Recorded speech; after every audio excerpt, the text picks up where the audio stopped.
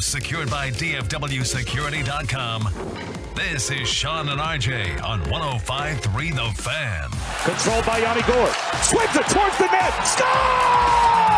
Yanni Gord! A wheel around wrister wins it in overtime. Seattle takes the early lead in this best of 7. Good morning, Metroplex. This is the Hump Day edition. Hump Day. On 105.3 The Fan. Don't know whether that is from fatigue or the Dallas Stars losing Game 1. It's the Stars. Against the Seattle Kraken. Let us know if you're with us, if you're making the early wake-up call after last night, the 5-4 overtime loss at the AAC. I'm Sean Sharif, Bobby Belt in Choppy's chair. Jane Slater will be in at 6 o'clock. And for the rest of the week, we got Peyton and Rai in the back. Joe Pavelski, I was like, he's just going to end up with 5. He's going to end up with the 5th goal. It was destiny. They're going to win this thing. And we're going to be on our way. But no, we have the exact same start to the Minnesota series. That was game 1 that you went to, right? Yep. Game 1 was a double OT. That was double. Double OT. And now the single OT loss. I was like, of all the shots, of all the opportunities, of all the on both sides, that was the goal. That was the goal that ended up finishing off the Stars last night, Pepe. I mean, it's the same thing that happened during the regular season. You know, Stars get to overtime, they get the point, and then they lose an OT. And we said, hey, you know, it's 5-on-5 in the postseason. It's not 3-on-3 like the regular season. Stars should be able to get an OT win, and now they've lost 2 straight overtime games. So not great. It was not great. It was great watching Joe Pavelski come back and do what he did. That felt like, oh my gosh, I thought the Riders went on strike. But they scripted that one nicely for Pavelski to score 4 goals, come back. And isn't that the same line that Sagan was filling in on, where he scored 4 goals in the first round? So they've been getting a lot of production for there. That's great. But man, it was that 1 minute 3-goal flurry in the first period that kind of that ended up screwing you. What was it? It was 3 goals in 56 seconds or something. Yeah, 56, I think. 3 goals in 50-some seconds. 3 goals in less than a minute. Pavelski, 38 years old, becomes the oldest player ever with a 4-goal game in the playoffs. And Sevy was on yesterday, and he said, look, this team does not have a superstar that you're facing. And during the TV broadcast, they kept saying, that's a Seattle-type goal. Isn't that just a Kraken-type goal? It's like a gang, a swarm of Kraken. What a cool name. It's like a swarm of Kraken.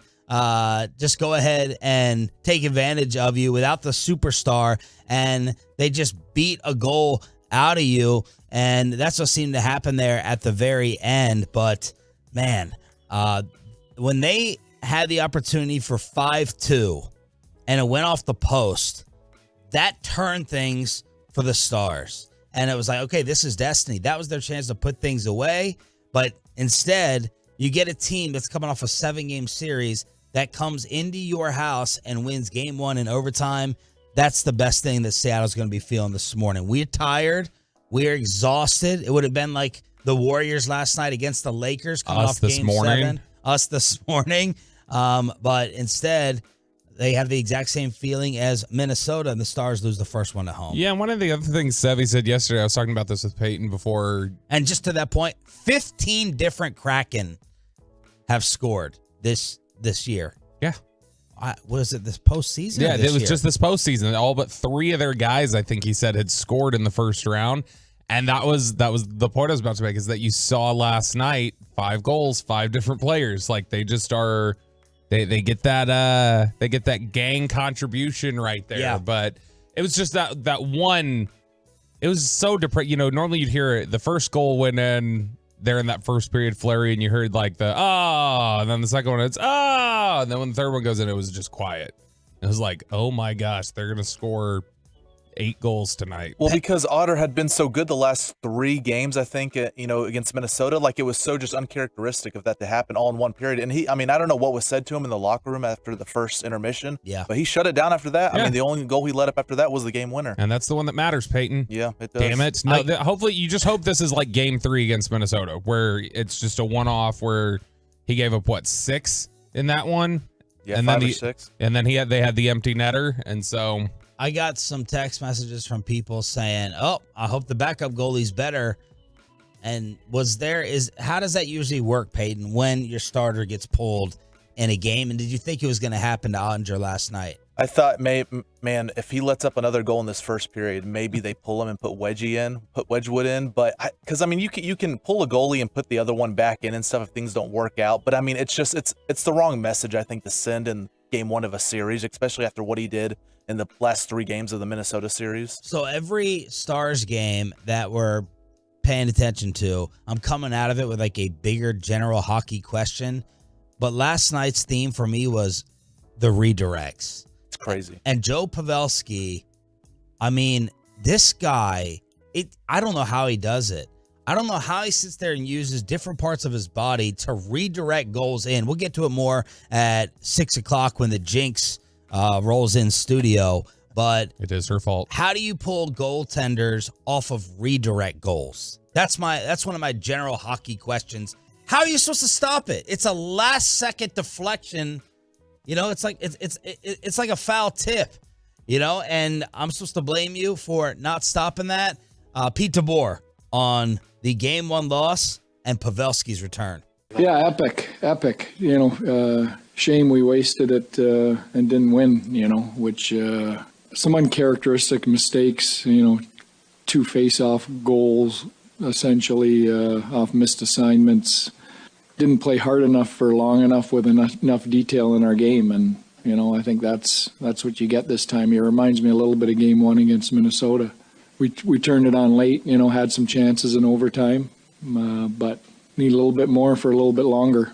So a lot of Tolos are saying this is Jane's fault. She's now a Jinx. Yeah. What ended up happening was, I guess Slater did not end up at the AAC. She pulled the last-second bailout.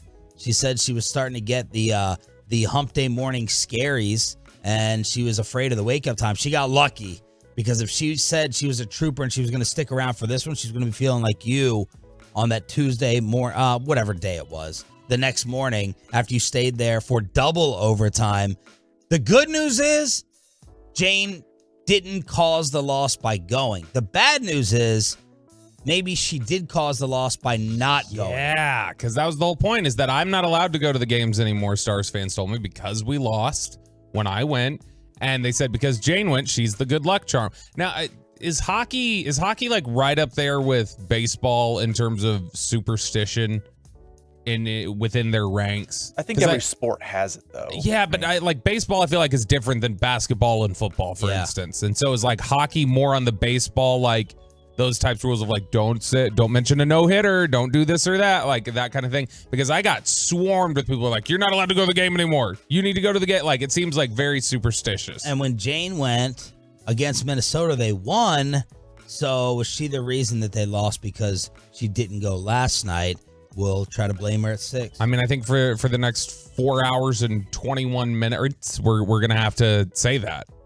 Just because we need to. We need to be able to have that discussion with her. But, I mean, she was the one who was trying to take credit for being the good luck charm, so now she's got to take, you know, the blame for being the reason they lost. I agree.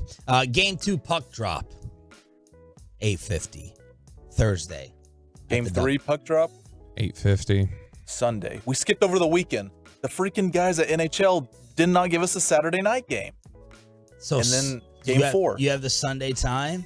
Yeah, it's 8:50, and then the game after that. Wait a second. Everything's 8:50. Sunday night is Sunday at 9? Yeah. Yes, and they skipped the Saturday game because we play tomorrow, Thursday. They give us 2 off days. Thank you, NHL. But then they put a Sunday night at 8:50. They skipped the Saturday game because they know I'm going to be at the Ed Sheeran concert. Okay. And so they were like, look, we got to have our number 1 fan watching, so we can't play that night. Sunday at 9? Dude, that's abusive. It's abusive. No. And you're out Monday. Yeah, I mean, I can stay up as late as I want because I'm not going to be here Monday. But Peyton's the trooper this morning, though, because, well, I went to sleep at I can't remember if the Lakers-Warriors ended before the start. It did. So I was going to stay up anyway because Lakers-Warriors was fantastic, but that ended before the Stars. So I think midnight, and then would you wake up at 3? Yeah, I think I fell asleep around 12:15, because I went to I think I laid down around 12:10. I mean, I fell asleep immediately and then woke up at 3:10. I sent the last text message to the group. I'm like, this sucks. This is really late at 11:50, and no one answered except for Peyton. Jane was up 12:02. She didn't text back. I mean, Jane's awful at texting back sometimes. She'll tell you that. You'll either How do get you know a she was flurry. up? You'll either get a flurry of texts or like none. Yeah, I'd like to get all these text messages in one prep email, but I guess we're just going to do 9 throughout the day. We'll get there by Friday. We'll get there by Friday or last day. 877-881-1053 is the truckwreck.com text line. Give us your thoughts on Stars Seattle Game 1. The Rangers have matched their winning streak high for the season. And did you stay up as well for Lakers Warriors to start off their series? It's a hump day edition with Mike Tirico in the Expressway, with Steve Sarkisian, the head coach of the Longhorns, at 8:20. The show of Wales continues to deliver. Jane around the corner as well. Sean and RJ just getting started. Coming up in the next G-Bag Nation. We'll join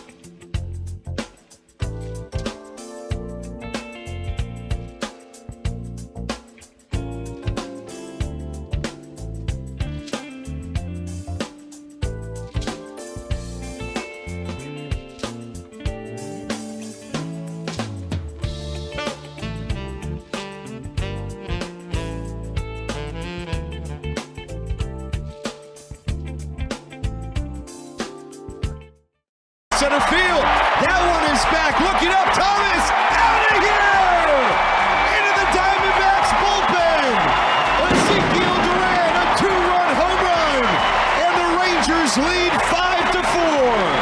5-4. Ooh, I got some goosebumps off my call from the Sandman there. Rangers come from behind. That sounded like a loud crowd. It didn't look like it on TV, but that was the call on your home of Rangers baseball every single game on DFW Sports Station. That's us, y'all. Rangers come back and beat the Diamondbacks 6-4 in Arlington.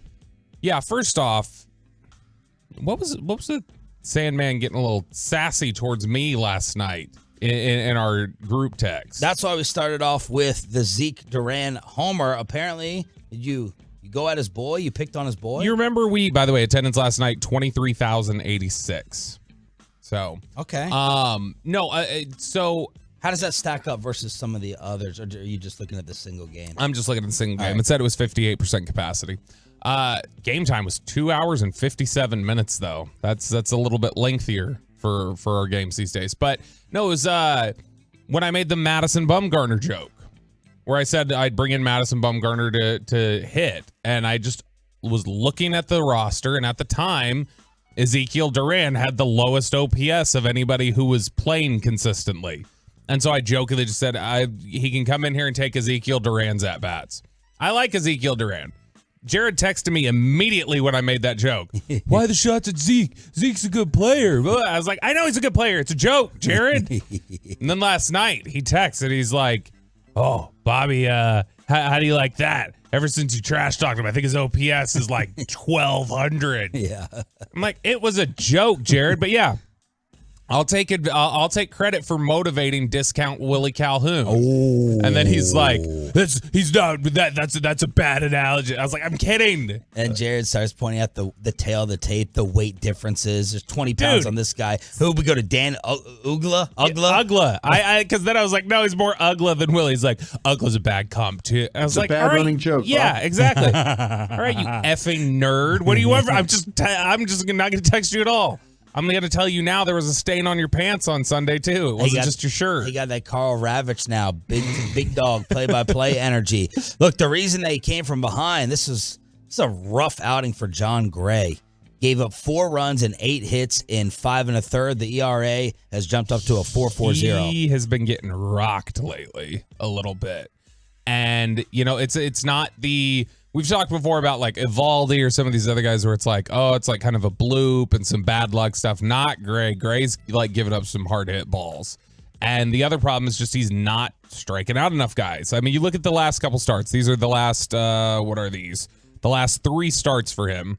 5 innings, 5 walks, 2 strikeouts. 6 innings, 2 walks, 2 strikeouts. 5 innings last night, a walk and a strikeout. Gave up 2 home runs last night. It's just those aren't the kind of, when they talk about the 3 true outcomes, the walk, the strikeout, the home run, those are not the kind of peripherals that you want on him. But good job by them to come back against a really tough pitcher and make the. I mean, gosh, what was it? Gallen coming into it had allowed. It was like 28 straight scoreless innings. It was the longest streak in baseball. And last night they break that in the first inning. They get to him, knock him out of the game early. Zeke hits that home run to put him up, and Will Smith made it interesting in the 9th. Yeah, I was like, putting runners on the corners. The clerk has been banished. See you later. And then there's Will walking a few guys, and I'm like, oh God, the clerk's warming up. What is going to happen here? But the Fresh Prince ended up shutting it down. Which the fresh pitch. Now I know Josh Young, I think it was the first batter of the evening. He tried to make the bare hand throw to first, and he kind of muffed it. It was a tough play, but other than that. There were like 2 plays Josh Young made last night that were really good, like diving stops, throwing guys out. Marcus Semien made a good play up the middle where he like snagged it, spun around, threw, got the guy in first. They got some really good infield defense last night. Rangers with a season-high tying 4-game winning streak after what they did to the Yankees. They have a 2.5-game lead over the Angels and the Armpit.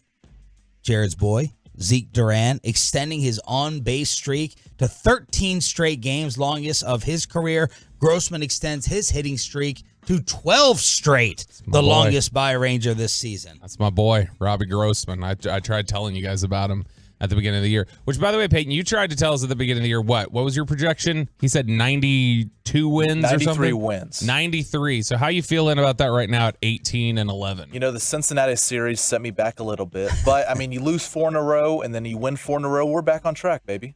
Meanwhile, how did y'all juggle everything on TV? You had the Stars, you had the Rangers, and you had an NBA doubleheader that ended in California like this. Steph's got it. He's double teamed. They get it to Draymond. Now Poole 3 for the tie. No good. Rebound, Schroeder, and they tie him up. What's the call? Timeout Lakers. They gave the Lakers a timeout with 4.7 to go. Did we actually get the call in there? Did I hear Jordan Poole's shot?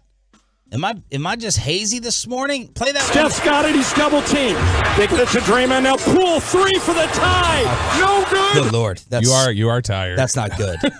That is a bad sign. I was listening for Jordan Poole. I guess I was listening for the laugh, for the insult. It wasn't going to happen on Warriors radio because Jordan Poole gets laughed at, mocked, and destroyed for thinking that he was Steph Curry last night as the Warriors come up short and Anthony Bill Russell Davis gives you a 30 and 20 with LeBron struggling with the jumper. The Lakers beat the Warriors game 1 in Oakland, San Fran, wherever the hell they play, wherever Barkley hates. San Jose. And that he's right about. So, yeah, he was great, and he played 44 minutes last night. 44 out of 48 minutes. And this is a load management that actually seemed to work. I was going to say, doesn't it feel a little bit like they're like, we don't know when we're going to get him on the court consistently. So whenever he's out here, let's just max him out as long as he's available. But then it was once again, Kevon Looney, 23 rebounds in 29 minutes. This dude is not 7 feet tall, right? No, he's 6'9". Nice. 6'9". Nice. And sitting there doing all this damage on the boards. They had like a little series of offensive rebounds where it was like, oh my Lord. And then they made a run. Steph started going berserk, but Anthony Davis with 30, 23, and 4 blocks. He is right now, I know no one cares about defense anymore, especially Choppy. Watching Anthony Davis on the defensive end is a treat. It really is. He had an absurd amount of blocks in the Grizzlies series. He had a block last night, like where his body control was going the opposite way, and he reached back and blocked the shot. He was an absolute monster. LeBron struggled, but the Lakers still win. D'Angelo Russell was big. Schroeder was big. Who are you rooting for in this series? It's got to pick one. Well, you want Bonte to be happy or you want him to be sad? Man, what makes me sick is he's on the TV coverage. Lakers. Oh, is he? He's on like their version of Bally there. Yeah, he's their Bassick. Which Bassick interviewed No, with I them. think he's like the host. Yeah, he's but I mean, just meaning he's on the local Bally coverage. Yeah. Which Bassick likes talking to those dudes. He talked to him a couple weeks back. San Francisco Traitor. Morning Show. All right, stop dodging it. Who you all rooting for to win in advance? The fact that he just said the Bonte thing, the Lakers. I forgot about that. I would imagine the majority of the Tolos are rooting for the Warriors, though. I would guess so, but I am tired of the Warriors too. They've had their run. But do you feel like this is a treat? I feel like this is a basketball treat for us. No, It could be the last time I hate LeBron both versus of them. Steph. Not The playoffs Steph. have been awesome. I don't hate Steph. I'm just saying I hate both of them. Like I hate both these teams, and I don't want anything good coming to Draymond Green. I don't want anything like good anymore coming to LeBron. Like you guys have had your fill. I do feel like Anthony Davis has gotten picked on too much. If he has success, I don't dislike that. I kind of have gotten to a point where I root for him a little bit, which I didn't in the past. And so I root for him a little bit, and I always like Steph. I just enjoy watching Steph play ball. I'm going Lakers. Who you're rooting for? Lakers. Okay. Yep. Just make it a good series. Let's go 6 or 7 games, and then they can all get beat by Denver. Oh, we want the Denver Nuggets in the NBA Finals, baby. Denver and Miami. Meanwhile, we won't play the clip right now. New York was, man, it is so awesome seeing. I'm in love with all the playoffs. It's so awesome seeing the New York Stars back at the Garden. I mean, they make the LA crowd, the glitterati there, look like nothing as John Starks and Carmelo Anthony were going nuts over a big Jalen Brunson 3. The Knicks even up the series. I thought they were going to lose this thing. Miami role players were stepping up. Jimmy Butler was out. So Jimmy Butler was missing for this game. New York wins 111-105. But Marcus Camby, Aaron Rodgers is attending every single New York sporting event. Dave Chappelle was there. Was he? Yeah, he was courtside. You know, In fact, let me Spike look. was there. I'm trying to think who else. I thought I but- saw Chris Rock one night there. Yeah, maybe Chris the Rock was there first- game 1. Yeah. So No, they've got. I gotta find it. Somebody, I think Rossini tweeted it last night. Tweeted the list that the Garden provides. all right. We could have had that list for the Stars celebrities, but someone decided to bail at the very last second. Game 1 loss against the Kraken, and you're going to hear the man around here, Will McClay, explain all the Cowboys draft picks as we open up the 6 a.m. club with Sean and Roberto. Jane Slater in studio with us next. The latest from the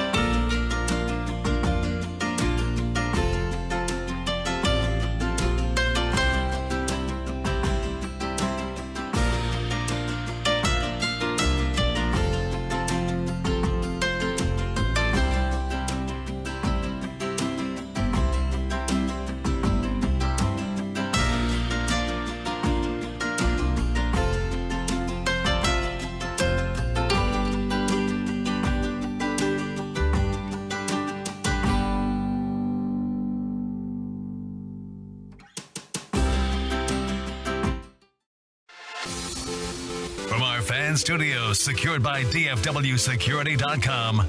This is Sean and RJ on 105.3 The Fan. Marchman, rink wide pass. Domi controls. Hakanpää with speed. Looking for Pavelski. Score!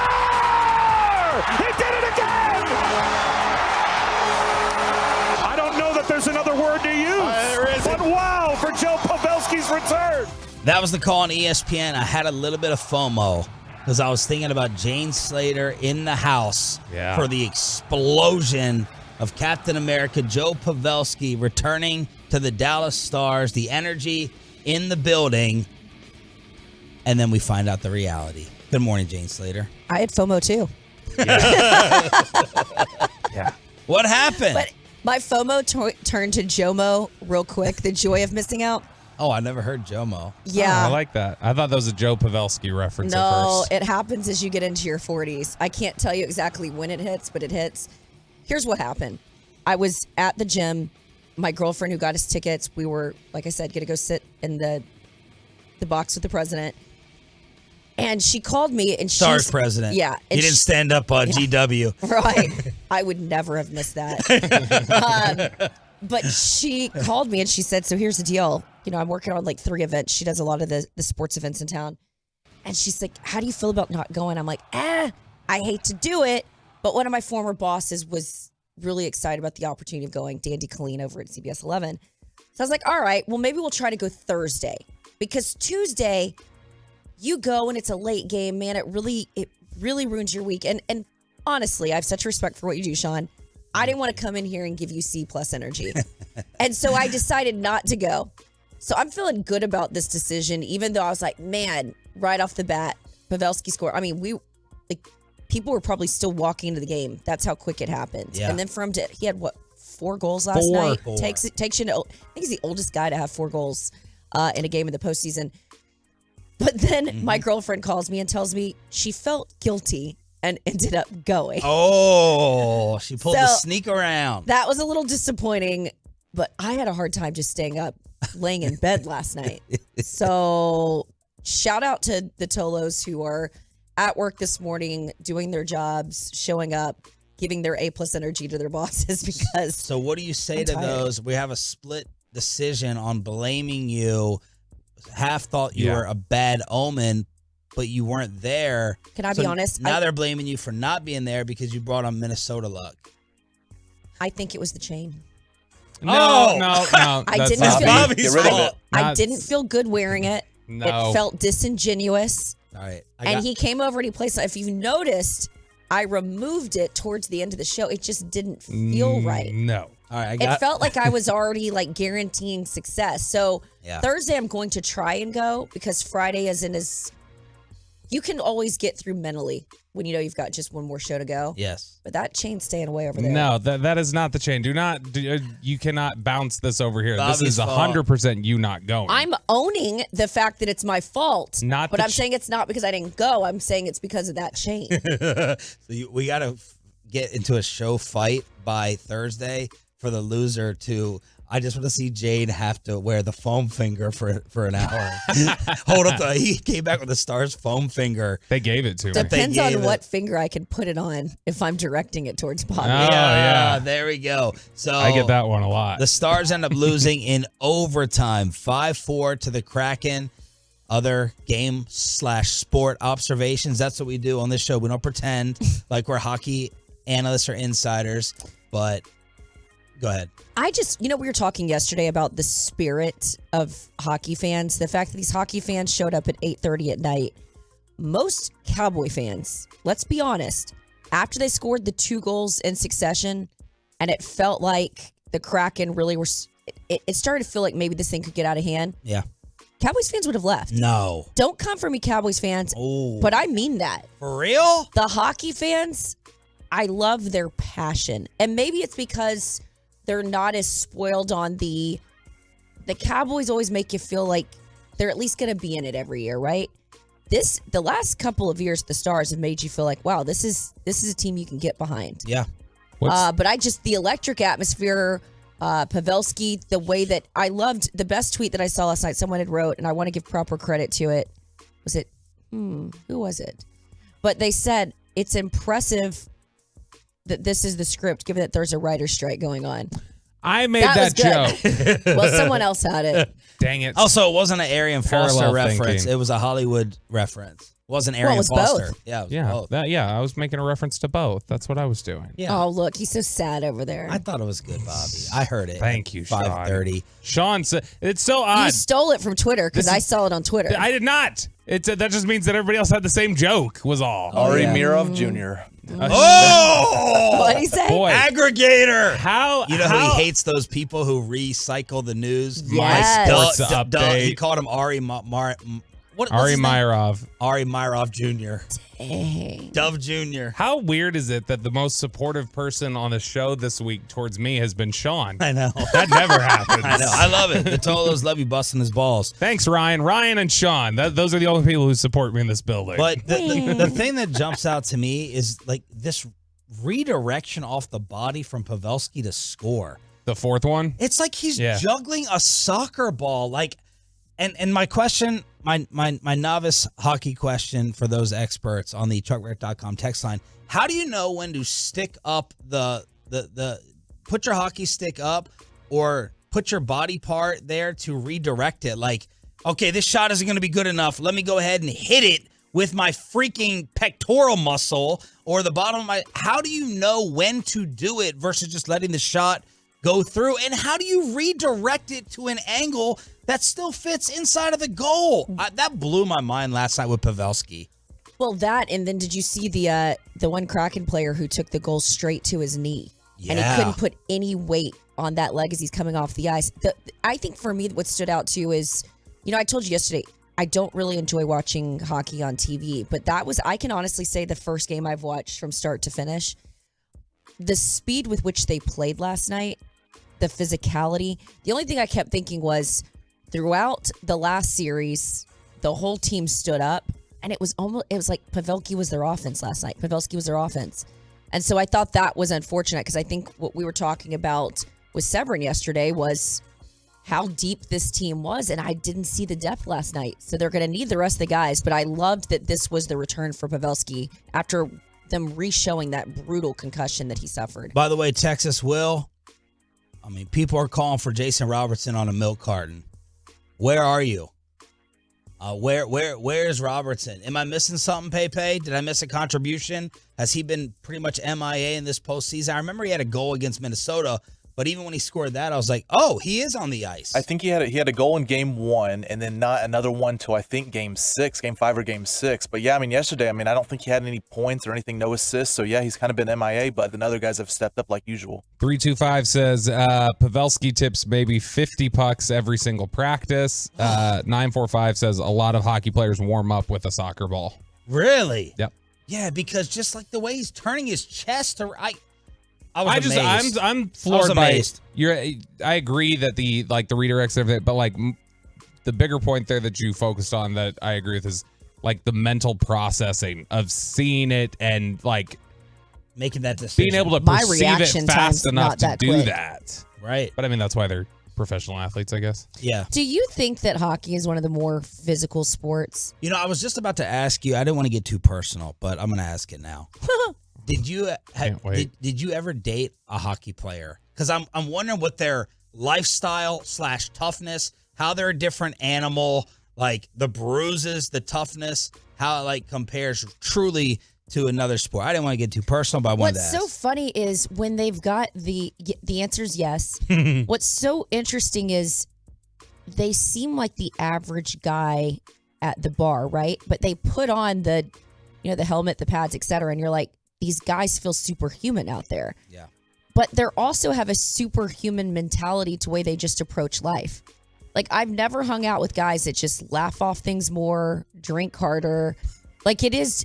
They're the hardest drinkers. They are some of the more interesting and fun guys to be around, which is also why they are sometimes not the easiest to date. Have you dated more than one hockey player, or is it the one I'm thinking of? 877. Guess the players. 877-881-10. This was before I was a sports reporter, okay? Oh, okay. All right. So you're giving away the era a little bit there. 877-881-1053, Is truckwreck.com. Gretzky nice? Shut up. Yeah, the original Paulina. The next, She's so hot. she is. Even in person, hot. Really? Yeah. Yeah. All right, I got to get refocused here somehow, some way. Let us know how it was in the building, and when did you start fading last night? I sent the text at Overtime. like 11:50. I didn't get one back from Bobby. I was like, okay, I lost Bobby. I got it back from Peyton overtime. I was shocked you were still up. Why? Because, I'm a beast. no, I agree with that, but I feel like you're more of an NBA. You're going to stay up late to watch NBA before you're going to watch Stars. Well, if it's a local playoff That's game, how I felt. you have to. That's how I felt. You just have to. Now, some people don't watch it and supposedly wake up at like 2 to watch the games and get Liars. ready for their morning show. Yeah, right. I know, right? They're not going to sit there and wake up and watch it. I say I burn myself every time I say, like, anytime I say I'm going to do that, like if it's a late NFC East game and I probably need to pay attention to it to talk about it the next day for NFL Network, like, I'm going to get up early and watch it. No. Anyone who tells you that's a liar. like I'm confident enough in what I do now that I can admit where I take shortcuts. Little shortcuts. Yep. It's like the, I'll get up early enough to go get gas in the car because I need it. And then you Never realize, like, you happens. don't give yourself enough time. That's what always happens every time I try to do that. So, Pepe, we got you going. Game 2, Thursday night, tomorrow night? I think so. My friend Chad, he knows a guy who knows a guy and then can get us some discounted tickets for game 2. So I think for about $50 a person, we're going to be able to go up there. It's all about the plug. He's mad at Choppy. Why? Oh, did you ask RJ for his hookup? No, I asked Bobby for his hookup of the sweater/jersey. Everybody wants and to borrow my RJ jersey. still has it. All right. I thought we learned a valuable lesson this week from even Severin. Well, no. Do you know what's happening with this? They're all. They all are borrowing my Stars jersey. RJ. Have you washed it? Yes. I wore it once, washed it, and then Choppy asked to borrow it, and now Peyton wants to borrow it. I know Jane has set the rule that you don't wear a jersey after 15 anyway, or a sweater. I have set the rule. It's a man card violation to be wearing other dudes' jerseys. Yes. Buy one. What? First off, Choppy goes Aren't to they like $200 though? Okay, maybe Yeah, the jersey, those sweaters are very expensive. maybe not for you, Peyton. No offense, but Choppy goes to like 10 games a year, and because of his new girlfriend changing his whole life, which seems to happen to people in this He building. does sort of chameleon with girlfriends. Sort of. I've noticed that over the years. Yeah. So now she has them all, trying to dress differently and everything. He's like, I don't want to be seen in the same Tirico. Like, all my pictures are with the Tirico jersey. I said, not one damn person knows whose number or name is on the back of that thing. So he asked to borrow Bobby's brand new, is it, did you get Miro's? Heiskanen. Yeah. Heiskanen's jersey. And now Peyton wants to borrow this jersey. I've never heard of this before. And we're passing around the jersey because we're not going to buy one. Now, Peyton, respectfully, I can understand why you might, right? Like, the struggle's real? Right, the struggle's real. Yeah. Chop, there's no excuse. Yeah, well, he's got got alimony. kids. He's got, But why can't you just wear a Stars sweatshirt or a T-shirt? Just wear the Just wear colors and buy a green. ball cap. Well, because that's the thing. I have a former player like T-shirt and stuff, like just the old like $25 T-shirts. But I mean, it's player that was on there 8 years ago. We gave him crap for the Zeke jersey at the XFL. Well, that Zeke wasn't the team that he's wearing wasn't playing that day. And when 95% of the crowd has a sweater on or jersey, I feel outnumbered. But to be fair, Zeke is more likely to play in the XFL than the NFL. Oh, stop. I hope Zeke hears you say that. I hope he does too. You know what? Hopefully he did. Well, never mind. I'm not even going to say You that. even attacked Zeke during Ezekiel Duran's night last night for the Rangers, which we'll get into. And the man who makes it all run. I think we all got confirmation from the War Room audio. Will McClay on the Cowboys' new draft class next on 105.3 The Fan. But first, let me say...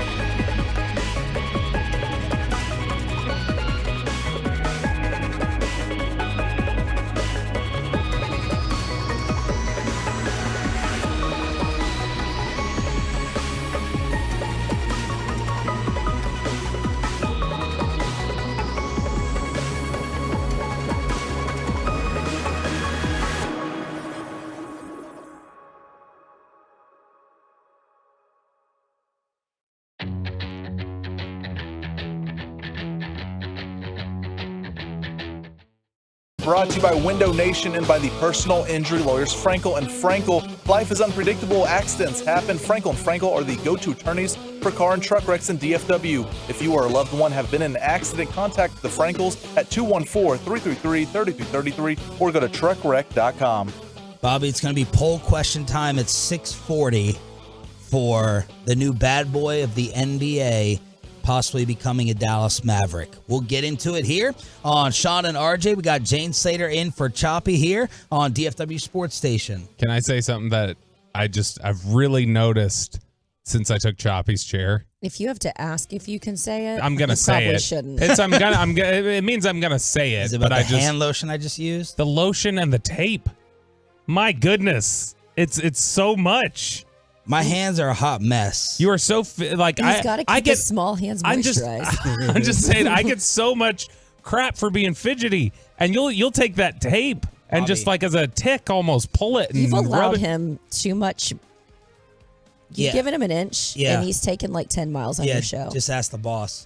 Bobby, the difference is y'all don't know how real that is. The difference is your ticks and your little annoying things. They come over the airwaves. No one can tell. Yours isn't annoying. I'm just fascinated by the tape. Yeah, but like you're like, these types of things. I don't know. But some people get annoyed by this in the business, and some people don't. You've done radio forever. This is not a visual medium. You have to explain to people what it is that he's doing. He's literally pulling. He's pulling tape off of one of those the little tape dispenser things. He's pulling it off. He'll just grab a piece of tape and then just twist it up in his fingers and throw it away. Yeah. Just like, almost like, it's just like a... Is it giving you like anxiety? I'm just fascinated by it more than anything. Okay, good. We had a host he just one likes time. to really hone in on things. I know. We had a host one time at... Tomorrow you guys switch chairs. At my other job. Get away from me. It drove the president of our company nuts. Because he said every interview, the guy would get fidgety. He would take off his wedding ring and just start dropping it on the table in front of him. And so you'd be in the middle of an interview, it'd sound like people dropping change on the table. And he's like, oh my gosh, stop doing that. This was my, and you tell me how you would feel about this, Jane, but this was my, how do I say it? You're precious. This was my way of trying to get out of wearing my wedding ring. I was like, I hate the feeling of it. And I'm fidgety, I'm going to lose it. And it didn't work. She was not having any of it. So what would be you got to learn my ways. What would be the instance, where you would let the guy, let the boyfriend, let the future husband not wear it? Would you have to get the tattoo? Would it have to be the necklace? I think Jokic or someone is wearing the wedding ring on their sneaker. In what world would Jane allow it?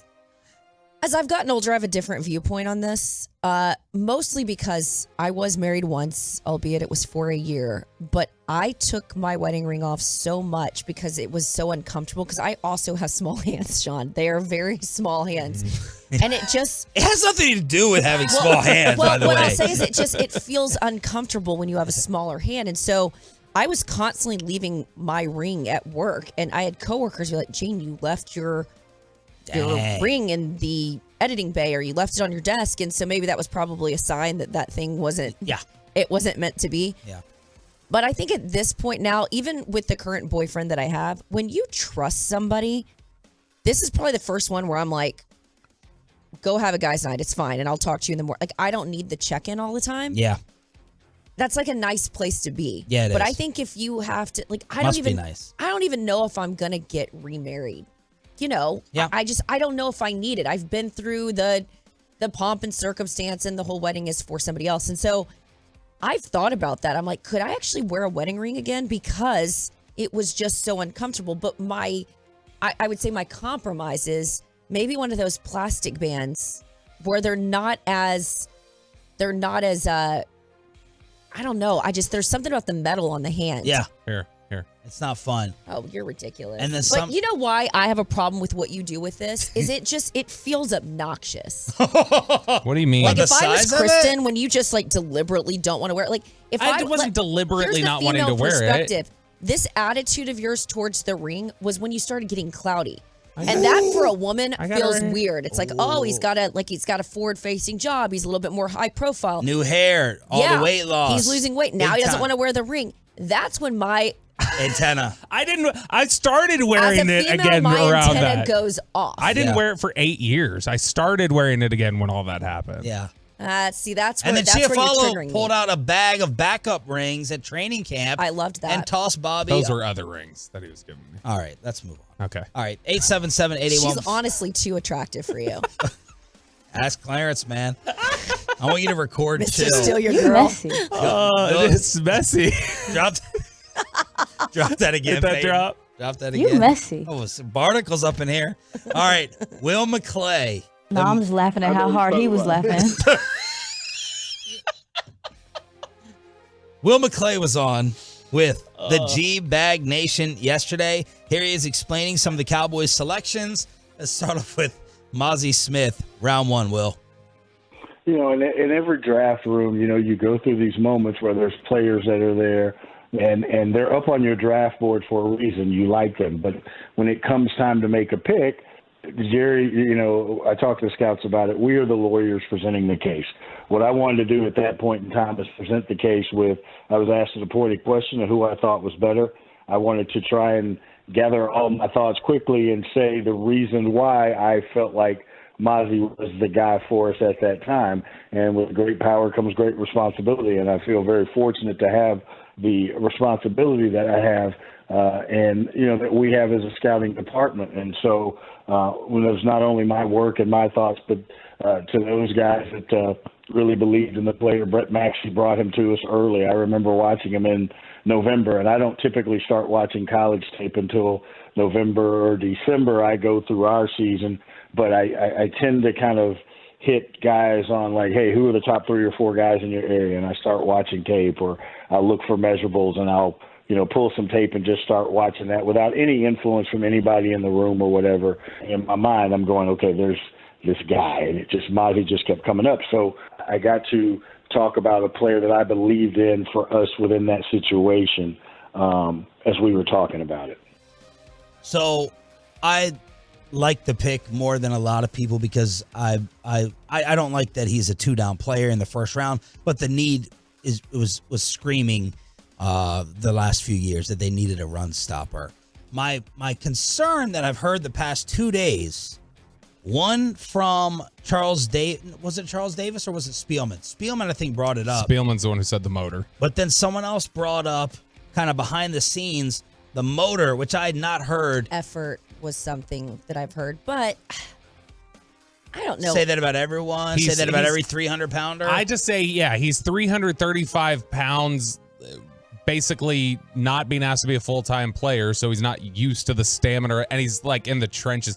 I don't totally blame interior defensive linemen who are giant when they have some effort. And I didn't get that vibe from him in talking with him, or I know this sounds ridiculous as an evaluation, but just the fact that his mom talked about, like, he's my only son. I'm so proud. Like, he just, you know, those two feel thick as thieves. He's the type of kid I don't feel like wants to let his mom down. I know that sounds like a dumb perspective when we're evaluating players, Right. but my instinct was that this is a guy that's going to grind hard like Tyler. He felt very much like Tyler Smith. And Tyler Smith, every time you talked to that kid last year, was trying to get better, and he earned the respect of a very salty, quiet offensive line room. Yeah. Oh, yeah, they're salty. Now, And DeMarcus Lawrence is tough when we talk about that defensive line. He and Micah Parsons are going to push whoever the next guy is.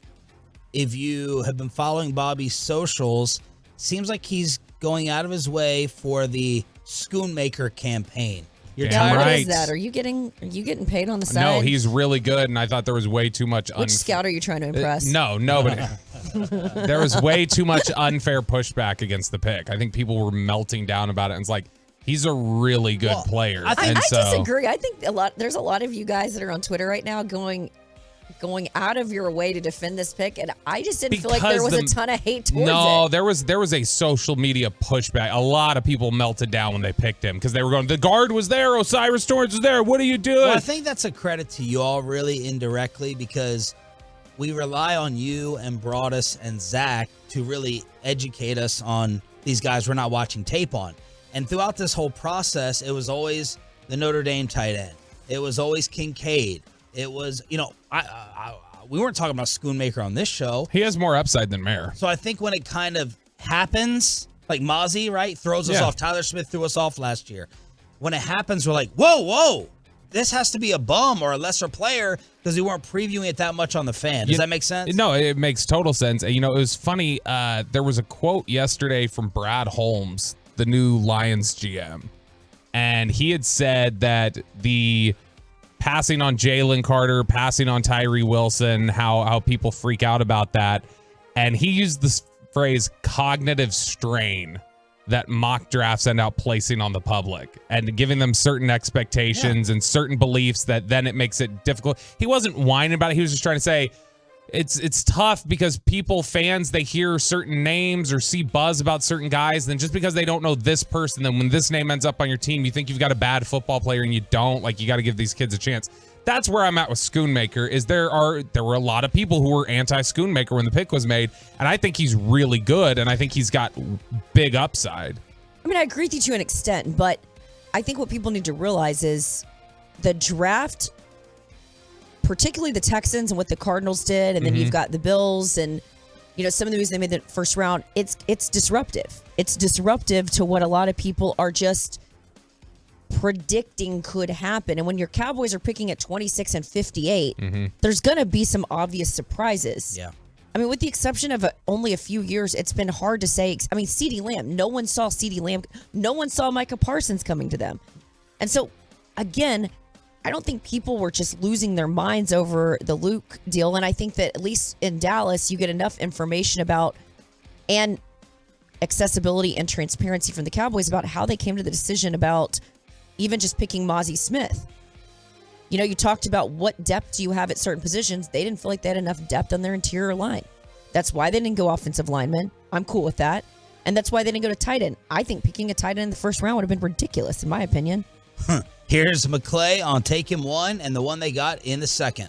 Yeah, that was one of the things that attracted us to him is the fact that, number one, he played in that system, as you stated, at Michigan, where they run the football. That's part of their identity, so he is trained in that, but really excited about what he can bring to the passing game. When you look at, the athleticism and, all of those things and how it's used, and he's got, that frame and size plus, running under 4'6", shows you his ability to potentially threaten the middle of the field, but he can also get in and out in routes. And we just feel very happy with him, while there are plenty of people who had other choices. One of the things that we felt good about was the quality of the depth of the tight ends in the draft. And so while it was a position that we were hoping to address, we weren't going to force anything, and we landed, and we feel like we've got a player that not only can block but has the ability to affect the passing game. Look, they needed a tight end.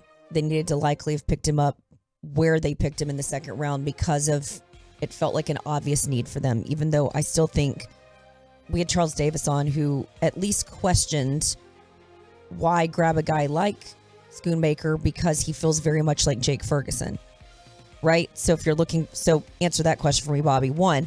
Second of all, I think the only other one that was there that they could have picked was Darnell Washington. Who it sounded like they had off their board for medical. Right. So my point is, I feel like Luke was exactly who they had hoped was there after Laporta came off the board. Yeah. I don't think Mike Mayer was actually slated higher than Sam Laporta. Yeah, I think it was just the athleticism. I think that's the biggest difference between him and Ferguson. It is time to blow up the truckwreck.com text line with this question. Is it time to make Dylan Brooks a Dallas Maverick? Next on the fan. Thanks, Jerry. Coming up in the next G-Bag Nation, we'll join you.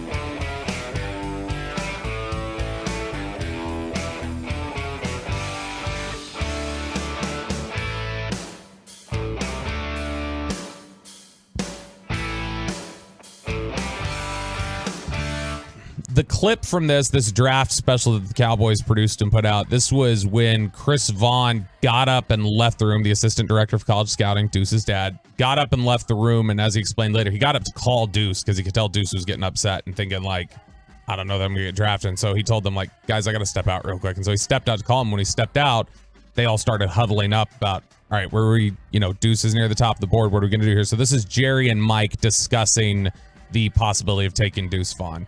Hell of a playmaker. Mm-hmm. Well, I definitely let's hey man, I might now make the draft. Yeah. I mean, that's good. I'm all in on it. Yeah. That's right, son. Listen to me. This is the trips in the car.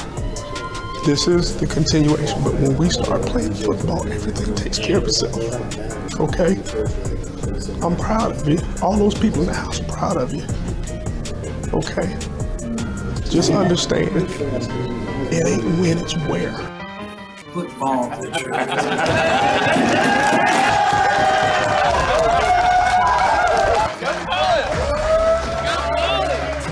Hey, buddy. Hey, it's going good. This is Dad. My phone wasn't working. Look here, man. You want to come to work with me next week? I wouldn't mind that. So great moment, and it's interesting there. That's again to the people who say this is all Jerry. Jerry's heavy-handed. You hear Jerry setting it up there, and he's saying like he's a dynamic playmaker. Mike's like, oh yeah, he does a lot, and then he says, but I'm thinking about driving. I'm asking you, what do you think about us doing this here? He was looking to Mike to see if Mike was on board with this. Jerry definitely is, despite what people think. Jerry is a consensus builder, where he just wears consensus, and I'm gonna follow what my team has to say about things. One of the greatest stories that I heard about Jerry was Jerry's the type of guy that will literally walk outside and ask the garbage guy, what do you think about this? What do you think about that? That really? He literally goes around and gauges public opinion. He actually very much cares about the input of others, which has sort of been a narrative nationally that never goes away, that it's all Jerry, that all these decisions live and die with Jerry. So you either celebrate Jerry or you hate Jerry when things work or don't work. But it is collaborative. And I don't think guys like Will McClay would have stuck around Dallas. Will McClay could be a GM somewhere else very easily. Yeah. Mm-hmm. But it's the loyalty of a lot of people in his building. There's not a lot of turnover. And if you look at a lot of the players, these players are so loyal. So when people talk about Jerry, DeMarcus Ware goes and wins a Super Bowl with the Broncos, he's asking Jerry to help put him in the Hall of Fame. I think those are important things to think about when you think about Jerry. It's just a smart people skill, And you ask someone a question. First off, people love to be asked about their own lives. But then someone like Jerry Jones is going to ask what you think. Yeah. And he may not even take it into account or act on it, but it's just a smart thing in order to empower other people. Like, hey, what are your thoughts on this? What do you think about that? What do you think we should do? It's just smart. It's inclusive. So that is, have you guys gotten any sense of whether McCarthy has more or just the same amount of draft impact as Jason Garrett? So in terms of available to him or that he takes advantage of?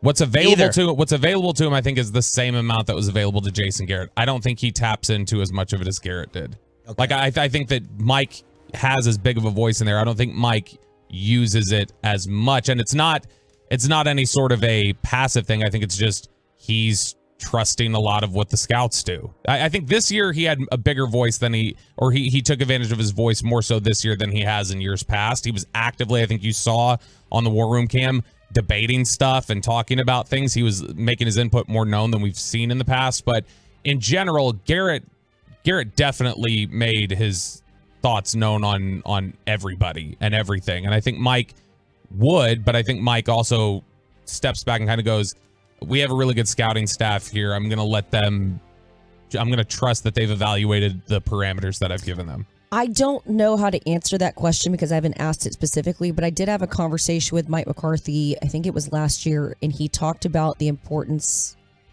over the years in his coaching career, the importance of learning to delegate certain things. And I think that's hard for some of us, right? I've gotten better at it. I mean, even in my own career, I didn't have a producer my first 2 years at the network because I didn't trust anybody. But I have such a trust in Bobby that sometimes I'll be like, all right, what are your thoughts on this? What should we add here? I just didn't really value the opinions of a lot of other people. Yeah. And so I think that, as you get older, you sort of learn to sort of pull back a little. I've seen that with you a little bit in your career, Sean. Yeah. And then you saw the rundown and you changed your mind. You're like,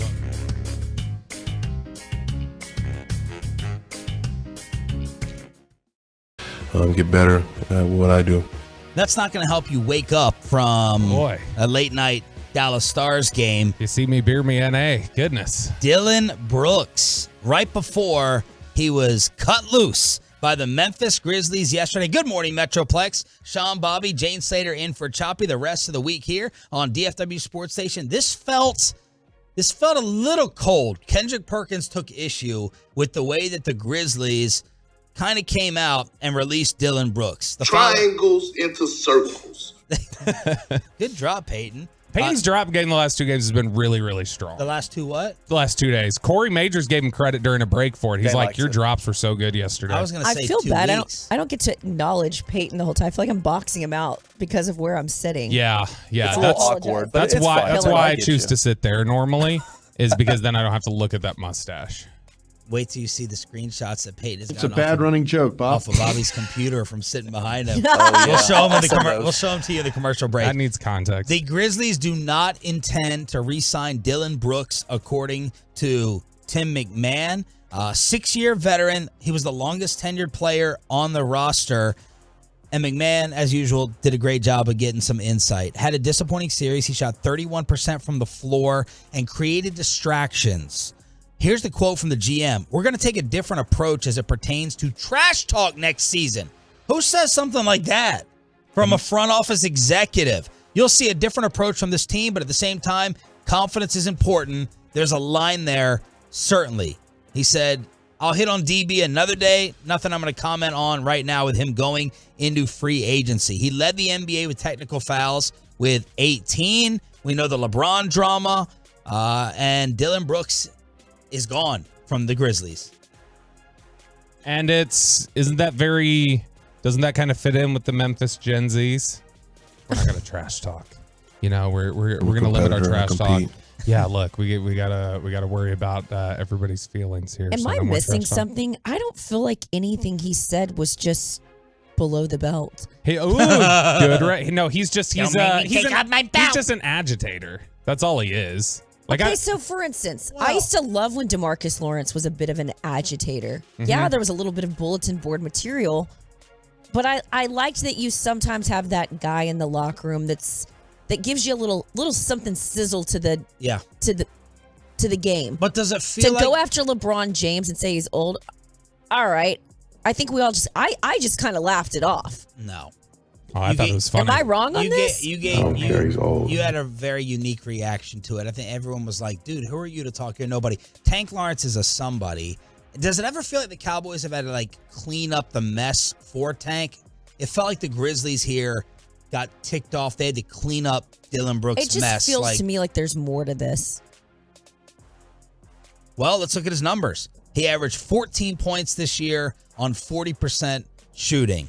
His poor shot selection had long been a cause of frustration within the organization, and Brooks repeatedly mentioned his reduced role, saying, I don't think I lost anything on the offensive end. He basically was complaining that he was a 3-and-D guy, and he was capable of more. Now, see, that to me makes more sense than, he's a trash talker. Yeah. And also Ramona Shelbourne reporting yesterday that he wanted $25 million a year.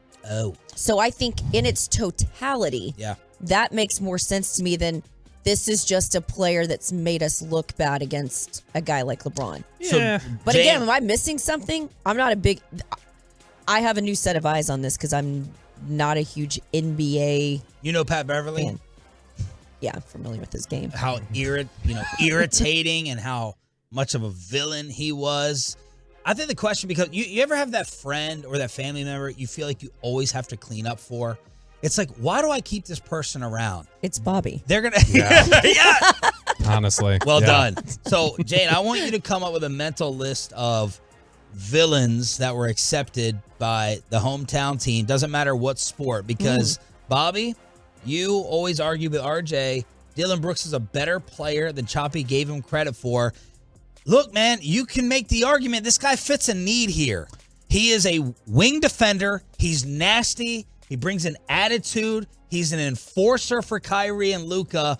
Like, we need to have a Dylan Brooks discussion, and I want to see how many Tolos immediately reject it. And that's why I want Jane to come up with a TO-type list for people that we eventually accepted here that we said, nope, I'll never, ever root for him. Okay, so first aspect here, he was not as good last season as he had been the previous 3 years. He shot under 40%. It wasn't great. So I know he was not great last year.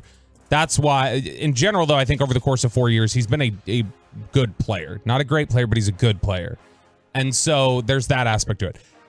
My issue is for all the distractions. He's been 16, 17, 18 points a game this year before dropping down to 14. Yeah, I mean, gosh, there was the... I'll take 16, 17, 18 wing defender. A little bit of enforcer with an attitude. The 21 playoffs, the 2020-21 playoffs, he averaged 26 points a game, 4 rebounds, shot 40% from 3 and 51% from the field. Like, I mean, he's stepped up in moments. He is an agitator. There is a role for the enforcer, the agitator, the guy that sticks in your craw a little bit. And so it's just, my only thing is, for all the distractions that Memphis had and all the attitude that Memphis has, they said, this guy's too much. Yeah. That's what makes me kind of go, okay, well, if that's the case, it may be worse than we know. In terms of people that are agitators that we eventually accepted, I know we threw out the same couple weeks ago when we were talking about baseball. I hated AJ Przinsky before he got here. And when Przinsky got here, things kind of shifted and people liked him more. I'm trying to think who else would have been that. There's got to be some other guys who have been. Well, T.O. is the top of the list. Would absolutely. A lot of people never did accept him, though. Really? Yeah. I love him. I think like half that. Yeah, Sean doesn't like him. Oh, Mr. Victim. It's always someone else's fault. Mr. It's never me. I love that he's maintained the energy over the years. You respect.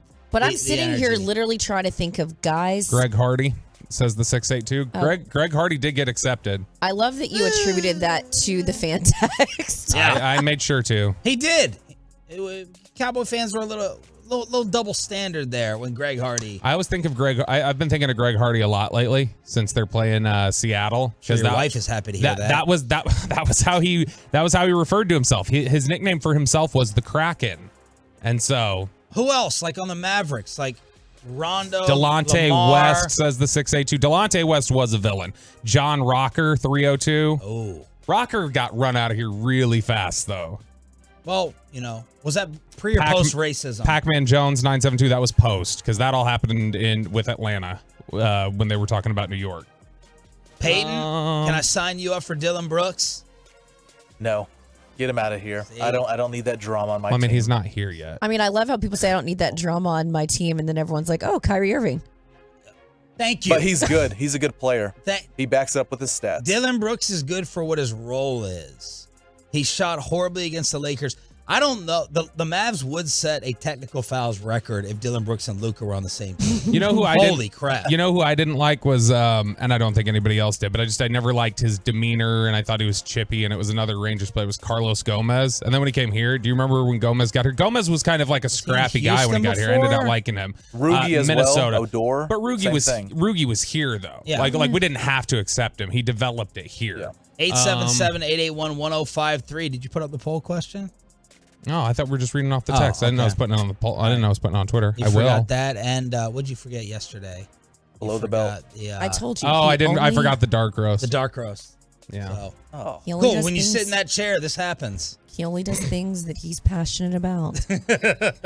No, he's a good team player. Look at. See, did you anticipate that you would have to defend me all week from Mom over here? Is that here? why you posted so much on social media yesterday? Because you felt bad for missing the dark roast? Yes, you're making up for it. That's exactly why. That's why. But Jane is like the Mike Bassick of parents. Just like I'll root against you if you're not pulling your weight. So I think it's a fair discussion. Y'all tell me. A-Rod. Dion 817. A-Rod's a good one. Dion's the biggest one. That I had totally forgot. 817 nailed it. Dion. But I don't is think huge. anyone didn't like A-Rod and then accepted him. I think it was he became accepted hated him. here. Then there's a plenty of players that people liked and then turned on.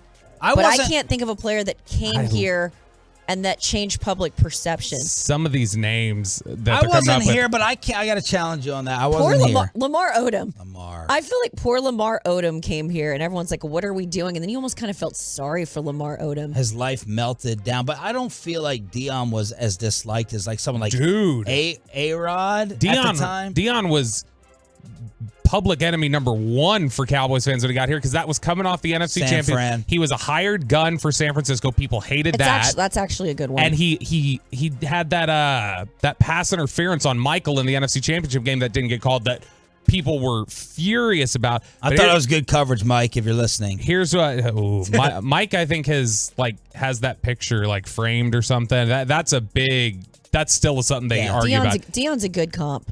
But he's a great player, so it's different than Dylan. You know, this might be a good comp for Dylan Brooks right here, is the name that the 817 came up with, and we did accept him, and everybody did hate him.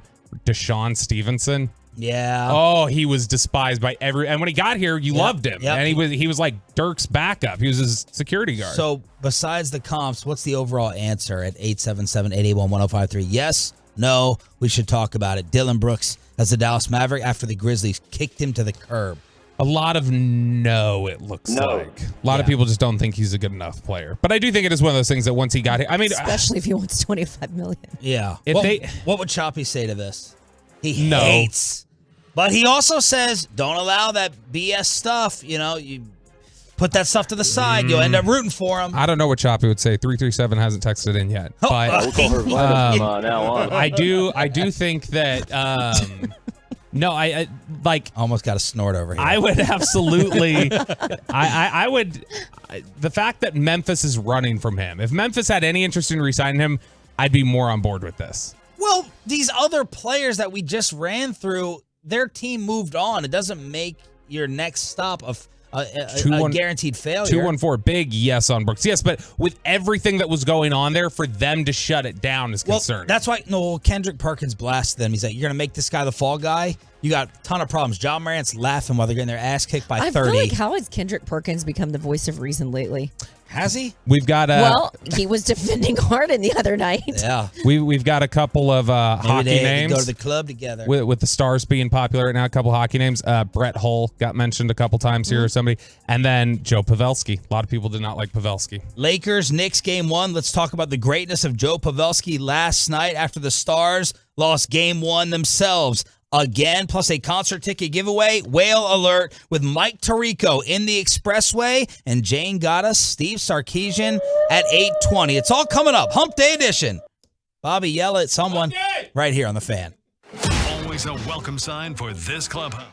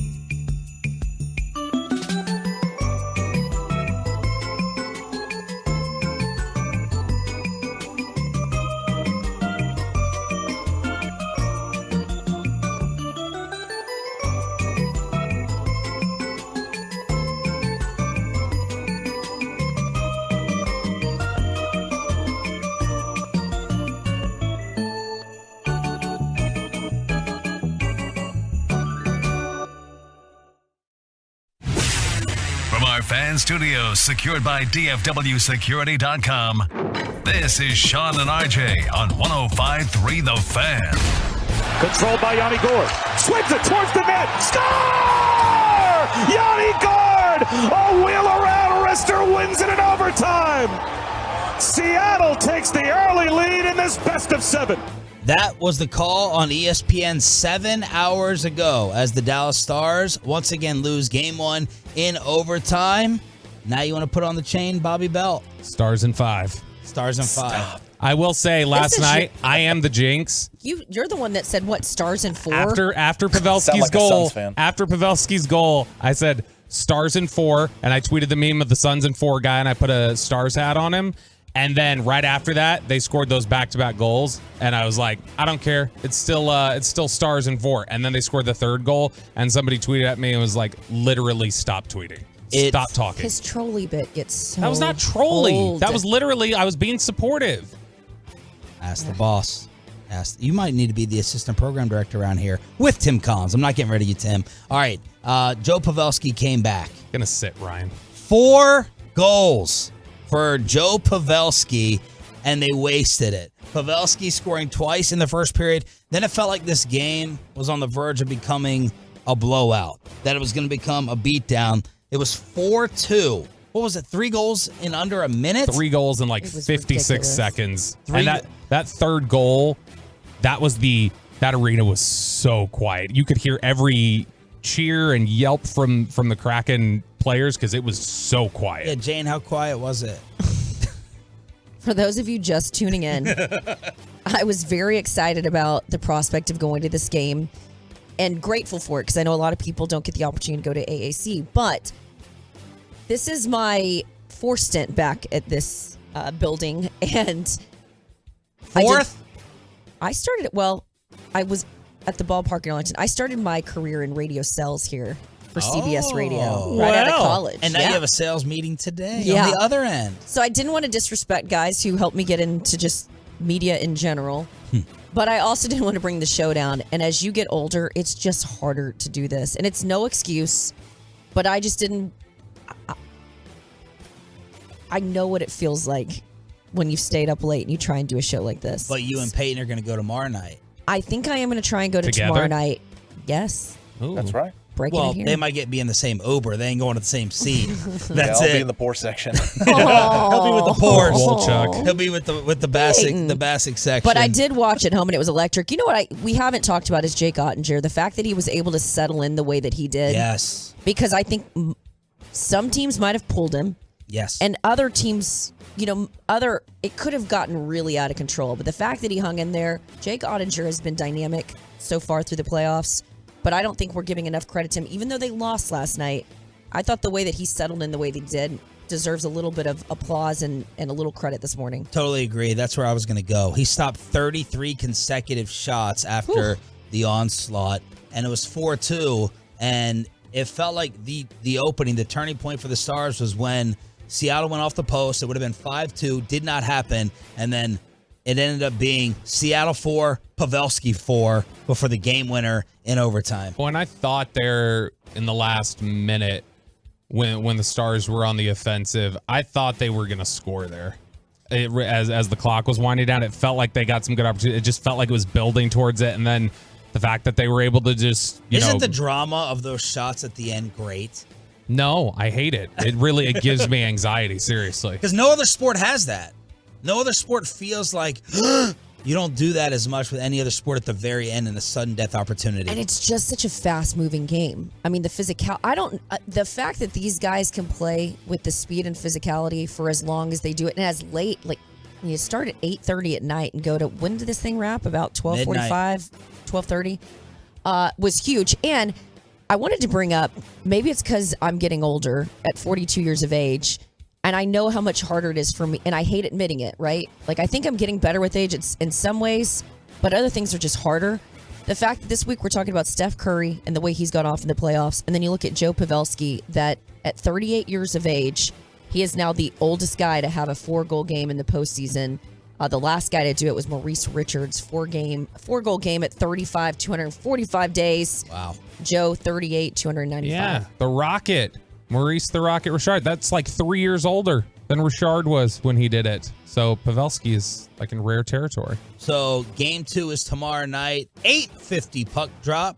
Pepe going to be there. Jane, probable to be there. Yeah, I can handle that. When you've got just one show to look ahead. Yep. Midweek. You made a smart decision. All right, I don't make many of those. Let's move on to the NBA. Game 1 last night. Jimmy Butler out. The Garden was rocking. I want you to get that Diana Rossini list of Garden celebrities. Jalen Brunson and the Knicks. A must-win escape. Brunson walks Knicks up the floor. Half court right. Fans rise at the Garden. Brunson pull up for 3. Knocks it down. Brunson. Little Frank the Tank action with the arms. Timeout Miami. Brunson hits a 3, and Carmelo, I felt jealous of like the celebrity gathering there and the energy in the Garden. Carmelo, John Starks, you got the list? I do, I think, because here's the problem, I guess Diana tweeted it, and then she deleted it, so I'm guessing I just texted her, how did you get those Garden celebrities? That was great. Yeah, so here's some of the names, because that tweet is gone now. I'm guessing somebody had her delete it. Here are some of the names as reported by Yahoo. We saw them on TV. What's the big deal? Why would it have to be deleted? Because it's a like list from the Garden. Oh. And so I would imagine that's why she's such a good reporter. Dave Chappelle, Chris Rock, Tracy Morgan, Jessica Alba, John Leguizamo, Roger Federer, John Calipari. Oh, you just had a moment over there. Let me go ahead. That was just all of them. Aaron Rodgers, Sauce Gardner. Jessica Alba is still trending this morning. Did you see this, Jane? No. She looked good. They put Jessica Alba on the Jumbotron, and I don't know whether she's a babe. She timed this perfectly or not, whether it was intentional. At the same moment they put her on TV, she like shrugged her shoulder to get her jacket off, and it like showed the shoulder, had the shirt, and Twitter lost their damn minds. Everyone went crazy. Jessica Alba is still trending. But the New York Knicks get the win. This would have been catastrophic to go down 0-2 with Jimmy Butler out. What? I just saw the video. She had to have done that on purpose. So wasn't that an awesome? I mean, that was a timely move. I mean, that's Marilyn Monroe-esque, right? So I asked my girlfriend Rossini. I'm like, so how did you get that? The list of celebrities? She's like, it's always on the wall. I just asked a friend to take a picture of it, and she said, honestly, I took it down at like 9 because I had a weird feeling that MSG was going to maybe call my boss. Yeah, James Dolan tried to get you fired. Dolan's the one who uses facial recognition technology to get lawyers kicked out of the arena. Meanwhile, while the Stars were playing, I was trying to be glued to this as much as possible. LeBron, Steph, game 1 ended like this. Steph's got it. He's double teamed. They get it to Draymond. Now Poole 3 for the tie. No good. Rebound. Schroeder. And they tie him up. What's the call? Timeout Lakers. They gave the Lakers a timeout with 4.7 to go. Jordan Poole attempts a bomb from Steph territory. They could not overcome Anthony Davis. 30 and 23. 4 blocks. LeBron was way off in terms of the scoring, but they got contributions from D'Angelo Russell and Schroeder. And the Lakers, just like they did in Memphis, win game 1 of the second round series at Golden State. Boy, they tried to blow it. Because, I mean, they were up 14 with 5.5 minutes left, and then they go on that 14-0 run to tie it up with a minute and a half left, and then just, the Jordan Poole shot doesn't go. But Anthony Davis, I actually really am rooting for him to have success at this point because the dude's been kicked so much. Yeah. And so unfairly, I feel like. And I was never a big Anthony Davis fan. It's not unfair. But just the heat he took when he wanted to leave New Orleans. He's was injured. Tough. He's not, like, it doesn't strike. Like, I don't think that there's a difference between being an injured player and being Ben Simmons or Zion to me. And he's been hurt, and that sucks, but I don't think he's ducking anything. And so I like seeing him come out here, 30 points, 23 rebounds. By the way, Kevon Looney, again, his 4th game of 20 rebounds in the last 6. Mav memories. He had 1 20-rebound game all season. He has 4 in the last 6. I just had to look up Anthony Davis's age. I feel like he's been playing for... I feel like a lot of these basketball players, because they come out so early, right? You feel like they've been playing forever. Like LeBron... has literally felt like he's played forever. Kobe felt like he played forever because they were part of my generation. Yeah, I mean, LeBron's been playing, 20 years now? It's insane. Anthony Davis, the first Laker since Shaq with a 30-20 playoff game. He's playing defense like Bill Russell. Like, I dog on Anthony Davis. I don't give him the pass that you do. for his availability, but this man defensively is putting on a show. It is a treat to watch. So Lakers take game 1 at Golden State last night. We move on over to the Rangers trying to recreate another 4-game winning streak against the Diamondbacks. And here it is. Swing and a ball popped up high into shallow center field. This could be tough. Simeon goes out, calls everybody off, and makes the catch. The Rangers hold on and defeat the Diamondbacks by a final of 6-4. It is a happy house in Arlington. Hixie with the call right here on your home for Rangers baseball. It's DFW Sports Station. Zeke Duran, Sanders boy, with the 2-run blast to give the Rangers that 4th straight W. It's a 6-4 win to match the longest winning streak of the season. Up 2 games on the Angels in the armpit. You're welcome, Rangers fans. Happy I could motivate Ezekiel Duran to play above what Jared Sandler believed. And that's what he's breaking down. No, Zeke Duran has been huge, and the fact that he was able to get the offense jump started last night a couple different times. He and Marcus Simeon both, Josh Young and Simeon both with a couple of really nice defensive plays. Will Smith tried to give it away there at the end a little bit, with the walk and the base hit, runners on the corners, but it's always good to come out of there, get a victory against a pitcher like Allen, who coming into this one had 28 straight scoreless. Then today, we're going to get some early baseball. What show is not going to have to work today? Let's see. KNC. KNC is 2.5 hours. KNC is 2.5 hours, and then it's me and Kevin Hageland on the alternative stream broadcast, and it's going to be just me for the first 15 minutes. When do you sleep? It's a great question. When do your children and your wife get attention? FaceTime. He FaceTimes him one commercial break a day. I FaceTime him. 12:30 pregame today, right here on the Fan. First pitch at 1 o'clock. The great Andrew Heaney is on the mound with a 4.38 ERA. Let's pitch like we did a couple weeks ago when we got 10 strikeouts in a row or whatever. Let's get that Heaney, not the Heaney that'll give up 3 home runs. I got Cowboy jersey numbers for those that want to make Jane proud and go buy one. Give them to me. I'll tell you if they're good or dumb. Okay. Everyone's giving, spoiler alert, poor running back, old Deuce. Go ahead. What is it? 42. That's not a fast number. What's he supposed to do, It's Jackie though? Robinson. Thank you. It's a fast We're guy. glad you know who that He is. said 22 was off limits because of Emmitt Smith. Right. Yeah. Bijan took 7, and they were... Why is 22 off limits, but 88's not? 88 is a legacy number that they passed down. They've just never built a legacy on the others. Like, it was something that was given. 94 and 88 are passed down for some reason. But you and can't wear 8. You can't wear 8. You can't wear 22. You can't wear 74. But she's right. You can wear 9. But Drew and Irv, I think, earned a distinction that 88 should be saved. Don't they all lean into it, though? They all like it, welcoming the club. They like to do their 88 dinners. Well, and they're always respectful. Like CeeDee Lamb was very respectful when he went for it. Des Bryant was respectful. Well, he didn't. Some of them he got forced on. CD didn't want it at first. Well, that was, Jerry gave that to him not because of Des, but because of a college teammate at Arkansas. So Overshone is going to wear 35. Ugh. Eric Scott, 37. Deuce, 42. These are ugly numbers so far. Mozzie is going to wear 58. Okay, it's his college number. Asim or Awesome? Asim Richards? Awesome Richards is what the pronunciation guide from the NFL said. 76. Jalen Brooks, receiver, 83. Bobby's boy, Schoonmaker, 86. And Junior Fajoko, number 93. This is another guy thing. Oh, God. Guys get so wrapped up in jersey numbers. Why? You mean like being like, you shouldn't wear that one? Yeah, or like that number feels ugly. It's like because it matters. But why? It's like our childhood. Like we're used to, receivers only should wear 80s. Yes. Offensive linemen, you need to be. But players have already screwed that up, right? Like now they're wearing zeros. Just and single it's like, digits. Yeah. It's a guy. Tackles should wear 70s, guards 60s. It is a funny thing. Like no one's ever been able to really articulate to me over the years why people get so their panties in a wad over these jersey numbers. There's just like there's certain women things that men can't understand. A lot of them. There are certain men things I'm like, I don't get it. Headline. Someone explain it on the truckwreck.com text line. No time for jokes, Pat girl. You know what? We're going to ask Mike Tirico that at 7:30. Jerseys.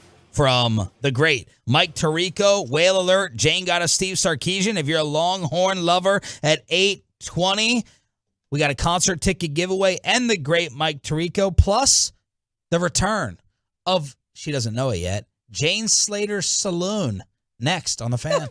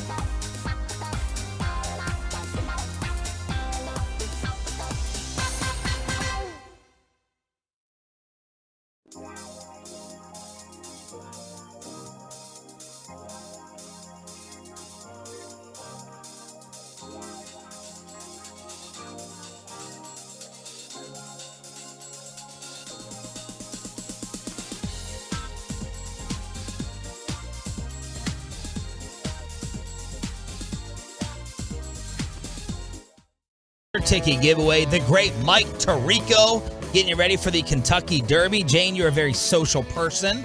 Have you been to the Derby, or do you go to just the broke version of the Derby at Lone Star like I do? Because I love going to horse racing and the whole Kentucky Derby / what are the other races? I know it's Preakness Belmont, the Triple Crown atmosphere. You ever gone to the Derby or thought about it? I haven't. That's up your alley. Ian Rappaport is a huge Derby fan at my network. You know, Really? and Gail Benson, who owns the Saints, she owns a couple of horses, and she's got a horse in the fight. But yeah, it's never really been my thing. I've actually only been to one Derby party. Denver throws an incredible Denver party for the Derby. Just not my thing. Why? I know this shocks a lot of people that I'm like a champagne and country club girl. I'm really not. Ian actually part owns one of the horses that's going to race this Yeah, week. he does. It's him and We Joy should bring Taylor. Ian on this week and have him talk about it. He gets real nerded out about this stuff. We bring him on. We don't ask him one football question. We He'd just actually blindside love him. that. He would love that. But he'd love you. Ask him about the Derby and ask him for filling in for Pat McAfee, and So- he'll just love us. I still have not heard this entire thing. Did he host for McAfee? Yeah. He's filled in before. So Jane was filling in, as you see, with Good Morning Football, and I still have not heard this whole thing. But we needed a little bit of time filler before Tirico joins us in 5 minutes. So this is going to be Jane Slater's Saloon that went viral for her filling in and filling that DFW quota on national TV. So here's the deal. Mike McCarthy, we don't take too much of a liking when the Northerners come down to the South. And, of course, he won one in AT&T Stadium sooner than the dang Cowboys did. But here's the deal. Kellen Moore, he was winning sort of points, and he had a top 5 offense. But the problem was they weren't getting it done in the playoffs. That was the problem, baby. So Jerry Jones, he decided he got to switch some things up. So Mike McCarthy's going to go back to that play calling. And here's what I think I can expect from him. He wants to play large. 12, 13 personnel. You know what he saw with Jimmy Graham, and of course he had... Why would we get rid of my Dalton Schultz? He had Bennett. Well, he wants a different type of tight end. That's why I think that's what they're honing in on. Dalton Schultz. Maybe look at a Mayer, look at a Dalton Kincaid. Dalton Kincaid from Utah. Yeah, from Utah. I think they're going to do something special with the tight ends. But you know what's interesting? We've been talking about around here. What's that offense going to look like? Yeah. I don't even know if he knows what it's going to look like. I think he's in the discovery phase right now. Okay, let me preface this. First of all, let me give you props for this. You didn't take your headphones off. The rest of us, whenever there's something that could be painful to listen to when it's ourselves, I can't listen to our replay even driving in at 5 a.m. I can't listen to it. You hate the sound of your own voice. But you kept the headphones on right there. Bobby will usually take them off, throw them right at the wall. You kept them on. You got through it. Y'all didn't tell me that this was coming up. Nope. I didn't realize it was coming up. So it was let in me tell my you, Mandarin email. I told you, yeah, exactly. I told you this used to be one of the hardest shows I've ever done because you're going so many different places. It's sort of impromptu. When you're in studio anchoring, you typically have a teleprompter, or if I'm doing a show during the week, I've sent in, here's my talking points. On Good Morning Football, like this show, throughout the day, they're saying, here's the topics that we're covering. They said, Jane, we want to do this fun little thing where we're going to talk Cowboys with you, but we're going to sort of dress it up. And so the morning of, it's not like I ran through it. It was all ad lib. Here's some talking points. You're going to pretend like you are in a Texas saloon, and all these guys are going to walk in with cowboy hats, and you're going to play it up for us. Wasn't as I explained to them, I'm a reporter, not an actress. Yeah. And I think that came through in that segment. I think you should do the whole segment talking just like that. I think you should do it When like people say that I'm talking bad on Texas, I grew up in Rowlett, and every time I get a couple drinks in me, well, that East Texas swing comes out just a little bit too much. There's probably people that are loving this right now, the fans. Whenever Kristen gets like super mad at me, not what was on TV. That the angrier Kristen gets, the more the Southern you hear it. Like she'll get twangy and she'll be like, "You need to stop it." Yeah, what twang? I can't say fire. It was like Troy Hughes. I'm like oil or oil. woof. Woof is another one I've Wolf? always struggled with. Wolf? Do you say woof? I say, well. But when did you have any twang and when did it go away? Because I don't think you have any. It was so bad coming out of college. My granddad said, Jane, you are never going to make it as a journalist with that accent. And of course, the first place I went to for TV was Tyler, Texas. Well, you're getting a little bit of Louisiana, East Texas, and it makes for a really rough accent. I think eventually when I went to Denver is when I started losing it. But this because people really picked up on it in Denver. But this is also what people think of. This is why people get worked up when they show AT&T Stadium and they're like, "Welcome to Dallas, Texas." I love it. Then we get the lean into it. We're losing it here because we've got so many people moving from New York and California. Losing what? We're losing our identity as a state. Oh. Well, let's hear about that. Come on. Yeah, I want to go there. No, I'm saying like I'm proud to be a Texan. Arlington is like, no, people want the NBCs of the world to say Arlington. What's sad is you have to take people to Fort Worth to feel like you're in Texas anymore. Right. Like even Austin, we had this discussion during the break. I was so proud of going to the University of Texas at Austin. I love going to places like Billy Bob's. Shout out to, when I used to live in Rowlett and you're going to Southern Junction. Like that's a real dive dance hall. Yeah.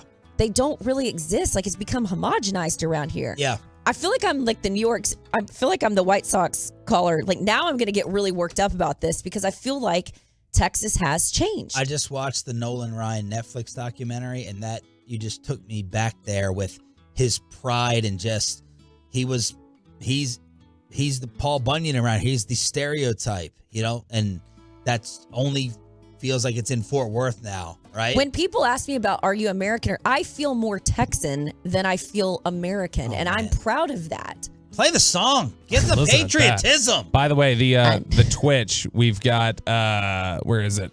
Fett Drinks Boba says, is that Jane or Reba? It was very Reba-like. Here's your one chance, fancy, don't let it down. Did you have any?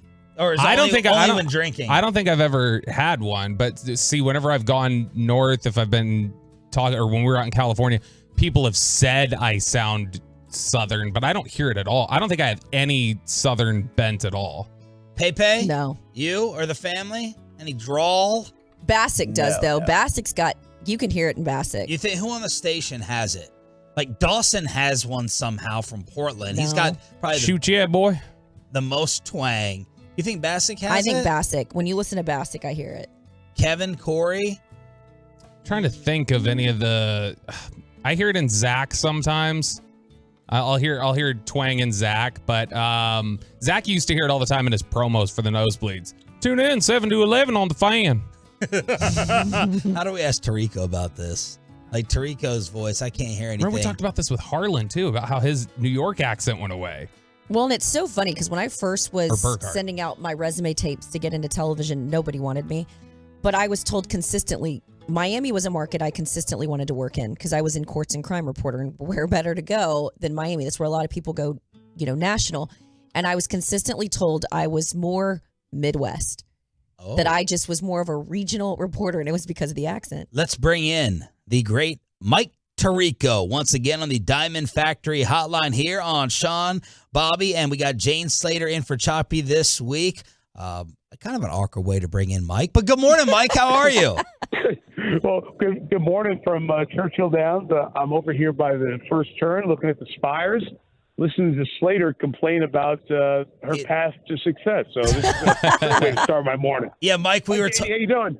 Good to see you. Well, good to hear from you. How are you, Mike? Tell them what we were talking about, Jane. I'm doing great. Yeah, so that's interesting. I'm a Midwestern now. I grew up in the Northeast, and my wife is from the Midwest, and we moved there, oh my gosh, about 25 years ago. Yeah. And just about a month ago, she said, are you more Northeast or Midwest now? Like, I'm a Midwesterner. I'm kind and nice and gentle. You've always been kind and nice and gentle.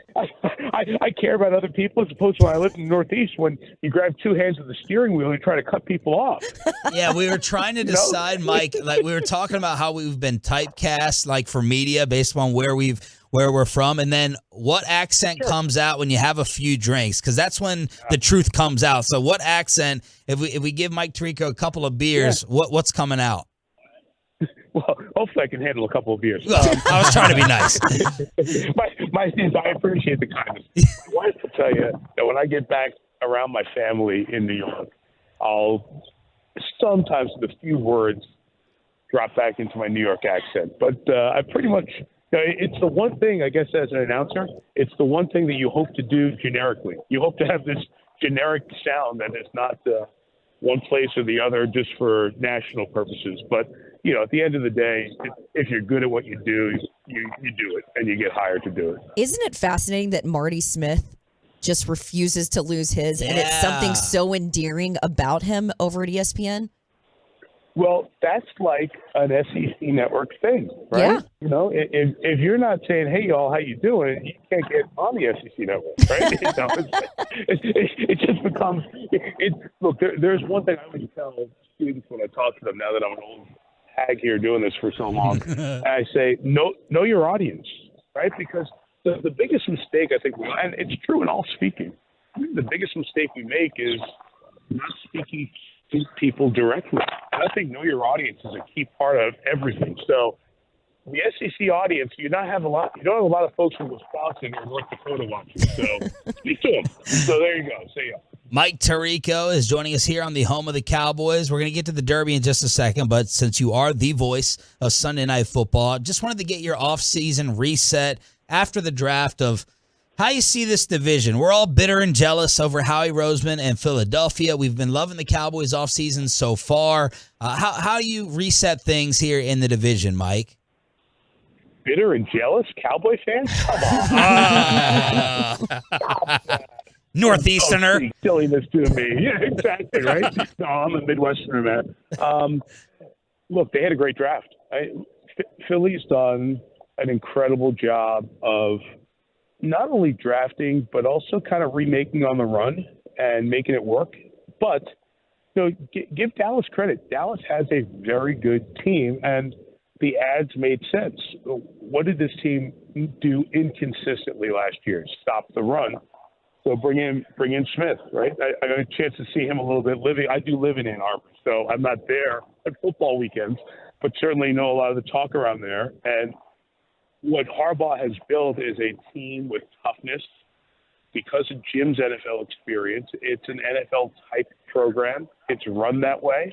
So to get a couple of guys from there to fill need positions, Schoonmaker's more of I'd say that quote inline tight end. He's not that detached guy, but that fits what Dallas does. Now, can he be what Dalton has been? I don't know, but I think you're drafting for guys you can plug into the lineup and plug holes as you've gone through free agency. Other than that, look, this team's really good. You lost to an excellent team the last 2 years in the playoffs in very close games in the 49ers. I think the 49ers and the Eagles have the two best NFC rosters, and Dallas is right behind. So can you be that much better, a player or two better this year? And that's what this is going to come down to for this team. So, look, you may throw the bouquets at Howie. All's great. They've had a terrific offseason. But Dallas is in great shape. It's just now go win the big games when you need to. And you play Philly twice, and I believe you play at San Francisco this year, if memory serves me right from looking at that a few months ago. So go beat them. That's it. Plain and simple. Go beat the teams who are great. Have you totally made up your mind on Jalen Hurts? We're trying to hang on to hope that, kind of like Lamar. If he's got to absolutely throw to beat you, maybe he hasn't 100% proven it yet, despite the awesome season last year. Have you totally made up your mind that Jalen Hurts is here to stay? Did you watch the Super Bowl? I did. What'd that tell you? Told a lot. Yeah, me too. I say that being a little bit of a smart aleck, a little bit of Northeasterner, but I'm also I was kind of with you a little bit. I'm looking at that game going, Mahomes hurt. There's no way he's going to play at that level. He made every play. The one play he didn't make that turned into the touchdown going the other way. That and the timeout they took in the third quarter, which meant they couldn't get the ball back on that last drive. That's the difference in the game. It's that. Other than that, he played toe-to-toe, play for play with the guy who's as good as anybody in the league right now, Patrick. So I think, I'm sorry to tell you, I think he's the real deal. I think he is, and I'll tell you why. Being with him for production meetings the last couple of years, being around him, there's a great humbleness to him. It reminds me a lot of Dak. There's a humbleness. There's a work ethic. There's I'm not going to be pushed off my path by outside noise or a little adversity. He was raised by a coach, his dad, and really has an understanding for the ups and downs of the everyday of football. So I'm sorry to pass along the news, but I'm going to agree with everybody else. I think he's the real deal. All right, before we get to the Derby, the one other NFL offseason storyline that you were fascinated by or just sick of, whether it's Rodgers, whether it's the Lamar stuff, what else caught your eye or your ear throughout this whole offseason? Hey, those are the two, no doubt. And I'll just give you one sentence on each. I think it was time to move on in Green Bay. It's going to be odd to not see the Packers competing at the top of the division. I don't think they will this year. Who knows? We could all be wrong, but I think they just don't have the depth of talent right now. I think they're in a little rebuilding phase. I think Jordan Love's going to do a good job. We had him when he came in against Philly, and I think he'll do a good job. But Aaron to the Jets, that team needed quarterback play. Saleh's a very good defensive mind, good bodies over there on defense. I love their pieces on offense they've added onto that. I think they're going to be good. The Lamar Jackson story was fascinating. I'm glad it worked out. And when you look at the receivers that they've added through OBJ signing and then draft, if he can be a pocket passer and go from 56% to 62, 64%, they're going to be really, really, really tough to stop. I think the biggest takeaway for me in watching the draft this year was twofold. One, more teams drafted to their need and not worried about necessarily, well, this guy isn't as highly rated here or there. I look at teams that went out to, let me go get a starter. Let me get a guy who can plug in and start in these first couple of rounds. And I also think we're seeing a little bit of a difference in the size of players taken because the game is being played in more space. I think college football and the space, using the width of the field and the wide hash marks, has come into the NFL in terms of the play calling and style more than it had before. And I think we're seeing drafts reflect that. Smaller guys who may not be the physical prototype of their position. I think it's an intriguing storyline to watch over the next couple of years as teams either get more spread out and try to win the box count, or a couple of teams will say, hey, let's just go the reverse. Let's get it in a phone booth and let's play a physical football game and try to out-muscle people. I think a fascinating time to watch styles in the NFL because the old adage is styles make fights. I think styles in the NFL are evolving all over the board. I think it produces the best TV for all of us to watch on a regular basis. Coverage of the 149th Kentucky Derby is going down. It starts Saturday at 11 o'clock our time on NBC and Peacock. And the host of it all, Mike Tirico, joining us here on Sean RJ with Jane Slater in for the week.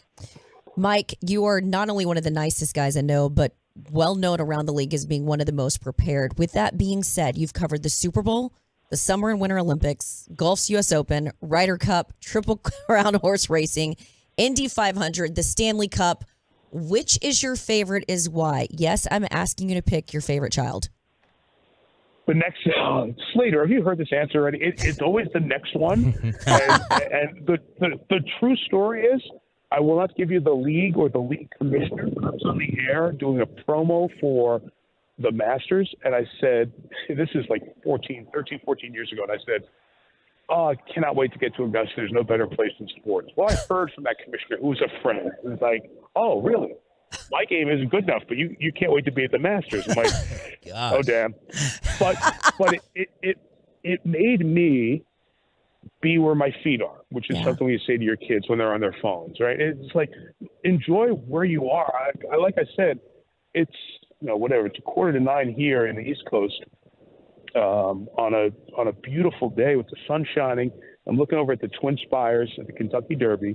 This is the biggest horse race in the world. 150,000 people come here. Anybody who lives in this sport dreams of being here. And we get a chance to do this. And then, the end of this month, I bookend it with 300,000 people at the Indianapolis Motor Speedway, the largest attended sporting event that we have anywhere in the world. So I really do just jump in and embrace the people and the culture of all of these things I'm lucky enough to get to cover.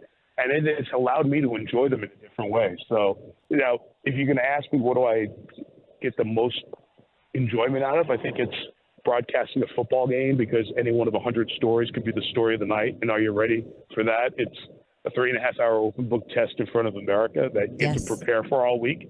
That kind of fits my personality of preparation, but I really do love being at all these places. And hopefully that comes across on TV. That's what I was going to say to you.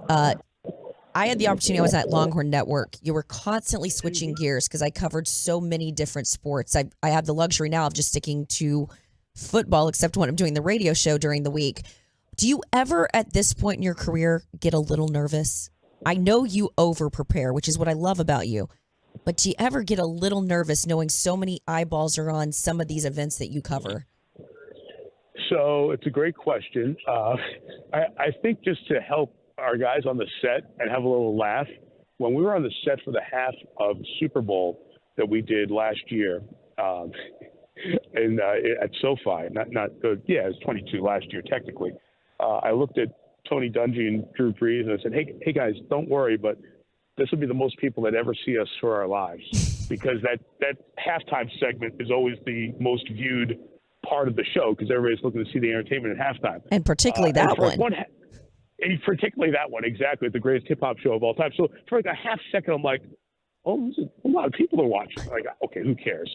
I will say that the most, not pressure, but like that intense feeling of, this is important, I better not screw this thing up, was last February in China at the Olympics when we were about to just open up the book and just say, hey, here's the deal. The Chinese government is doing this, and this with the Uyghur Muslim population, and it's an issue that's a human rights issue, and is not kind of being swept under the rug here. But my thought the entire time was, well, maybe my COVID testimony will come back positive, no matter what the actual test said. Maybe they'll kick me out of the country, or maybe they'll do something. I was really apprehensive about going through that. It was really, trust me, it was really felt real inside, but. Yeah, the nervous thing isn't there anymore. I think it's more the energy, the adrenaline. It's like when they count down and the lights come on and you're doing a show, it's a great adrenaline rush, and you just want to make sure that you let people who can't be there feel like they're there and feel like they can enjoy it. That's at least the way I approach it, and I love feeling that little tingling of, okay, this counts, this is good. Don't screw up. That's always fun to be on that high wire for 3 hours, or in the case of the Derby show, 7 hours I think we're on, or something like that. Talking with Mike Tirico. He will be on coverage for the Kentucky Derby. Mike, this is something that's still, the Derby, the Triple Crown, there's still a lot of magic around it. It still, captures the attention of a lot of people who aren't, necessarily up to speed with horse racing leading into it. Give us a general preview of the field. I know Forte is the betting favorite, won 2 of the prep season races, and then 2 of the championship series races. But just give us a quick preview of the field.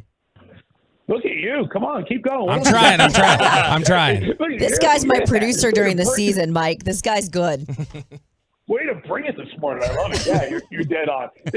This is the one horse race that people watch every year. When the race segment of the show comes up, we've got an NFL-sized audience. You got 15 million people watching, and you can combine all the other horse races that are on national TV during the year and not get that number. And a lot of people watch for everything but the horse race, right? This is an odd broadcast. It's a really unique one for us because it's a little bit like an red carpet show. Yeah. The Today Show, because we do like cooking segments during the show. Here's how you make a bourbon, this bourbon drink or that bourbon drink, or you want to try it old fashioned with Woodford Reserve. Here's how you do it, right? To like this heavy duty handicapping of the horse race segment, talking about horses that are deep closers with blinkers, who are 2-turn or 1-turn horses. It's all under one umbrella. So it's kind of a real fun weekend for us.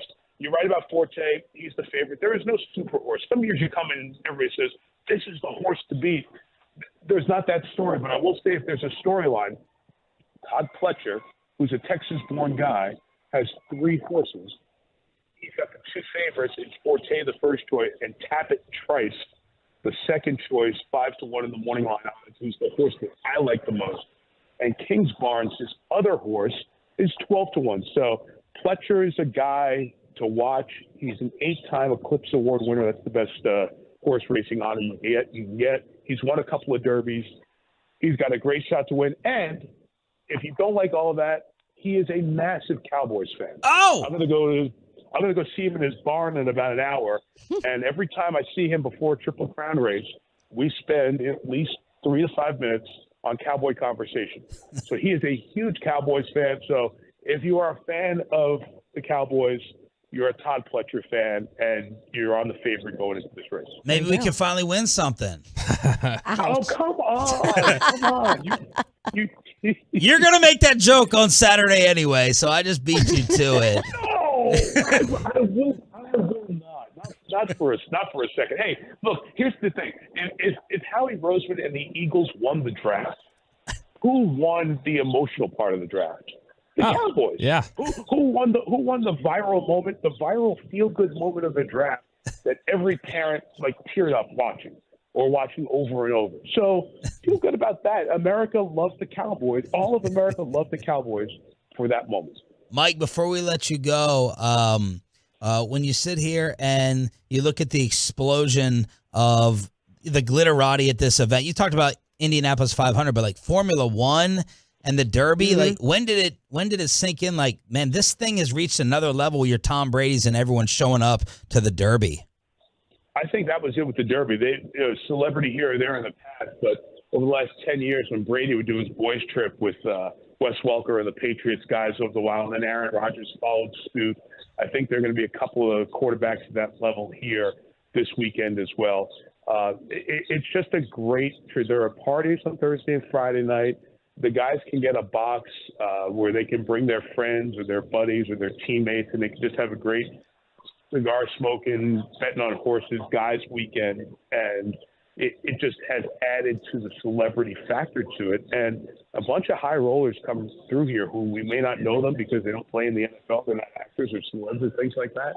And they spend big money here. This is such an odd event because you can have Millionaires Row, and right across the other side of the track, you got people inside the infield who are paying $10-15 to get in and aren't seeing anything of the race. They're not having any fine food. They're having just some beer in a plastic cup, and they're having just as good a time. And so this race, especially the time of the year, in spring, people want to get dressed up, be all fancy.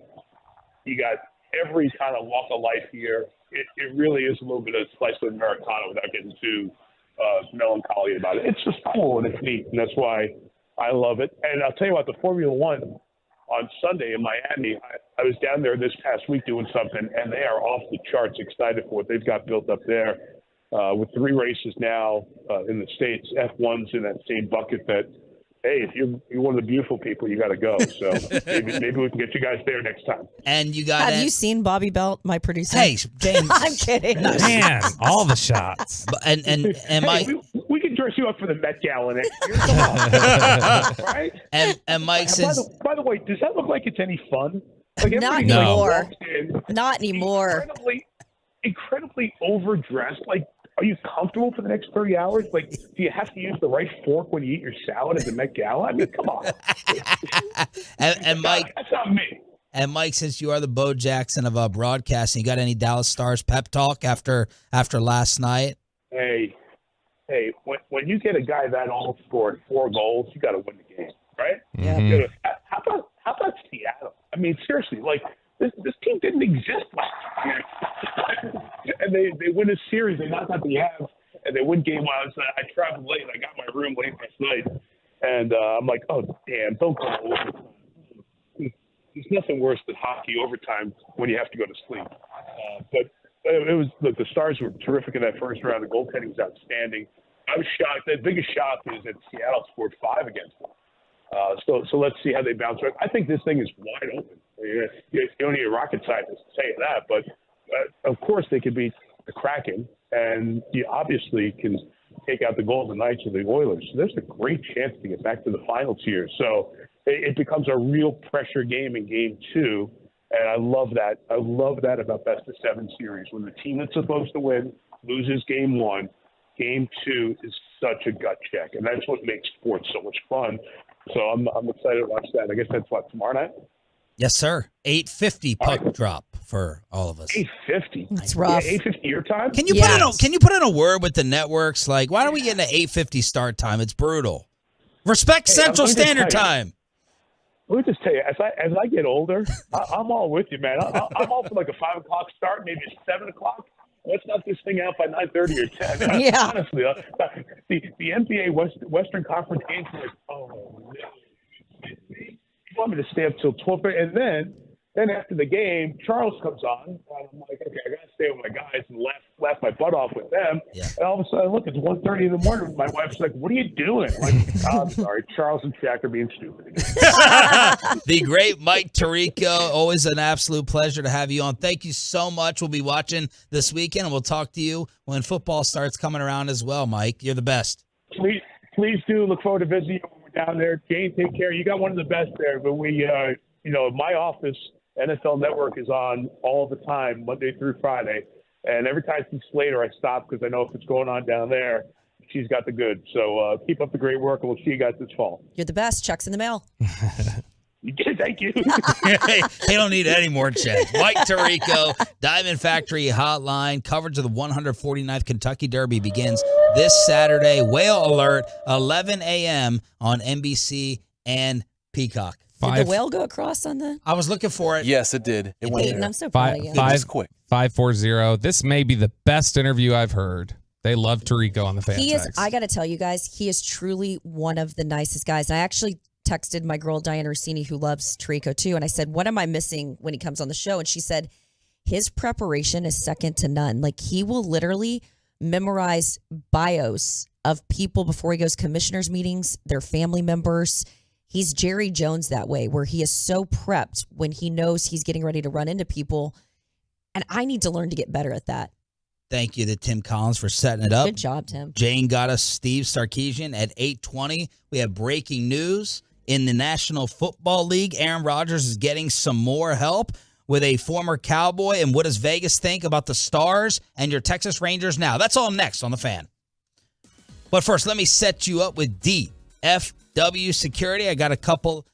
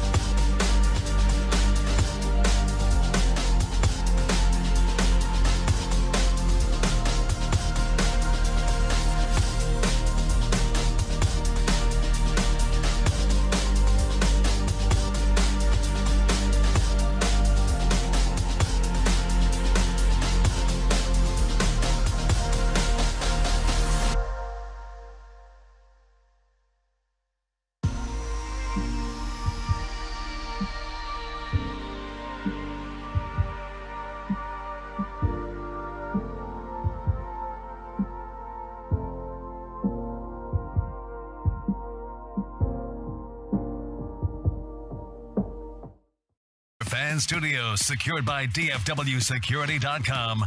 This is Sean and RJ on 105.3 The Fan. Marchman, rink wide pass. Domi controls.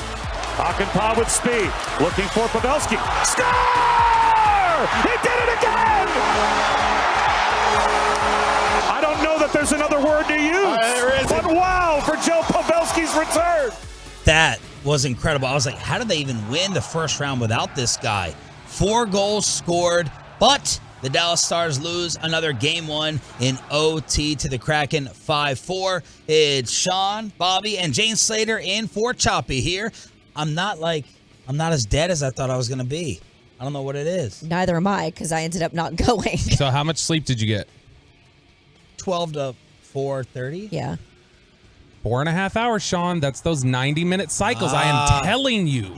If you sleep in 90-minute cycles, you get through the sleep cycle, and then you feel rested. If you get up at 90 minutes, 3 hours, 4.5, 6. Doesn't work. I got 3 hours and 15 minutes. No, exactly. You were into the next sleep cycle. Yeah. But I'm going to be dead at 1:30 like I am every day. No. Well, I mean, maybe you call me at 2 o'clock and I don't answer because I'm asleep. Maybe you, because you're not built for it. Oh. But. You know what I will tell you? Because I did the morning show for a good 10 years before I got into sports. Wow. I mean, it was rough. But what I've learned is you can't take the afternoon nap. In other words, you've got to go home. I feel I need to. That's what like, for Choppy instance, does. like this week, like I've cleaned the house, I've done laundry, I've gone to the gym, and then I sleep better at night. I get a better quality of sleep. So I disagree with you. I'm a huge sleep person. As I've gotten older, I've realized the importance of sleep because I had so little of it early on in my career. But have you tried the cycles? I think. She doesn't listen to anything I say. No. Just the fact that I said it, she's discounting it. 1,000%. Like, that's not a joke. That's very dead serious. But I don't make a lot of great decisions in my life. I'm getting a little bit better as I get older. One of the better decisions I did make last night was at the last minute going, I feel like this is going to be a late game. I really want to do a good job for Sean. I don't want to let Dad down this week. Oh, thank you. So I want to make sure that I'm perky and I'm contributing to, because I know what it's like when you do the show and it's all you and you're having to drag the people around. It's tough. Yeah. Like who? Nobody. This is first of all, this is not elf slander. I It's just a loved joke. working with my guy Elf. But when you show up to work, it's a team sport. And so it was one of the better decisions I made, although I did stay up all night and watch the game. Probably the first hockey game I've watched on TV from the first period to the end, particularly overtime. Wow. And it was that good of a game. It was electric. That atmosphere is so good. How's Gavin going to feel coming in this morning? Well, the Spits and Suds podcast is up. He texted me that it went up at 1 a.m. Ooh. So 105throughthefan.com. And you know what my follow-up was? Let me know if you're in here at 9 a.m. Pop in studio. Yeah. Like I'm pretty sure isn't Wednesday meeting day usually with the sales team? Tuesday. So I think he's here. That's the new superstar over here. Oh yeah, that's right. You think he's in the building right now? It'll be by Zoom. I think it's usually 9. 9 or 9:20. I have to give him his due. So I'm trying to learn all the hockey because I think it's important right now. And I listened to his Spits and Suds podcast before I did Will Chambers' show last weekend. It's good. Yeah. I learned a lot. Man, you're going to get all the advertisements later today. You're going to clean up. All right, we're live on the Fan Cam, Twitch, and YouTube. Spits and Suds, 105throughthefan.com. Before we get back to the Stars and what Vegas thinks, is that Bobby's wedding ring in your hand? Why? Oh yeah, throw it here because you never threw it back. I mean, I'm wearing my actual wedding ring, but yeah, that's the rubber one. Oh, you have two now. This is my actual wedding ring that I now can wear thanks to soda. Bing, ching. Thank you, Peyton. All right, so Randall Cobb is, shocker, going to Green Bay. 1-year deal for Aaron Rodgers. What Aaron wants, Aaron gets. What is that? What is Except it? or any weapons in Green Bay. What is it? The breakup? What baby wants, baby gets. Baby wanted 11 lemons. Yeah. He wanted 11 receivers. That's But you're it. getting Randall Cobb. Well, that's probably, we've heard Aaron talk about Randall before. Randall's probably like his favorite teammate ever. Aaron was a groomsman in his wedding. And Aaron doesn't strike me as the type that would be a groomsman in many weddings. No. It is an odd dynamic because if you get to know Randall, he is we talked about this during the break, one of the most professional guys you'll ever be around. The most professional guy I've ever covered in the Lovely locker family. room. I absolutely adore his wife. She is so smart, chemical patent attorney. They have a beautiful family, just great. But he's so loyal, and even in his short time in Dallas, just his loyalty to that locker room and his desire to lead. I hated that they lost him from the wide receiver room. So good for him getting reunited with Aaron Rodgers. But man, they're going to be dangerous, that team. And the most gorgeous eyes I've seen from a man in person. They're beautiful. Which I told him. They are. They're beautiful. Did I ever tell you about how media savvy Randall Cobb was in the locker room? Randall, it was after the game where you remember Michael Bennett losing his mind when they lost to the Bills. I think it was on Thanksgiving, just screaming, losing his mind. Randall was up there and he was asked, "What does that help?" And he's like, it's passion and it helps motivation and so I had just said, I genuinely asked him the follow up. I was just like, "Are you saying you felt you guys had been lacking the passion and the motivation?" And then he was like, "Didn't say that. Dude, I did not say that, blah, blah, blah." And so then I felt like he was mad. Scrum ended. I went up to him and I was like, "Hey, I apologize. I was not trying to be unfair. I was genuinely asked." And he's like, "No, you were fine." He's like, the cameras were on me and I wanted to make sure while cameras were on me to answer forcefully no, because if you answer anything other than forcefully no, they will tell you that. And he's like, "You were good. I had to answer it a certain way. You're fine. We're good." I had a similar interaction with Randall, and this is where I really respected him. As a reporter, you hear a lot of things, and I think as a reporter, it's your job to go and ask people, does this line up? Is there any truth to it? Mm-hmm. I asked him something about the locker room, and he said to me, he goes, "Would you do me a favor and just not put that out there?" He goes, "I'm not saying whether you're right or whether you're wrong. I'm just saying a report like that can do some damage in a locker room. I respect," he goes, "you got to do your job, but I'm respectfully asking you not to." So I appreciated that. This is another layer to Bobby and I's bet on Aaron Rodgers' success. Hardman, Randall Cobb. He was comparing Garrett Wilson yesterday to Devontae. You got your running back. You got your offensive coordinator in Hackett. Oh, I'm feeling good. We've talked so much about this bet. We actually need to figure out what the terms and what the bet actually is. Well, we have a whole offseason. I know, but we keep we keep saying our bet, and I'm like, I don't even know how does this impact our bet. What is the criteria? The criteria may not Randall Cobb may not affect it. I don't know. Oh, it shouldn't affect it that much, unless it's how beautiful the eyes are of his receiving core. Then I've lost no, already. I think it's a guy that he can trust, and I think that's going to help him deliver Aaron's message in the wide receiver room. I think that's important. Have you had Rodgers interactions? Like, what's the deal with him? I actually haven't. I'm sitting here. I've had interactions with several of other players. I mean, obviously, I'm 99% Cowboys, even though I work for the NFL Network. But I can't say that I've had that many interactions with Aaron. I know plenty of people who are around him and in his circle, and there's varying degrees of how people feel about him. It's fascinating. Yeah. He's very polarizing. It's like Kyrie. You're polarizing. Who? You. Me? Yeah. I think you have I think there are certain people who demand a certain level of work ethic, and some people like that, and some people don't. And I think Aaron might be one of those guys. Oh, so you think his standard and work ethic is through the roof? Yes. Because Choppy thinks that he was checked out last year. That's an impossible thing for us to quantify, right? Bobby thinks he's more done. I'm with you thinking he's about to be a savage again. I think you get to the point where he stuck around Green Bay. He said, these are the things that I want. I feel like I've earned. I mean, a 4-time MVP. I've done more with less around here. I deserve a say in some of the things that we do. And we've got wide receivers on the board, and you know that's an area that we need to address, and you don't bring that to me. What am I supposed to do? And I think it comes across, the problem is his delivery comes across a little flippant and arrogant, I think is what rubs people the wrong way. Yeah. But the message, I don't have a problem with. I mean, he's right. There are plenty of guys that would have left Green Bay. Have you been to Green Bay? Once, but it was only overnight. This is no disrespect to Corsicana, but I always compare the two. My family is from Corsicana, my mom's side. Going to a Green Bay game is like going to a high school game in Corsicana. You pull up to the stadium and you have, what are those concrete bumpers that stop you from like going over a certain area so you're not going into the fence of the backyards? It's cool that everyone's opening up their backyard saying come and grill out, but it doesn't feel NFL-ish. My college was bigger than Green Bay. And so credit to Aaron for sticking around with those weather conditions, with the feel of it, with the fact that he got them in contention every single year. And this year, to get eliminated by Detroit, I think was sort of the last straw. But I think I can also understand the perspective of the front office of, man, you do some things that are very frustrating for us. You're very passive aggressive. And what are we supposed to do with this? It's a good breakdown. Good summary. Aaron Rodgers, the Kyrie of the National Football League, gets a little bit more help with Randall Cobb.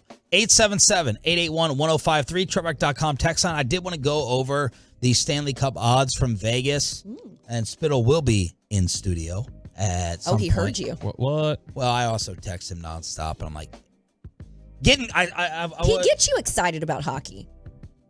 That's what I'll say. When somebody's passionate about something, it makes me want to be passionate about that too. Because I'm like, if you love it that much, right? Am I missing out on something? Am I missing out on something?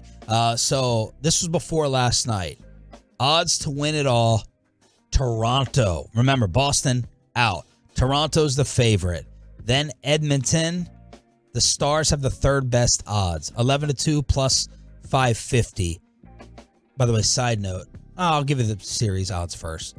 I already told you yesterday, 65% chance of winning the series. They were minus 190.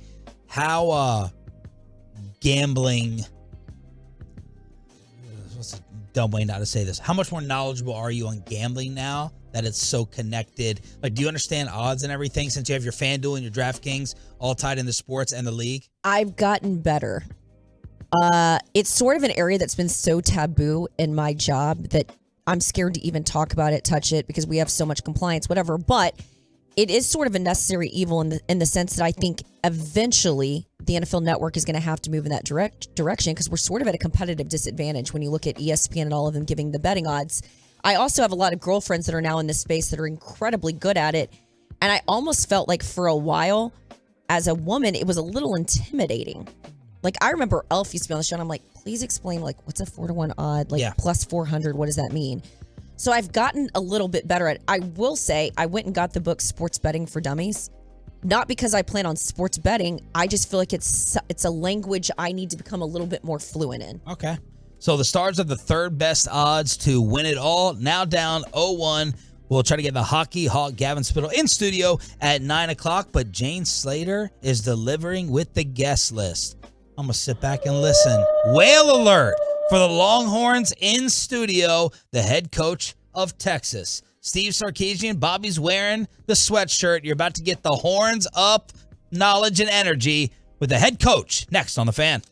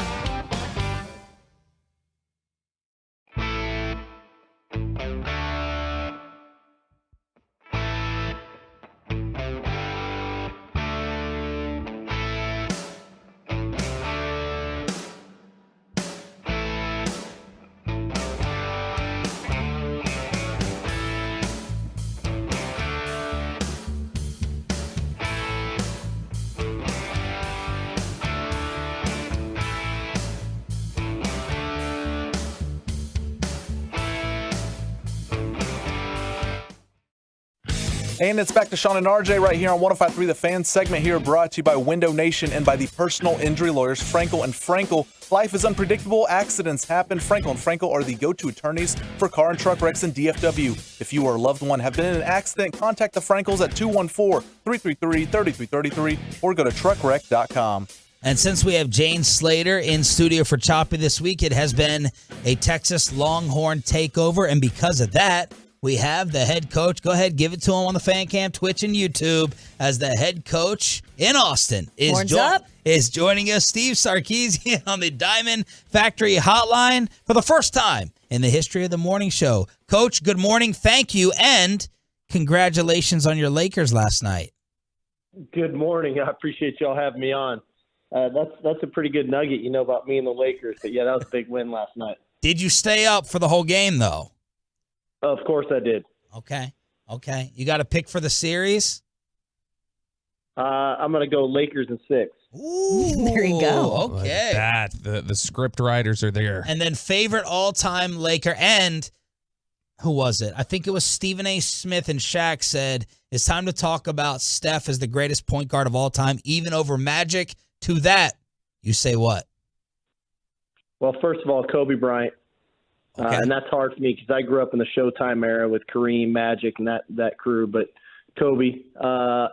Secondly, I don't know how Steph's not in the conversation. He's got 4 NBA titles. The guy's revolutionized the game of basketball with the way he shoots the three, the clutch performances. So I think he's definitely got to be in the discussion if he's not the best. And which basketball player? We also heard you're a huge sneakerhead. So whose basketball shoes did you have growing up first? MJ, Jordan's. There it is. Got to. His sneaker game is fire. Yes. How big is your collection, Sark? Well, I hide them in different spots so it doesn't look as big as it is. But yeah, I got a fair amount of shoes. Well, your wife is a I've got a pretty good fashionista, plug. so your wife is a fashionista, so I would imagine she hooks you up with some good style too. She definitely helps. Michael Huff is a great resource as well. He All right, is. so He's, it's one let me thing to get be the Thorpe Award winner, national champion, first round pick, all that good stuff. But the guy has got serious shoe game and serious connection to the Let shoe me game. give you a little plug on Huff. Huff's got a store here called Center. I went there one day, and he's got, if you're a sneakerhead, it's just sneakers for days. But, Coach, you don't have more shoes than your wife, though. No, that would be physically impossible. None of us do. Talking with Steve Sarkisian. Analytically impossible. Since we're in the world of analytics. What's her DVOA of heels, high heels? Exactly. Talking with Steve Sarkisian, head coach of the Texas Longhorns. Coach, so there's a particular, before we jump into some Longhorns discussion, there's a particular focus on the Longhorns and the Cowboys as it relates to D. Overshone being the third-round pick for the Cowboys. Guy who was a safety at first at Texas, went through a number of changes, in terms of his position. He worked with a number of different defensive coordinators during his time at Texas. Just give the listeners here in Dallas, the Cowboys fans, a quick preview of the type of guy and player they're getting in D. Overshone.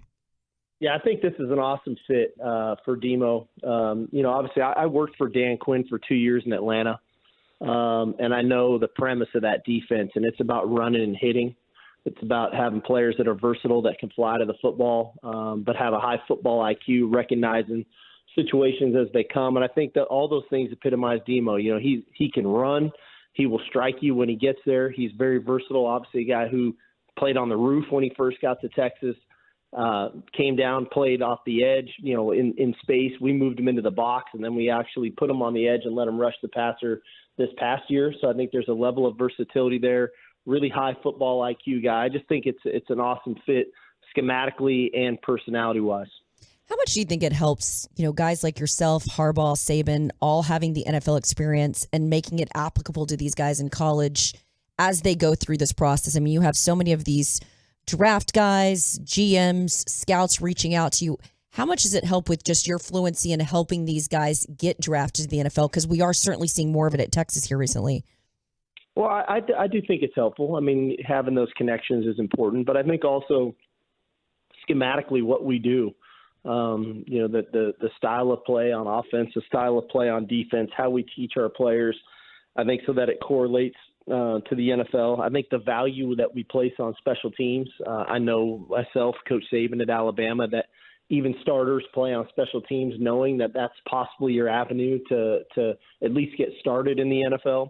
So I think there's a lot of things that we try to do, and then obviously just trying to create that access for the NFL when they come. But it's pretty amazing to think that when basically the Atlanta Falcons' entire coaching staff and general manager come and watch us practice spring ball this year on the same day they're coming to meet with Bijan Robinson. So not only are they, meeting with Bijan, who they end up taking with the 8th pick of the draft, but they're already getting a head start at looking at our players, see how they coach, the style of schemes we run. So we try to provide that access as well, that hopefully in the long run, a year or two from now, 3 from now, for some of our young men, that it'll pay dividends for them. Coach, I love that you brought up the spring game because as a Texas Longhorn, someone who works at the Longhorn Network, I can't remember an orange and white game getting so hyped. And yet, a little bit of a concern about the way that Arch Manning played, 5 of 13 for 30 yards. Should fans be concerned, and how much stock do you put in that game as you start thinking about who's going to be your starter? No, hey, he's on the right trajectory that he should be on. He's a true freshman in college. He really should still be in high school. Just finished his first semester on the 40 acres. And so there is a definite transition there. There's a transition to college life. There's a transition to the scheme that he's hasn't been accustomed to. There's a transition to the speed of the game and how it goes. So there were a lot of really good moments that Arch had throughout the spring. And there was a couple tough days. And, you know, I think he and I could both agree that that wasn't his best day, but we weren't great around him either. But I think there's a lot of room to grow for him this summer. There's going to be a lot of room for him to grow in fall camp. But ultimately, it's a great room that we have with Quinn Ewers, with Malik Murphy, with Arch. That's what you got to have in college football. You got to have a room that is pulling for one another, that is willing to develop at their own pace, whatever they need. But I'm super pumped that Arch Manning's on our team, and he's going to be a great Longhorn before it's all said and done.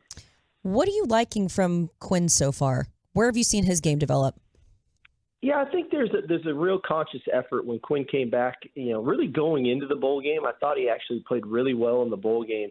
But coming out of the new year, I just think there was a new sense of I don't want to call it commitment because he's always been into it, but just a new sense of this is his team. And I think it started in our winter conditioning program. He was definitely, just working, engaged, leading, doing all the right things. Then it goes to, getting his hair cut, trimming the beard, doing those types of things. Then it went to spring practice where I just thought he was in such command. He was very comfortable with what we're doing. There was a sense of urgency that I liked. But you could feel a guy who was in year two in our program and in our system and much, minimized the mistakes, but yet capitalized on the big playability and the arm talent that he has. So in the end, it's that comfort level of year two and it feeling like his team, feeling like his offense. And that's what the quarterback's got to have, because at the end of the day, the quarterback's ultimate job is to instill belief in the entire organization and in his teammates and in the coaches that he's that guy and that he's going to get it done. And that's why it's the most important position in sports. And I think that Quinn has really started to do that in 2023. Texas Longhorns head football coach Steve Sarkisian joining us here on 105 through the Fan. Coach, any other standouts that you'd like to highlight from the spring game, guys you felt really good about? Well, I think at the end, I know there's this microscope on just the spring game. I look at the totality of 15 practices. I really like kind of our offensive skill positions at this point. I think about our receiver core with Xavier Worthy, Jordan Winnington, the addition of A.D. Mitchell, getting Isaiah Nair healthy, the addition of a couple freshmen here in Jonte Cook and DeAndre Moore. You mix that in with that tight end J.T. Sanders. I feel like we've got a lot of weapons now, which I haven't ever felt that comfortable before. I think defensively we got a lot of versatility in the back end, but Byron Murphy out of DeSoto has just been an absolute stud for 15 practices on the defensive line. So that's been a real positive. And then a newcomer who, just because everybody we're talking about that, Anthony Hill out of Denton Ryan has just been, you can tell, you can see it. So we got to find the best way to put him in the best position to have success. Coach, really appreciate your time. Steve Sarkisian, the head coach of the Texas Longhorns. You guys are going to be in Dallas. So fans, if you're looking to be a part of this, the 2023 Texas Fight Tour is going to be at Ferris Wheeler's Backyard and Barbecue. And it's not going to be just you. We've also got men's head basketball coach Rodney Terry, the women's head basketball coach Vic Schaefer, and athletic director Chris Del Conte, former TCU god here in the area that we were able to snipe down in Austin. Thank you so much for your time. And real quick, is Texas back? I'm not going to do that.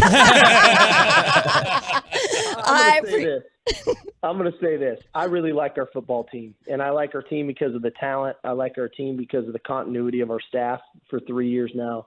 I like our team because of the culture we built. So I'm excited about our season. What does back mean? I don't know, but I do like our football team, and I think that we got a chance to be a championship football team this fall. So we'll see. All gas, no brakes, Coach. Coach, I'm gonna be That's right. I'm gonna be selfish and also help you at the same time. my godson has committed to Vanderbilt, but I like you, and I'm gonna talk him into decommitting if I can get you his tape, 6'5" receiver, to go ahead and join the cause. So he likes his weapons. Let me know He's how I can good. get you some more weapons for kind Quinn of and Sean. Arch, Coach, and you can thank me later with a pair of kicks. I love it. I love it. Y'all be great. Hook 'em. We'll see you. Thank you so much. Thanks, Coach. I was like, give me your phone number. Ain't happening. Let me text you the tape. He was cool. He's great. Well done, Jane. So you guys take this beating like Cowboy fans every year as Longhorn fans. When is it really, truly going to be different? And when are you going to be back? I do like what Sark's doing down there in Austin. And I do like that he's not taking the bait there. He's not going to give you too much bulletin board material. But the fact that here's the one thing. The Cowboys used to sort of stay away from Texas. Remember? It's like they were almost Texas adverse and drafting some of the guys. I mean, they obviously got Connor Williams a couple years back. But just seeing sort of a renewed interest down there. Now, we'll be interested to see how this whole thing plays out when they go to the SEC. Are you excited about going to that? I fight with Clarence Hill all the time. He's like, no, I want to. That's where the cool kids hang out. I'm like, you want to go get your ass kicked in the SEC? You want to be in the SEC. Why? Well, it's great for recruiting, first of all. I mean, A&M, the fact when A&M went to the SEC, it leveled everything up for them. Yeah, now their head coach about to get fired. Well, give me the NFC East, the Big 12. Give me the easier path, but it's like the cool kids club. You all want to go and join the gauntlet. I mean, it's murder's row. It's just I've been hurt so much. Yeah. How good is? But I do like the direction that Sark is taking the program. How good is Quinn Ewers going to be? That'll tell you if Texas will be good this year or not. If Quinn Ewers is able to bounce back, if the shoulder's better, that's all going to be determining it. How good are these rookies going to be? NFL fans have chosen the biggest busts out of this draft class. Are there any Cowboys on that list? Plus, we have an Eagles and Antonio Brown scandal developing next and below the belt. 105.3 The Fan. But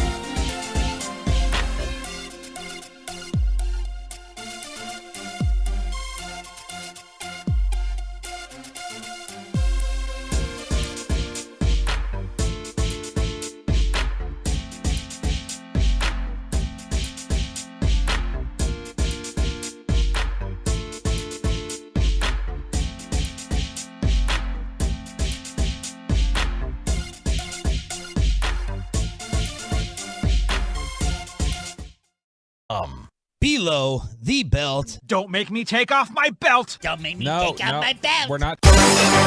Fear not, Cowboys fans. The Eagles drafted two of the biggest busts, at least according to the negative echo chamber of Twitter. I like that Mike Tirico has tried to settle things down a little bit when he joined us during the Expressway. And then who do we have on that said, hey, what did Nakobe Dean do last year? We've had so many guests this week. The show of Wales with Jane Slater in the guest list. I mean, it's not like Nakobe Dean and Jordan Davis were just crushing it all last year. And so we'll see. This is from BetOnline.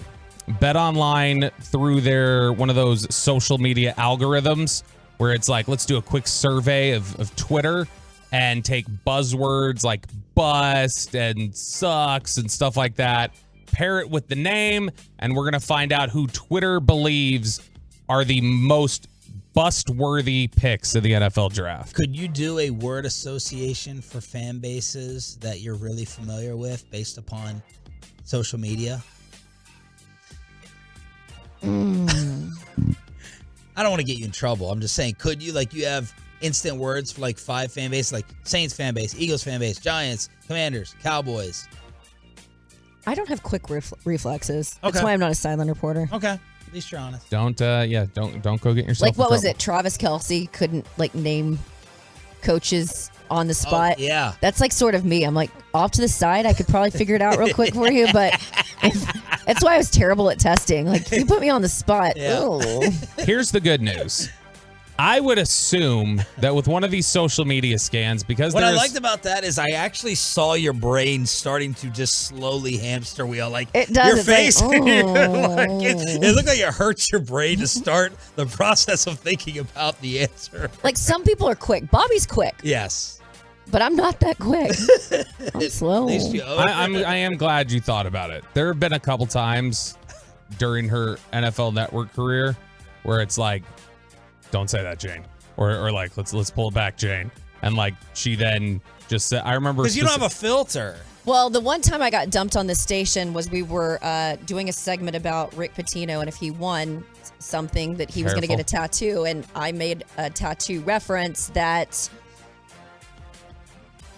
got me dumped. Yes, that's all you need to know. And now Broadus is the one. My goal these days is job security. I have a mortgage now. Yeah. I'm not trying to be provocative. It's amazing how. Not trying to get elevated to the next stage. I'm good. It's amazing how goals change. I would figure that with one of these scans of social media, which that's what BetOnline did. They did this scan. I would figure it's likely a Cowboys pick would end up on this list in the top 10 because there's so much negativity surrounding the Cowboys from other fan bases, and there's always a lot of negativity from Cowboys fans on draft night who are upset with stuff. So I would assume this is first round picks. This is just first round picks, names associated with it. So I would assume I would have seen Mozzie Smith in the top 10. He is not. You do see 3 NFC East draft picks though in the top 10. Number 10, Deonte Banks. That's the corner from Maryland, and that's who the Giants took. Don't banks on it. Get ready for that. Number 9, Tyree Wilson. That's the Texas Tech edge rusher. Get your guns up, Sean. Or wait, you're anti-Texas Tech now? I forgot. I might be Longhorn if Sark hits me up. That's what it is. Joey McGuire won you over when he was on here. Yeah, I'm the whore of college football around here. Number 8, service everybody. Nolan Smith. The edge rusher that the Eagles picked out of Georgia. A lot of chatter about it. I've tried to make Cowboys fans feel better about the Nolan Smith pick based off of he is a tweener. So give me a comp. Size has been a concern with him. He's shorter. He's. Give me a comp. Give me an NFL comp. Someone to think like, okay, his size, he wasn't big enough. He couldn't get the tweener we had in Dallas a couple years back? There was a lot of talk. Oh, he's a tweener. I mean, that phrase has been used a lot. I don't remember specifically who that would have been. If you're wanting on the optimistic end, it's like where you say if he hits, obviously. The projection where you'd say there's a guy who did it at his size and could rush the passer, it'd be Hassan Reddick. Hassan Reddick is 6'1", 240. Nolan Smith is like 6'2", 238. Okay. So like for size profile, that would be who it is. But what do you consider a bust first round if they don't get the second contract? No, I think Taco. Yeah, it's more just That's a great question. I mean, it's a but really. like, what is bust? Bust to me is when you're not good enough for the second contract, they move on from you.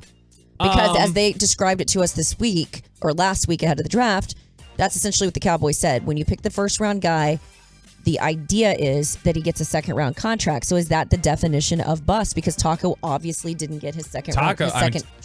Taco was definitely a bust because he got released before he was only here 2 years. Yeah, he got 2 years into it and got Let me released. ask you this, Jane. I already know your answer. Was Jalen Smith a bust? He didn't. He could have not been, because he got the second deal. But a lot of us think here was that my was understanding to scare of that. Zeke. Yeah, It was like, here was my understanding of the situation. I thought what he was able to overcome, that was incredible. There were thoughts he was never going to play again. Right. And then he was given an opportunity at one point to even sort of like Leighton Vander Esch was your first round pick. Jalen Smith was given the opportunity to, I mean, at one point, Jalen was getting more looks than even Leighton. Remember, they even switched the Mike role. The issue with Jalen was, from what I was told, was his commitment to watching the film. And he felt very reactive on the field as opposed to, oh, that's something I've seen before. And then I was told when I've talked to people in New York that he's actually a great player for them. They actually really like him in New York. So my argument on that is he could have been great in Dallas, but for whatever reason, he wasn't. Was Randy Gregory a bust? Pick? Bobby? Very back end of the second round, you're talking about a dude who was one of your best pass rushers. What's for 2 unfortunate seasons. is he's Oh another. my God. What's unfortunate? What a blanket statement that What's is. unfortunate I about don't Randy think- Gregory's, he's another one that could have been really great, and Jerry believed he could have been great, which is why Jerry gave him so many chances. To me, it was unfortunate to me. I understand why there were reasons why Randy wasn't great. To me, if you could go back and pick the two again, you wouldn't do it.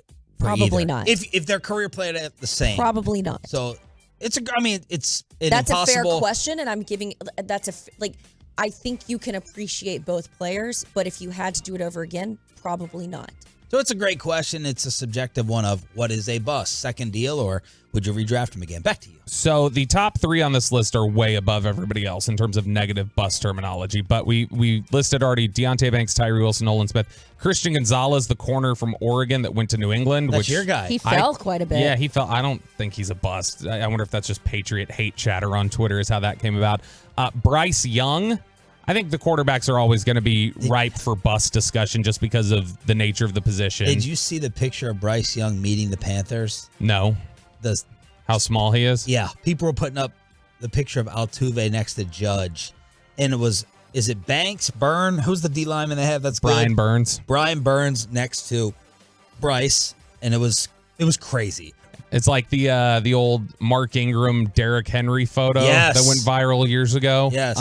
Number 5, Broderick Jones, the tackle from Georgia who went to Pittsburgh. He's one that's listed as a bust.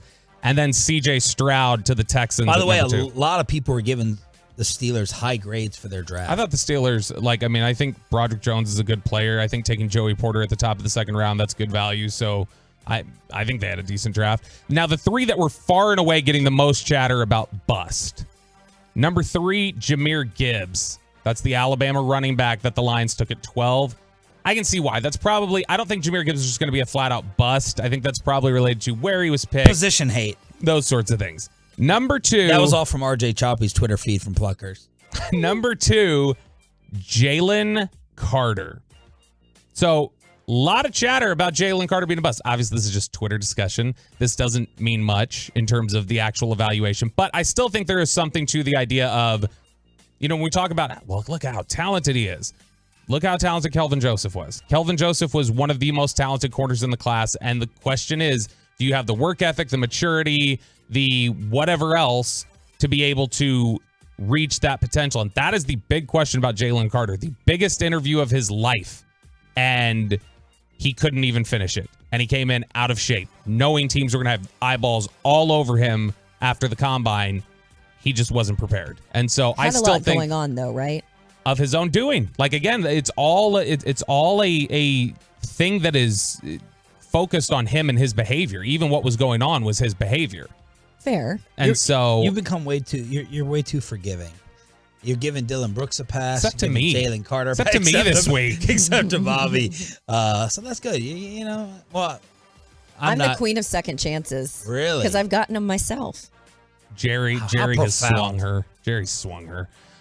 Jerry Jones and I, we're like the school of like rehabilitation. Yeah, you draft Randy Gregory 15 times over, you and Jerry. Any guess who well, was not Jerry with Randy, but everyone else. Any guess who is far and away the number one name as this guy's going to be a bust according to Twitter discussion? You've mentioned Bryce, you mentioned Stroud, you mentioned Jalen Carter, you mentioned Gidd, not Bijan. No. The Cowboy pick? No, No, you and said Mozzie Cowboys Smith weren't was in it. not in there. Mozzie Smith was like Sean tuned you out earlier. he did. No, it is Anthony Richardson. Which I think if you're the number 4 overall pick to the Colts, which I think if you are going to say who has the highest bust potential, it might be Richardson just because we don't know. He's so raw. Alternate take. Mm-hmm. They just haven't known what to do with quarterbacks in Indianapolis. Shots fired at Frank Wright. There is. Seriously. I mean, that's. Well, they've had geezers. I mean, Matt Ryan's done. Carson Wentz is done mentally. Luck? So, did they not know what I mean, to do? Or quit. Andrew Luck But walked my off the point is field, they he just quit. haven't had luck with their quarterbacks up there. The Matt Ryan thing was so disappointing. I mean, I would be concerned. What are the with, chances Gardner Minshew's the guy? Oh, I think, man, I don't know. See, I that's love the thing. Gardner. Richardson. I'm a Gardner fan. Richardson is the least because ready you guys to me. had lived the same. You feel like that's your spirit animal. That's actually a really That's a really That's what great it- read on that. You, your sister, and Gardner Minshew just traveling in a van down by the river. I feel like Jane in her 20s, if she would have intersected with Minshew in his 20s, they totally would have dated. They'd be together. Yeah, for sure. Yeah. And they would have like had a child that they named after a fruit or something. That would have been Blossom. Yeah. Kiwi. Yeah, Blossom exactly. Minshew. Come here, Dorian. Yeah, little One of Kiwi the- Minshew. I actually, there's a documentary, I think it was on HBO or Showtime. It was about Washington and Mike Leach and when Gardner was there. He's just a fascinating, I just like deep thinkers. He needs to be in the media. No doubt about it. He needs to be on some type of podcast. And then we got time for one more. You want Gannon or you want Antonio Brown? Both. Squeeze them in. I love Antonio Brown. Oh, yeah. Jonathan, your sneaky link. Jonathan Gannon has finally spoken out about the tampering issue that Arizona got in trouble with. Apparently, it was just as simple as the Cardinals GM, Monty Ossenfort, had called him to wish him luck after the NFC Championship game, and then just said, hey, we're in the middle of the coaching search. Don't know the timing of all this is going to shake out, but would you be interested in interviewing if the timing gets pushed back to after the Super Bowl? And he said, yeah, that was it. And apparently that's all that occurred that then caused the Eagles to go, oh, tampering. We And I need to lay pick it 2 back. to 1. There's more of that going on in the league. Yeah, there's a whole lot more of that and a whole lot more egregious, which is funny to me that they would actually push this. The Can we Eagles would. talk about Antonio Brown, though? Yeah, really quickly, because we got like 30 seconds, a minute. He is in trouble. He had bought into this arena football team, the Albany Empire, and the former interim coach there, Damon Ware, told TMZ Sports that Antonio Brown was texting violent threats and was locking players out of their hotel room after they were complaining that they hadn't gotten paid 2 straight weeks. What I love about Antonio Brown isn't that I love all of the domestic violence allegations Would hope not. and all of that stuff. It's just, you never know what you're going to get. Albert Breer and I, who's with Sports Illustrated, we always put each other on Antonio Brown alert. Because the other day, imagine seeing Antonio Brown at 6 a.m. at LA Fitness, filming himself running on a treadmill. Like, he is just, you never know what you're going to get with Antonio. And in your DMs, you don't know what you're going to get. Oh, we're just getting the laugh. We're not getting the DM. Yeah. Final hour, Hump Day edition. The Hockey Hawk, Gavin Spittle in studio are the stars just fine because the same thing happened last night that happened against Minnesota in Game 1. And how about Dylan Brooks on your Dallas Mavericks? Next. The more you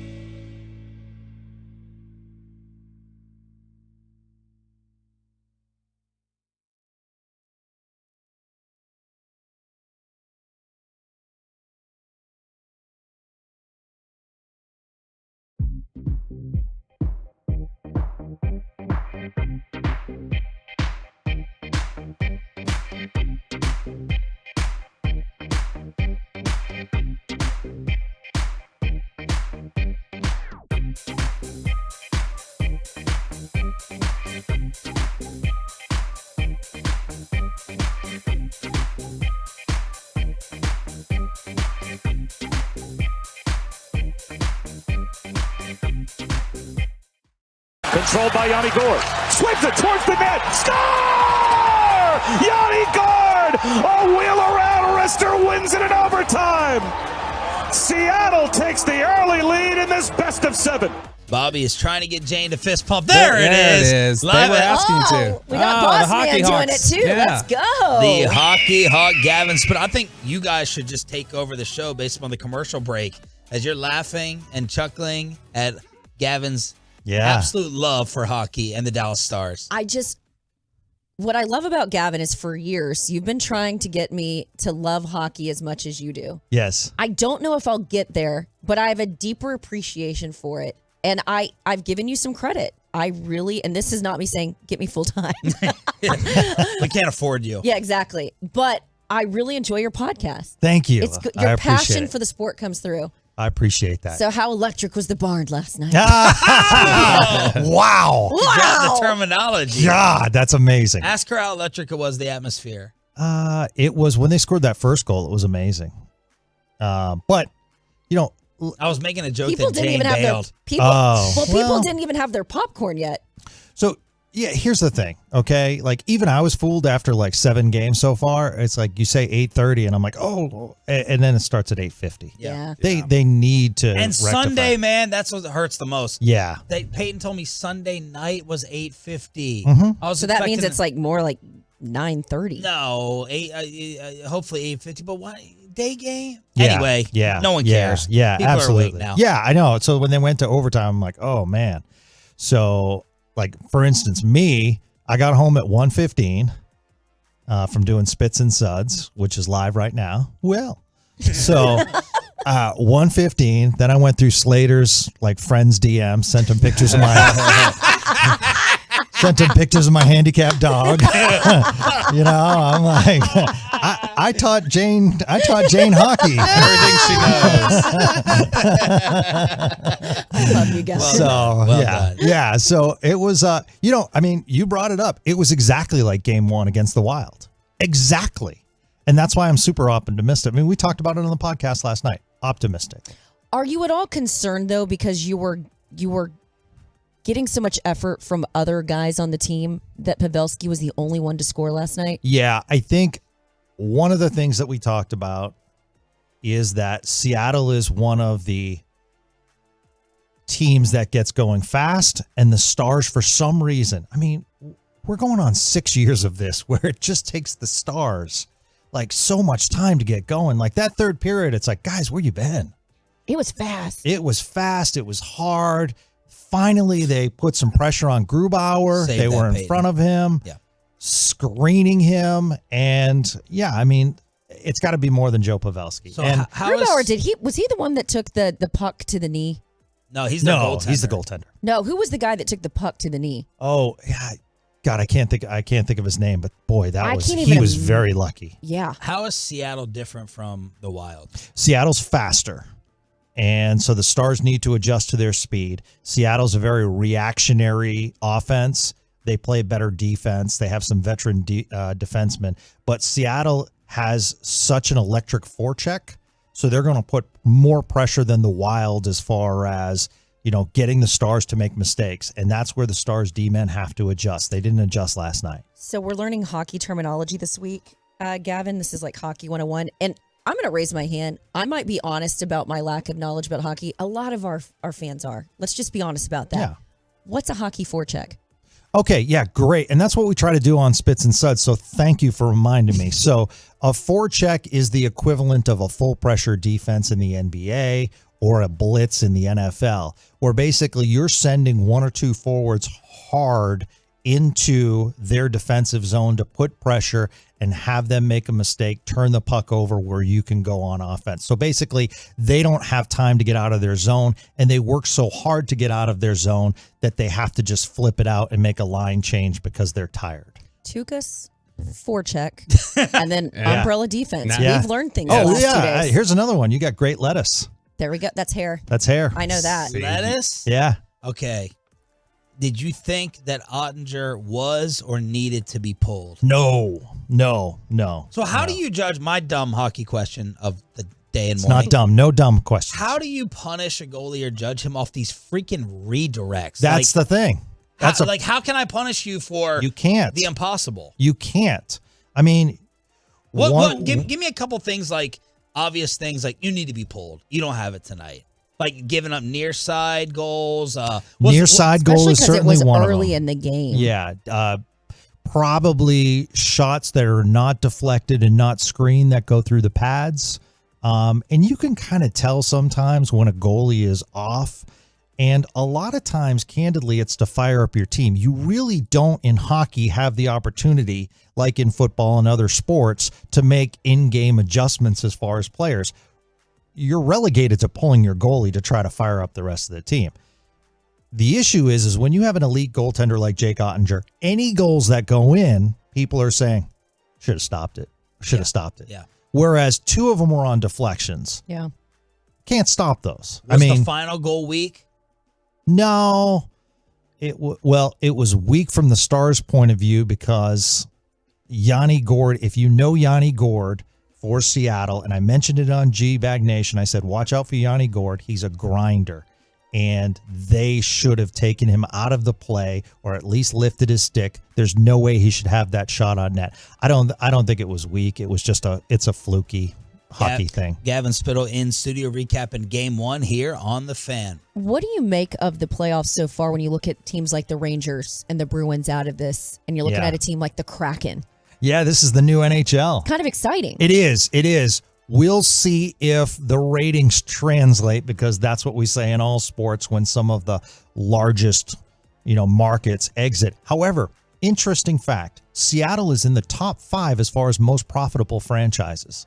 And Seattle's an amazing sport. Amazing. Well, Kraken is such a cool. It is. There's something about it. Yeah.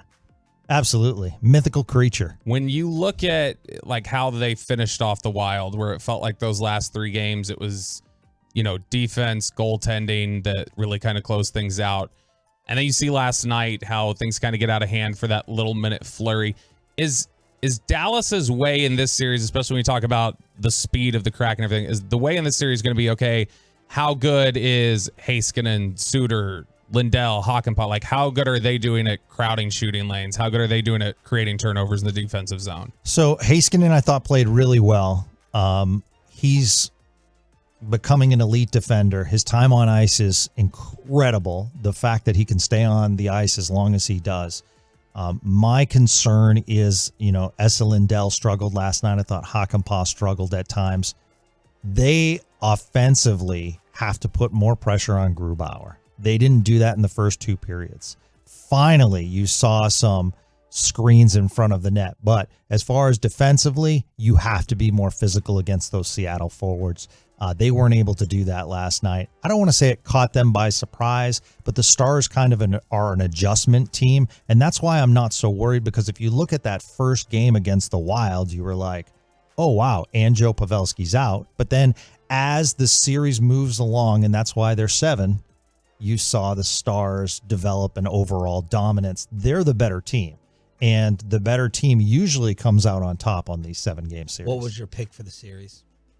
I actually had Stars in 5. Damn. So, all right, yeah. so 4 straight, Bobby. Yeah, there yeah. you go. I know. Told you. How do you put Pavelski's performance into words? Oh, wow. You know what's amazing? I can't. That's what Jay was loving in the commercial break. can't. Gavin just gushing hockey love. You know what's amazing is that if Joe Pavelski retired today, I don't know if he gets in the NHL Hall of Fame. Why? It's just it's one of the toughest halls to get into. They don't let everyone in like basketball. Yeah, exactly. And so he'll get into the American Hockey Hall of Fame. It's just one of those things that you watched last night. Madonna wing. All of those goals last night that were efforts is Joe Pavelski before and after practice and spending time on the ice. First person on the ice, last person to leave the ice. That's why I was a little shocked, because you would think for him to score as early and often as he did that he would have galvanized the rest of the offense, and you just didn't see that. In other words, you see a guy coming back from a concussion. It's such an emotional return. You would think that would have been enough for the rest of the guys. Yeah, you would think giving up 3 goals as quick as they did really kind of turned the tide, quieted the crowd, because that crowd was loud last night. I want to talk about how Pavelski scored, though, like a little hockey education again. The tips. What the freak? How does he know when to... It's like he's juggling a soccer ball with these deflections off of his body and like chesting these pucks into the goal. How does he know I should change this shot trajectory? I should leave it alone. How does he know how he's angling it to the goal when he's not looking at it? How the heck does that work? It's all practice, and it's very similar to the angle when you bunt a ball in baseball. And just that little, it's that fine line between stopping the puck and just tipping it and changing it, sometimes inches, causes the goaltender to change. And it's so popular in hockey. I mean, Jordan Eberle, we overlooked that for Seattle last night, had an amazing tip drive-by too that scored one of those Seattle goals. So it's becoming more common in the NHL. And the other thing is, with the new NHL, you cannot tie up players like you used to. I mean, we had the days of Craig Ludwig in front of the net, just basically mauling guys out there. You can't do that anymore. And that's why we're seeing more and more of these tips, because sticks are free. And it's just one of those things. It's a skill set, and you're putting... I mean, Joe Pavelski's not a big guy. That's the thing. I looked at his golf photos yesterday, and I was like, that's Pavelski? I don't believe he's over 6 foot. All these guys are so unimpressive off the ice. Well, you're the... Never mind. Yeah. I was going to bring up 6 but a.m., but I'm not going to. Jane brings up a good point. I remember, not to bring up memories, but, my wedding night... there was a hockey player there. Which one? I know. Oh, man. You walked into that. I did. So Skating right into that. I remember my friend was drunk, and he's like, what do you do for a living? And my friend's like, I play hockey. And he's like, cool, I played hockey in high school, but what do you do for a living? And he's like, I play hockey. And he's like, yeah, I still have skates. What do you do for a living? Because my friend's hammered. And the fact is that my friend was, I think, 5'8". And he's playing professional hockey. So they look bigger out there in the pads. Yeah, absolutely. And it's so fast. It's such an electric sport. And, it's a perfect time for the Stars. I mean, the Rangers are playing great and everything like that, but they kind of have this town right now, and that's cool. Think how much we've talked about Stars. I can't remember a time we've talked about this much Stars on the fan, period. Yeah, and I'm getting invested. Yeah, absolutely. I will say, as a Stars NHL fanatic wants to grow the great game. Guys, I can't come on the air and talk about third line changes. That's just not exciting. Yeah. But the more I see the passion of you and others talking about the sport, as I was saying this morning, it makes me feel like I'm missing out on something. I know, but here's the key. We all say this right now. But that's why we're talking about it right now. But their problem is it needs a stick for the regular season. We all need to be saying this. It won't. Sure. No, but I enjoy it right now. I'm going to. Derek Holland, and I Gavin, believe him. Derek Holland and Gavin Spittle have both said they're going to give me the hockey education Absolutely. over the summer to get me all caught up because I'm invested. We are talking to the Hockey Hawk after the Stars drop game 1. 214, we got Tolos asking you questions. 214 says, Gavin, can you please comment on why Jason Robertson looks like he's playing scared? He's circling, not stopping and starting, just kind of lollygagging. So last year he struggled against Calgary in the first round. Didn't have the greatest series against the Wild in the first round. So we got a little bit of the Dirk Nowitzki thing going where it's like, what's going on when it hits the playoffs with Jason Robertson? They moved Pavelski to the second line. That second line started going. Because of Pavelski last night, Max Domi had, so the question is do they move Pavelski up with Robertson? He's getting paid now as an elite player. He had an elite season. Yeah. He needs to step up. The bottom line is he needs to step up. 817 says that we saw, you mentioned the screens in front of the net. We saw how that had gotten effective with Minnesota in that series. Yeah. And if you think they're going to have more consistency with that. I think that's what they need to do. I mean, Philip Grubauer right now, he's playing unreal. And when a goalie's playing, you have to kind of just not let them see the puck. You kind of have to frazzle them. You know, you have to, it's called the dirty area for a reason, you know? We got a lot of drops. I know. You've done a great job. I know you're working on some special coffee this morning. I am. Would you like some? Yeah. Yeah. What is it? Yeah.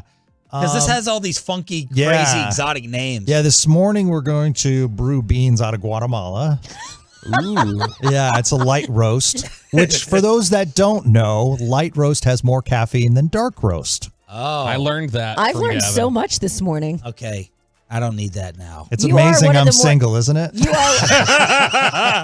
You are one of the more dynamic bosses I've had over the years, and I've had many. Thank you I'm for an interesting one. Thank you, boss. We appreciate it. You guys are awesome. Thank you so much for coming in this week. It's been a lot of fun. Spits and Suds 1053thefan.com with the Hockey Hawk Gavin Spittle. Uh-oh.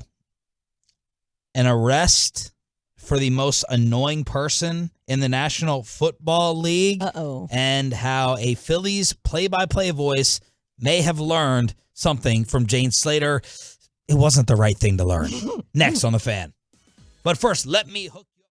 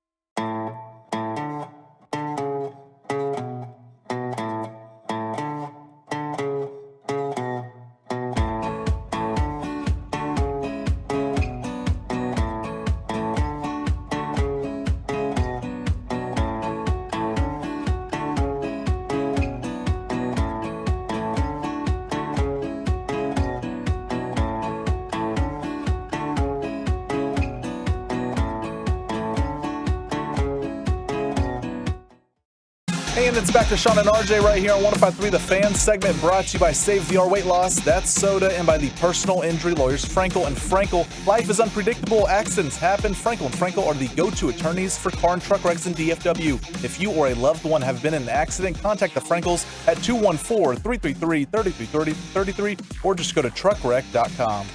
There he works in the 1-1 count to Duran, who's already got a couple of hits. He swings and hammers this one to left center field. That one is back. Looking up, Thomas out of here! Into the Diamondbacks bullpen. Ezekiel Duran, a 2-run home run, and the Rangers lead 5-4. Jared Sandler with the call right here on your home of Rangers baseball. Sean, Bobby, and Jane Slater in for Choppy the rest of the week here on DFW Sports Station. I thought it was going to be 2 comebacks last night, but the Stars did not hold up their end of the bargain. The Rangers come back with Jared's guy, Ezekiel Duran. Did Jared drop a Zeke Elliott reference? Yeah, I think it just got, it was right after that home run call where he had, I don't know, it was something about like the number of yards that Zeke ran around the bases is like the first 100-yard for a Zeke in like DFW and forever. So I don't remember. I have been I've been waiting a few days. He works those in, but not our stuff. That's right. But Jane, I've been waiting to pick a Zeke fight with you. Why? I feel like you are holding on or thinking that he had or has way more left in the tank than he actually does, based upon your tweets that I remember, like from Listen weeks to ago. Emmitt Smith. Emmitt Smith just said it wouldn't be a bad idea to bring him back. And Emmitt Smith is wrong. He's a I love that. He's a dinosaur on this. He Love is. that. Why? So Some of these. here's my thing. Let's do it. Finally. My argument on Zeke is you're not bringing him back as a starter. You're bringing him back as a 3-down guy. You're bringing him back on a veteran minimum contract with some escalators in there to help motivate a very moody room with a new running backs coach that's going to help you develop some of these younger guys. Okay, so that's my argument. This isn't for him being the one. No. Okay. I think the rub here is I think that he and his team still believe that he is the one, and that's fine. Believe in yourself. That's okay. And I think that there's going to be teams calling as he gets closer to camp, but I don't understand. Here's where the Zeke hate comes from. The minute players start making X amount of money, and I get it, and you're taking up a piece of the proverbial pie, there's going to be a target on your back. Sure. Period. And so if he wasn't making the money that he was making last year, I don't think people would have been so hyper focused. But he was that dirty back that got you those extra dirty yards. He was the guy that was punishing opposing defenses, and he was the guy that was helping Tony Pollard have the year that he was having. Period. Do you think that he will start somewhere else? I don't think he's going to start. I think his career is going to look a little bit like Mark Ingram's did in New Orleans. He's going to come in. He's going to be that other guy. He's going to be the boom and zoom with somebody else. Okay. I didn't hate the 2-back system in Dallas. Okay, I like how you made Boom and Zoom the new Lightning and Thunder. We needed a new Lightning and Thunder. There you go. So not for a starter. You're advocating him to go start somewhere. Okay, that's fair. You going to pick at that, or you want to move on? No, I mean, I don't know how efficient he is anymore. If you're talking about a culture guy or whatever else, that's one argument. I'm not asking you to bring him in the locker room as a culture guy. I'm asking you to bring him in as a 3rd-down guy. Do you think that Zeke Elliott's number will be retired here? No. I don't think he did enough for 21 to be retired. I mean, I agree. I don't think they've... I mean, Ring of Honor. Cavante Turpin got number 9. Do you think? Am I wrong on that? Cavante was 9. No, you're right. Yeah. So if Cavante Turpin can wear Tony Romo's number, someone's going to wear Ezekiel Elliott's number. Yeah, but Romo's going to be in the Ring of Honor. Guaranteed. Oh, you asked me Ring of Honor. I thought you said retired jersey. I'm sorry. I meant Ring of Honor. If Jimmy Johnson can't get in the Ring of Honor, how's Zeke going to get there? That's a grudge. That's a petty move. I don't know. D-Ware, Witten, Romo will all go in. I don't think Zeke will. You have others who argue that. Did you argue that he would? I think he could. I wouldn't be surprised if he did. But why do you look so disappointed over it? You have a personal thing with Zeke? No, I think the Zeke was a very frustrating player to cover because when he was really good, he was an absolute pain off the field for this team. And as soon as he stopped being a pain off the field for this team, he was not a good player anymore. Yeah. He was very frustrating in that sense. Okay, so that was my Zeke You got something else? No. Okay. Your hands started going. I didn't know whether you're getting worked up. I just feel like I've been alone in this argument, which is fine. I feel like there's a lot. Well, Brad Sham would support you. You and Emmett Smith, that's a good person to be aligned with. But there's a lot of Tolos who showed this weird outpouring of Zeke love after they got rid of him. When previously for 2 or 3 years, we were all in the same boat of kick him to the curb, and now it's like you know what sympathy. you know what they say. They say history's always kinder. Yeah. He'll be remembered better in a couple of, just like Tony Romo was. When And he had a very good when career. Tony Romo was here, nobody liked Tony Romo. Choke and artist. then the Tony Romo fans came out of the woodwork. Yeah. When they moved on to Dak. History's always kinder. Rangers news coming in. Josh Young has been selected as the AL Rookie of the Month. And he is the, what is this? 1, 2, 3, 4, 5, 6. He is the 8th Ranger to win Rookie of the Month. And as Jared Sandler pointed out, new Ranger rookie record for home runs in the month of April, the first month, and RBIs. All right, we may have to delay this Phillies broadcaster copying Jane Slater for tomorrow because the news is coming in that has taken over as the number one topic on all the social medias. Jackson Mahomes has been arrested. He is officially in trouble. Let's get the exact charges out there first so you can decide what type of comedy you throw on this. He's been arrested on suspicion of aggravated sexual battery. Now, what this is stemming from is this video that we talked about a while back. Yep. He went in, it was a restaurant owner, and Mahomes looked to be partying it up, and he approached her from behind and kind of grabbed her and kissed her. Mm-hmm. And then he went back and did it a second time. It's And disgusting. She apparently, obviously had a problem with it, and now Jackson Mahomes is in trouble for it, and the internet is finally having their day. Watch the video. I watched it. Yeah, that's for anyone that's got a question about it. All you have to do is watch the video. I have a question. It made me or two. uncomfortable. I have a question or two. So I went and did a little bit of digging because I'm like, the first time she did. I'm not defending him. I'm asking questions. I'm Jane Slater. Should I protect you from yourself? Investigative reporter. No, I'm fine. I think. If not, dump me. The first reaction she had wasn't upsetting enough to me. It was curious enough to me to say, is there something here? Do these two know each other? So she had Jackson come to this restaurant for publicity a few times.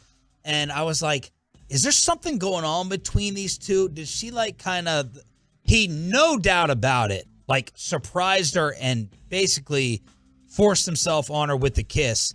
I was just trying to judge her initial reaction because he went back a second time. I was like, was it a disgustingly, as Mike McCarthy would say, was it a negative, visceral enough reaction where I wasn't thinking that something was going on between the two or a previous relationship? I don't know. Not that excuses what he did. Here's what I would say. Don't kiss people that aren't telling you, I want to be kissed.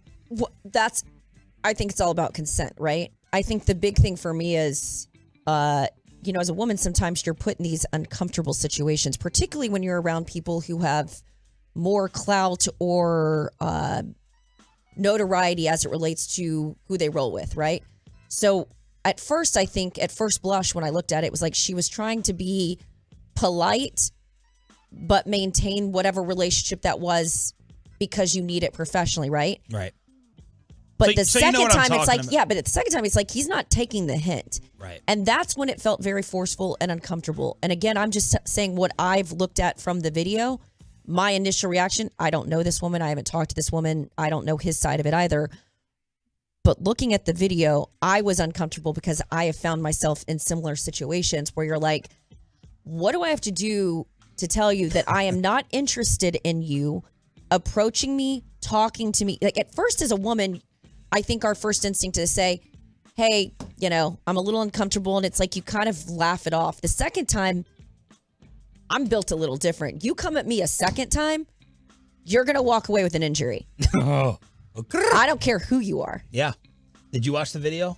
Yeah, I think it's hard without knowing whatever. I can't guess the context or how their relationship is or anything. On just the viewing of the video, it's wrong. It is exactly what the charge is. Now I'm guessing they would probably, because of the backstory that we've heard, I'm guessing that's what their argument would be, is they'll say this is somebody we knew. It was not, what it appears to be. But either way, she clearly did not want it. He did it. And this is where I get here's where I get a little frustrated with the pushback, particularly with some of the Me Too. Well, they knew him. They were friends. They had a relationship.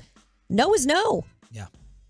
And I think as a generation, we're getting better at teaching guys and our sons and our brothers. When a woman says no, regardless of what your relationship is, it's no. To me, there's that. And you know me, I can kind of see two sides of things. Yeah. Particularly in certain situations, I'm like, girl kind of put herself in a bad situation, but no is no. He looked like he was feeling himself and he could just walk around and do whatever he wants. That's what it looked like in it. And then he went and did it a second time. So I don't even know if there's another contender for the number one seed of jackasses that people in the sports world were dying to see get his. I don't even know if there's another number one seed. The disrespect in Washington stands out. And it's just... On the Sean Taylor number? Yeah. I just also I know people who have family members like this. My family doesn't care what I do for a living, and I'm not even saying I'm that big of a deal. But I feel uncomfortable for Patrick sometimes, because Patrick is one of the classiest guys that I've been around. I mean, you're not going to hear a lot of people say anything bad about Patrick, and that's for a reason. And Patrick hangs out here a lot. He does. But it's this cringy hanger-ons with some of these guys, whether it be family members or friends, that you wonder sometimes. It's like, I get that they're family, but sometimes it's like, respect me a little bit more and act a certain way. Yeah, it's tough.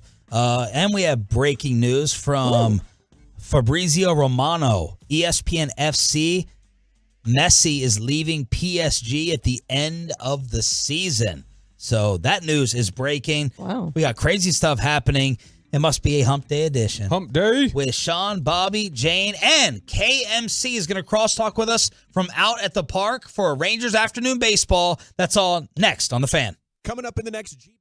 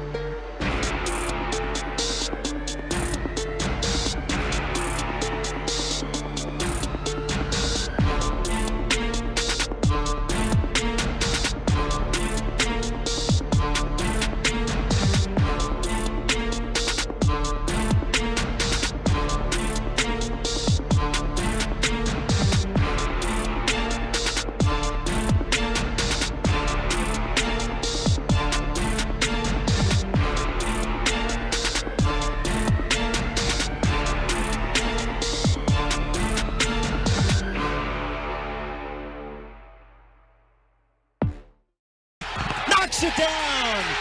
Brunson, little Frank the Tank action with the arms. Timeout Miami. NBA playoffs last night. Ooh, I thought the Knicks were going down 0-2 and Miami didn't have Jimmy Butler. And then the Lakers beat the Warriors. Anthony Davis showing up with a 30-20. Let's crosstalk with the KMC masterpiece with Derek Holland out at the Globe in Arlington. What's up, fellas? Corey, good morning. What's going on out there? Sean, thank you for talking to the show like that so nicely and kindly. We love you very much, man. You're a beast at what you do every morning. Give it 3 minutes. Me and Derek will get into it. Oh, great. No. This is going to be awesome. Yeah, we do have Derek Holland out here today. It's a Dutch Wednesday with us, so we're just hanging out. But we are out at Globe Life Field getting ready for the game today. Man, that was awesome that the Diamondbacks got taken down last night. Suck on that. So we'll be back at it today, and it's just an amazing feeling to be inside this stadium broadcasting the way we do 105.3 The Fan here with the Rangers and our good friends, man. And we also have Sean Shapiro joining us today at 11 to talk about Stars. Now, for half a second, they said they were going to move us, and then I thought about pouting and blaming it on somebody else for like 3 days, but that didn't happen, so that was cool. I love that Kevin always has a remote broadcast issue or problem. Not this time, yeah, baby. Today. Mike, what's going on with you under the table? It was perfect. Oh, I just need, that's a weird question. I just needed to plug in my charger for my phone. My phone was down to 35%.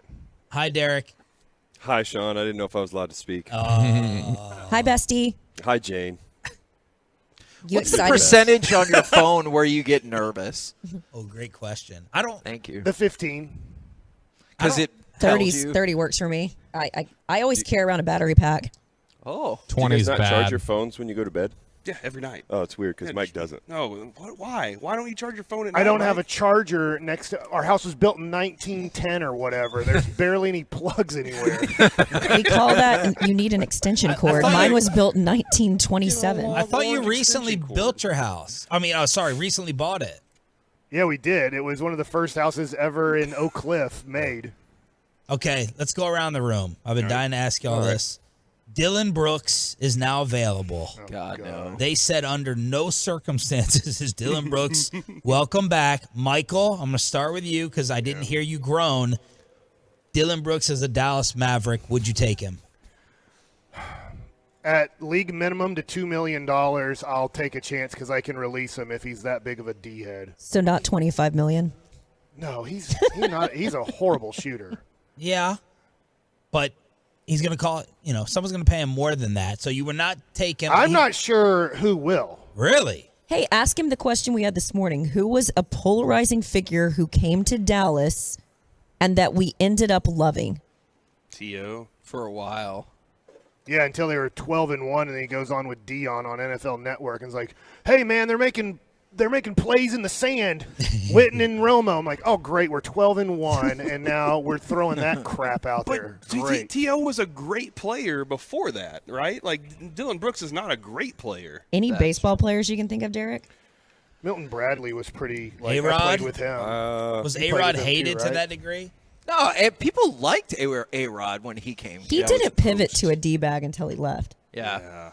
He was posed. I didn't like Carlos Gomez until he got here. Yeah, that's a good one. All right, is there anyone that's in on Dylan Brooks? Nope. Defender, attitude, edge. You need defense, man. You do. But also, isn't he like a fake tough guy now? So that's already expired. So that's my real concern. And Mike, you already have problems with Luka dancing and everything before games, and that's all that dude did coming out of the tunnel. We set lead dance off. We set the technical fouls record if Dylan Brooks and Luka played on the same team? Oh man, Tex in a season for a squad? I think it would have to be. Can I ask you this, Sean? Is he a good defender? Have we ever seen him slow a player down? Man, not till they score. I mean, I get that. I get that he's like, "Give me that guy, I've got him." Right. But I mean, like, I don't know. Like every time he guards Luka torches him. Luka goes off against Memphis, And it's partly because Dylan Brooks is like, I got that guy. And they're like, no, you don't. He goes for 40 and 15 on you. So I get he talks a good game that he's a defender, but Memphis is like, you're such a bad teammate and really not a positive player. Under no circumstance will we sign you. I'm all for maybe giving him a chance, but I need it to be a very releasable contract. Derek? Yep. Yeah. Put it to the side. Put it to the side for the good of the team. Why? Why, yeah? No, he doesn't. No, I don't want him. Yeah. I was just saying because you said my name. I'm out on this guy. I don't want him here. I could care less. Couldn't care less. Whatever. Oh my gosh. Thanks for the grammar police. I do want to point out something. I just want to point this out. Derek, you know everybody that works in the stadium because every time people walk by, you're like, you say hi to them and you chat with them and they chat with you. And it's I think some of them came from that office over there to come over here. And, I did some cool things over there. Yeah. And they remember me for that. So, we're close. I don't do all athletes have that? I'm just sociable. I talk to everybody. Whenever I do the signings and stuff like that and I'm walking around, I always say hi to everybody. That's awesome, man. I can confirm. When we went and played golf that one day, man, you knew all of the guys out there in Las Colinas. I try to get everybody to play golf. I want everybody out there. Derek, 18 holes, Jane versus Bobby. What happens? I got Jane. And I've also, like I said, too, I've got $500 on top of the other $500 that was possibly going to be in there for a donation to the charity of their choice. So, Bobby, you've been talking some really good game. I'm proud of you for that. Is he the Dylan Brooks of the station? 1,000%. Somebody in the fan text said that. He is that guy that just talks and then can't back it up. Wow. And then when we start to ask him about it, he'll just, ignore the media. Typical thing to do. It's what you are. You're the media. Maybe that's why Cuban does like Dylan Brooks. Ooh. But I'm going to stay quiet. Do you have his defensive rating, by the way, last year was 114, which is not bad. It's like middle of the pack. I think Luka's a 110 over his career. I was looking this up the other day because Steph's like a 107. Michael Jordan was like a 101. And I was trying to figure out like what those were or something. So Luka's like a 110. If Brooks is a 114, that's pretty interesting. Joel Embiid is returning for Game 2, and last night he won the MVP. Preseason favorite, Luka Doncic, finished in 8th. So 8th for Luka. Hey, how cool was it, though, for Embiid's story about him wanting to not play basketball anymore after his brother's loss, or after his brother passed away, or his dad? That's pretty incredible for him to be able to come back and do that and then become player of the year. And didn't start till 15. His whole story coming from Cameroon is a fascinating story about how his family wanted him to be a volleyball player. Oh, wow. You guys read into that? Yeah, and he was, he didn't play for the first 2 years because he was hurt. He's a stud, and it's the whole angle of him, his family wanted him to be a volleyball player. Like, that's part of how he always got the Hakeem comparisons, was just the bigger guy who played another sport and was super athletic, and, that he's finally clicking, because there was a lot of bus talk about him the first 3 years. And, Sean, did I hear you right? You said after the MVP votes came out, Luka went in 8? Dang, man. No, he finished in 8th. Oh, I thought you were saying he celebrated and went in 8. That's also a cool. I thought you meant he ate. Like, that's like a term that the cool kids use these days. Like, oh, she ate. Yeah. No, Mike thinks he could have mark that. Literally. That's going to be used so often. It's so good. Another snore. We got a third snort of the morning. Derek, did you go to the Stars game or think about it and then bail like Jane did? No. I just didn't go. I was pretty exhausted. I got after it yesterday doing a lot of baseball stuff and everything, so I was a little too tired to go do that. How much? And plus, I wanted to watch the Rangers and the Stars at the same time. When is all the Michigan Wolverine talk on today's show to hype us up for the draft class? Learn about Mozzie, dude. Oh, I didn't. I know a little bit here and there, so I can say whatever. You texted me a hell of a scouting report on Mozzie. Yeah, because I got inside information too, and obviously getting to see him up there. I saw him and Schoonmaker. Those two guys. They played a big part in this team, especially Schoonmaker. To me, he's a guy that's. I'm not trying to compare him to a Jason Witten, but the dude can do it all. He can block, he can catch, he can do everything you need him to do. He is a big dude. And Bobby, you finally got somebody on your side there. Now you I know. can do all the It's things. about- But I mean, I'm time. going to always be on his side. I'm biased. It's Michigan. unless you're playing golf against him. Yeah. Well, I also agree with Mike too, talking about this. We're going to have like some kind of system because they're going to take forever. Jane's not going to take forever. Bobby will take forever. No way. 100%. No. Yeah, $500 is like, I mean. Also, Derek knows when I start struggling, I'm all about pace of play. I just pick up my ball. That's the you won't be able to do that though if you guys are playing against each other. That's why I love that we're playing in a scramble. All right, Jane, seriously now. Yeah. For Bobby's golf experience. I don't even think he's going to make contact with the ball. That's true. What? I kind of strong. agree with that. Over under what on the front I would nine? go just to see his atrocious golf swing. I told Derek You can this. drive the golf cart. Thielen said it was good. I told Derek this. I think Mike and one of you questioned it. Spit it out. A 200. Like I think. Yeah, I think he's 100 on each side. I would take. I think it's 100. I was trying to get it straight, jackass. But I'd even let Bobby play from the women's tees. Oh wow! Can you say that these still days? break 200. In this climate? Yeah, I'm playing from the women's tees. It wouldn't matter. Tees. It would. It I'm a wouldn't matter. woman saying a woman thing. If Wow. Bobby shot under 200, I might pay him the 500. Under 200. Use that as an excuse. 200 Yes. over, 200, over wow. 18. Okay. I sat that one out when you guys did that with the tees. I had to play it safe. These guys are very conscious over here, Kevin, of not offending anyone. Can I walk around Well, we Kevin, have and say to. I'm a We have man to walk saying on man eggshells. things? Is that how it works? Can't say ma'am. That is not how that works. No, ma'am. Saying man That things. is not how that works. All right, we're done. Mailman. We'll Beef. We're Can't say back. that. We're back tomorrow morning. Nice. Bye, Sean. I'll see you tomorrow, Derek, love Sean. you. Bye, Kevin, Jay. Bears. Kevin, good luck out there. Thanks. Rangers baseball this Bye, Bobby. afternoon. It's the KMC Masterpiece. Next on The Fan. Hey, thanks to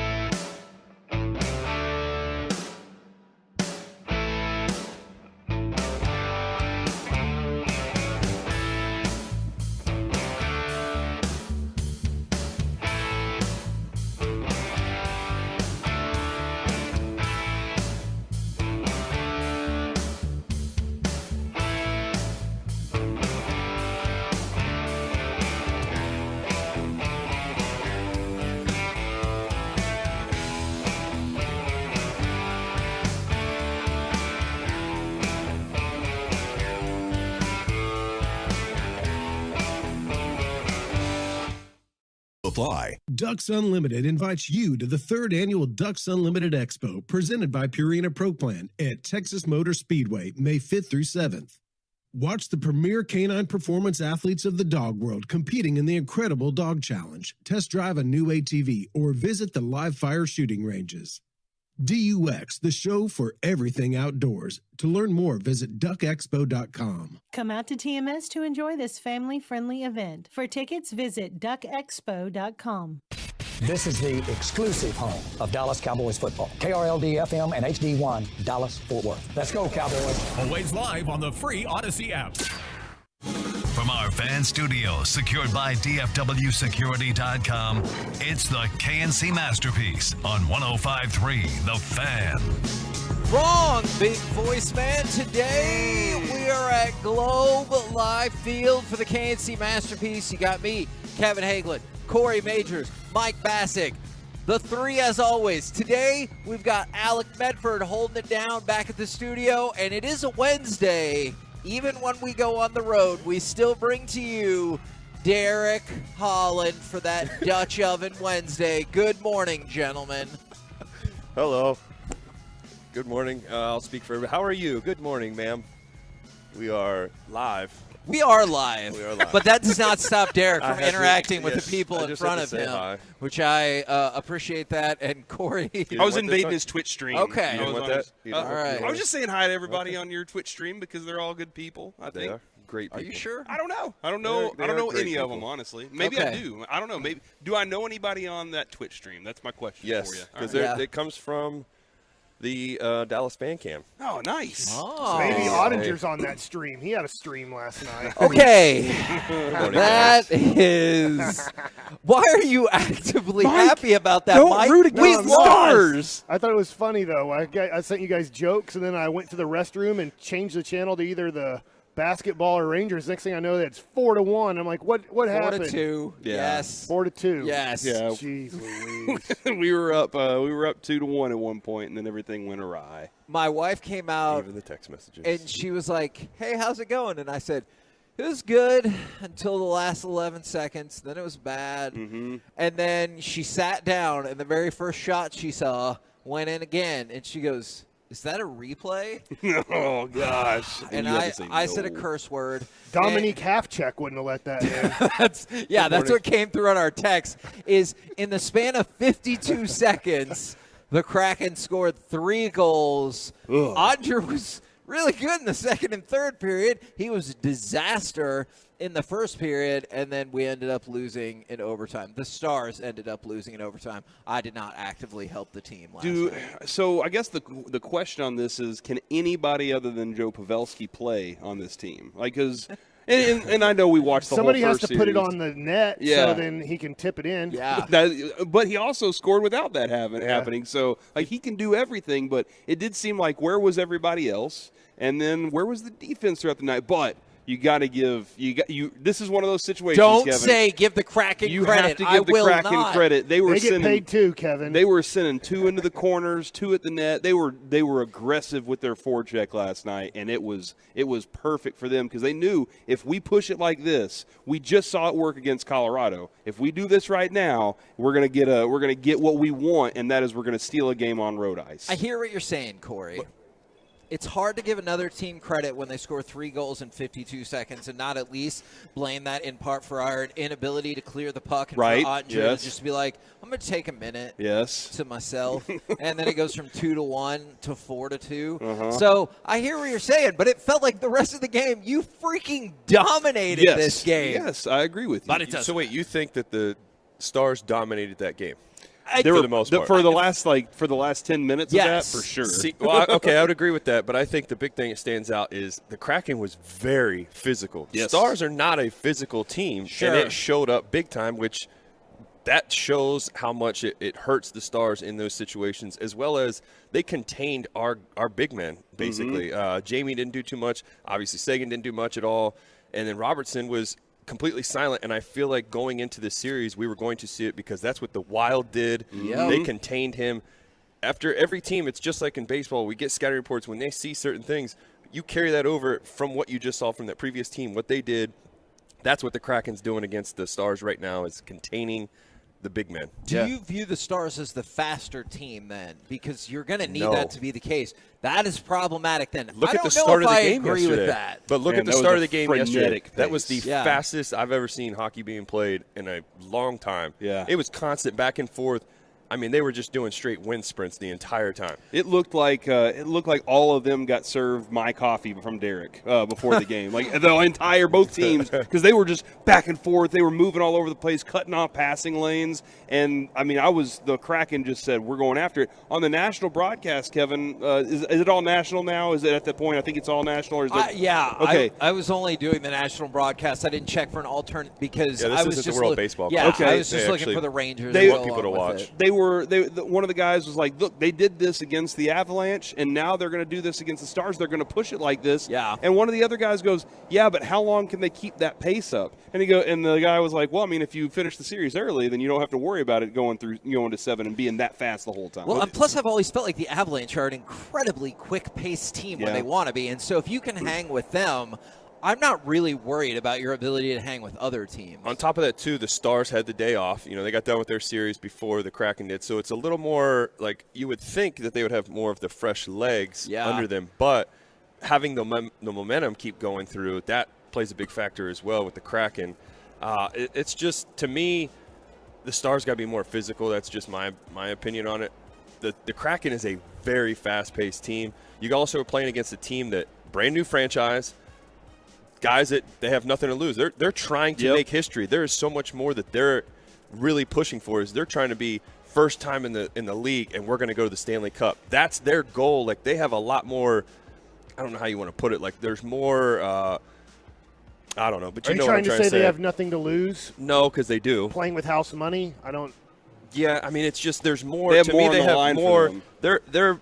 They're more psyched up. I feel like, not saying that the Stars aren't. Man. It's just More you've motivated. got. Think about it. If you're playing for a first-time franchise and you are in the playoffs for the first year, you're already making history with that team, and you're the underdog. And Okay, I hear you, but on the flip side, if you're Jamie Benn, who worked his entire career to get to the Cup, got there only to see it slip away, is the idea of your urgency not off the friggin' charts? 100%. I got to experience it with Michael Young. 10 years he played here with the Rangers, never got to go to the playoffs, and then all of a sudden we go to the playoffs and we go to the World Series, and it slipped away. We lost. But don't you think his sense of urgency would be more than like if it was first year, second year Florida Marlins?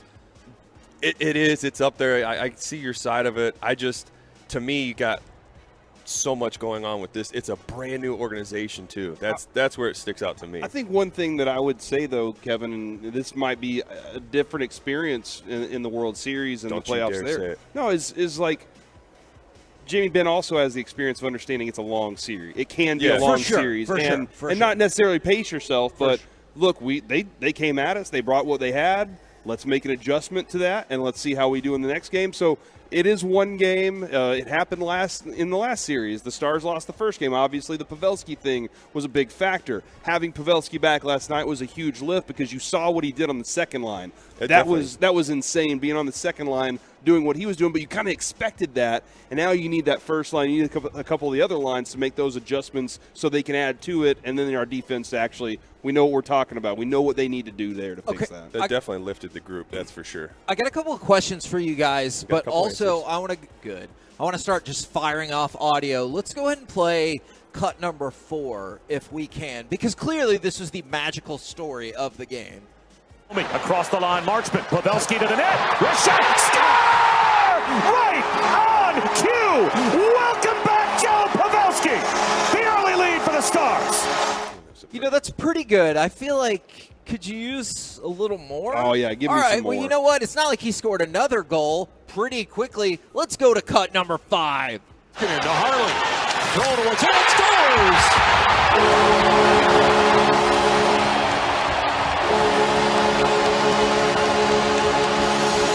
Joe Pavelski tips it home. Second of the night, 2-1 Dallas. I can see why it took a second because I didn't initially realize that Pavelski had deflected it either. Because I just thought, man, that's a distance goal right there. And then when I saw the deflection, I thought it was magical. Well, and that Kevin, that like I knew it immediately because I was, and not to say I'm better than you here, but it was one of those immediate things where you saw the shot.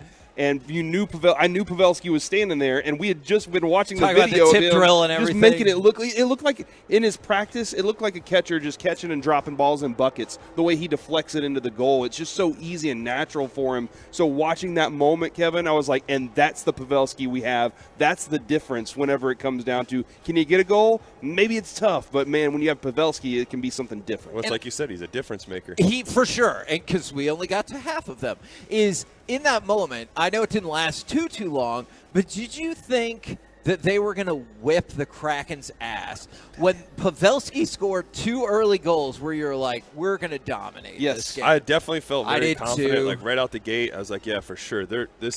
We are going to beat them down. And then once they came back and answered, then it was like, okay, now we've got ourselves a game. We knew we weren't going to shut them out. This is too good of a team, especially with what they've done every first period. They've actually scored, I want to say, almost every game they've scored in the first period. Yes, they've been dominant in the gate. first period. Yeah. Absolutely.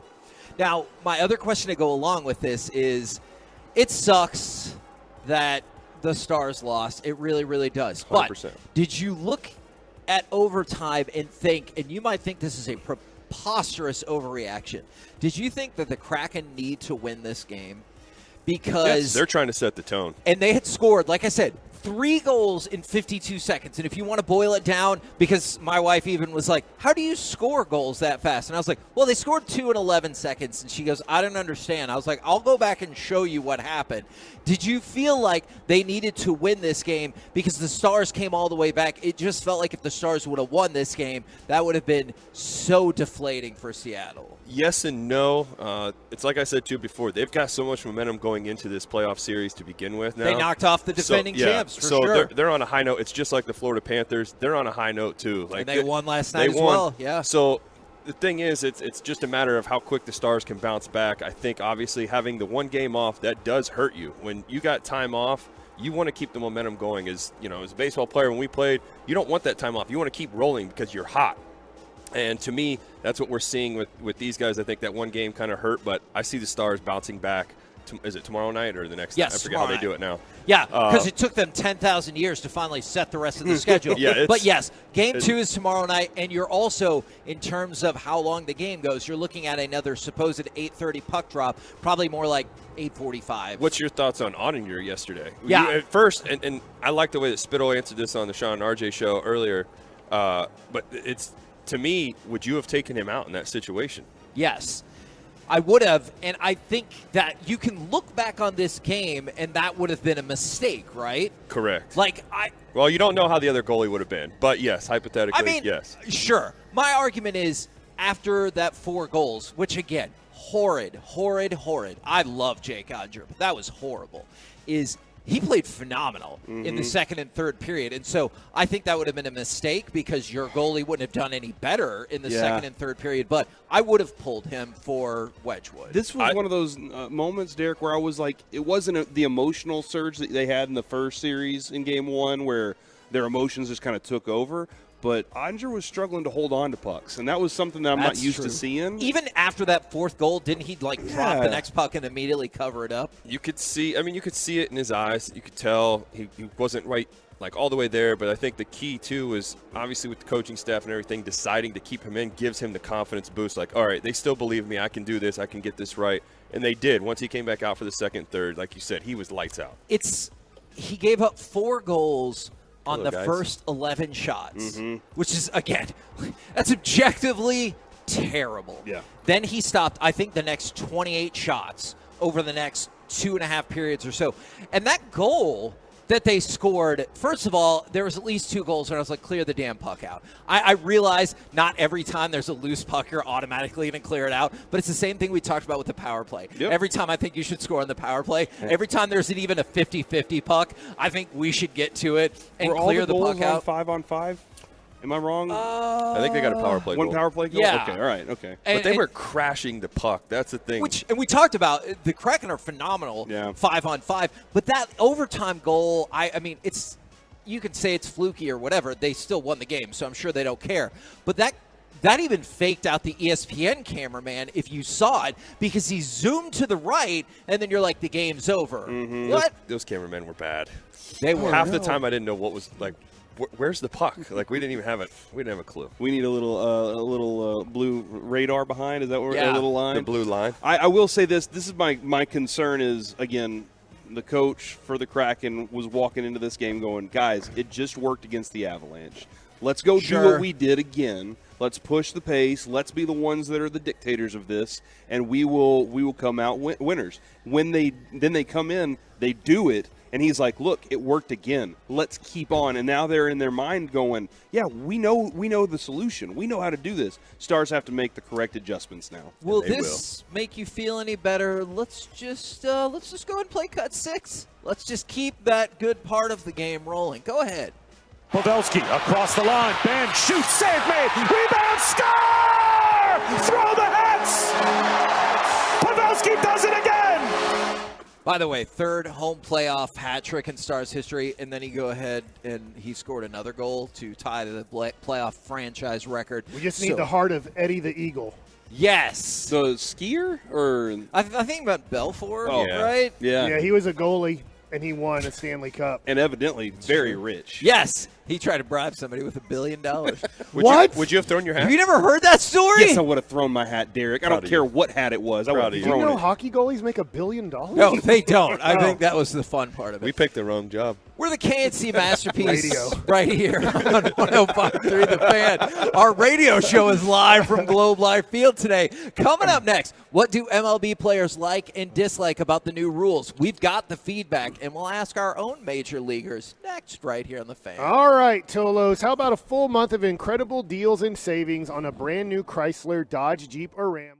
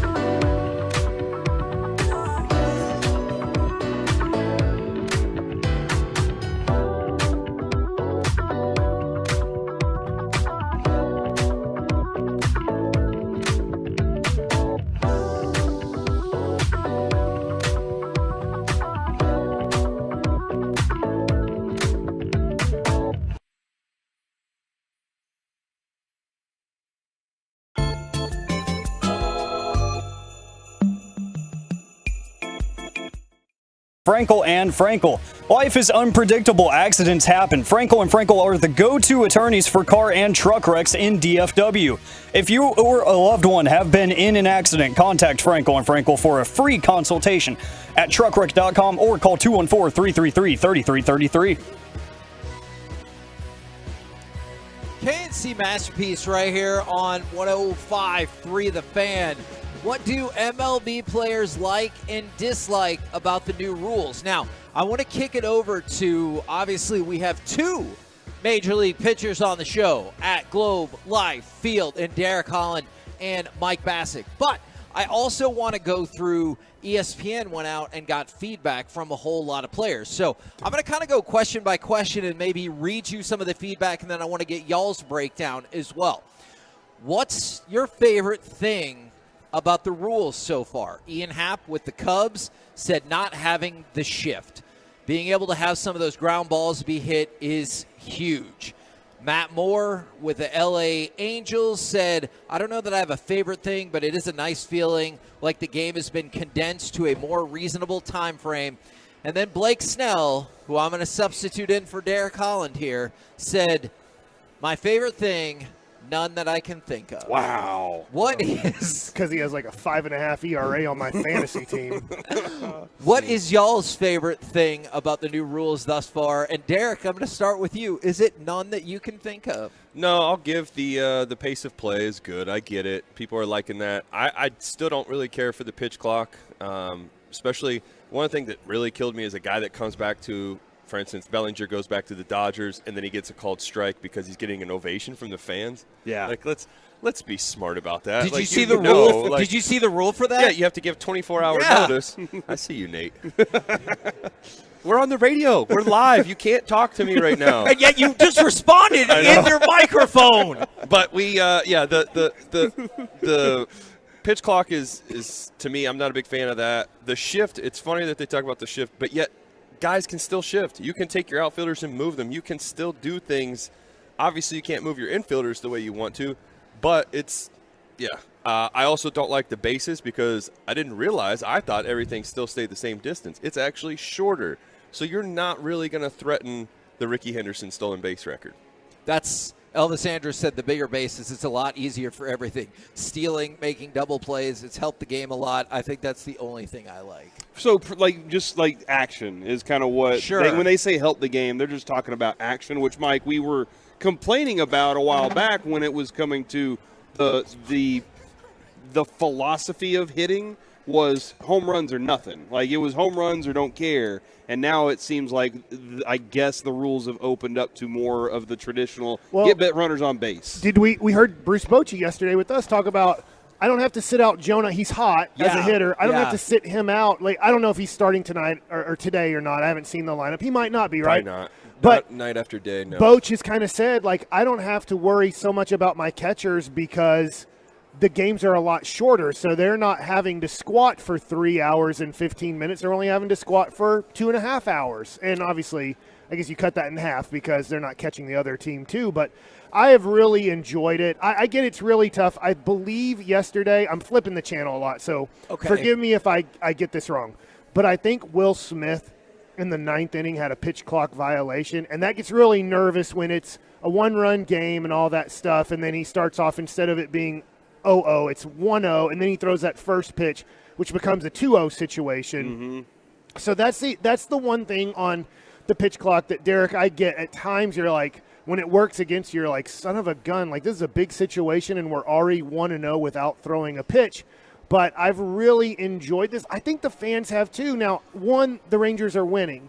But two, I think that it's much more of an enjoyable experience for fans to come out here and know they're coming to a 1 o'clock game, and most likely the game will be over at 3:30. You will beat rush hour traffic and be home around 4:30 if you stay for the whole game.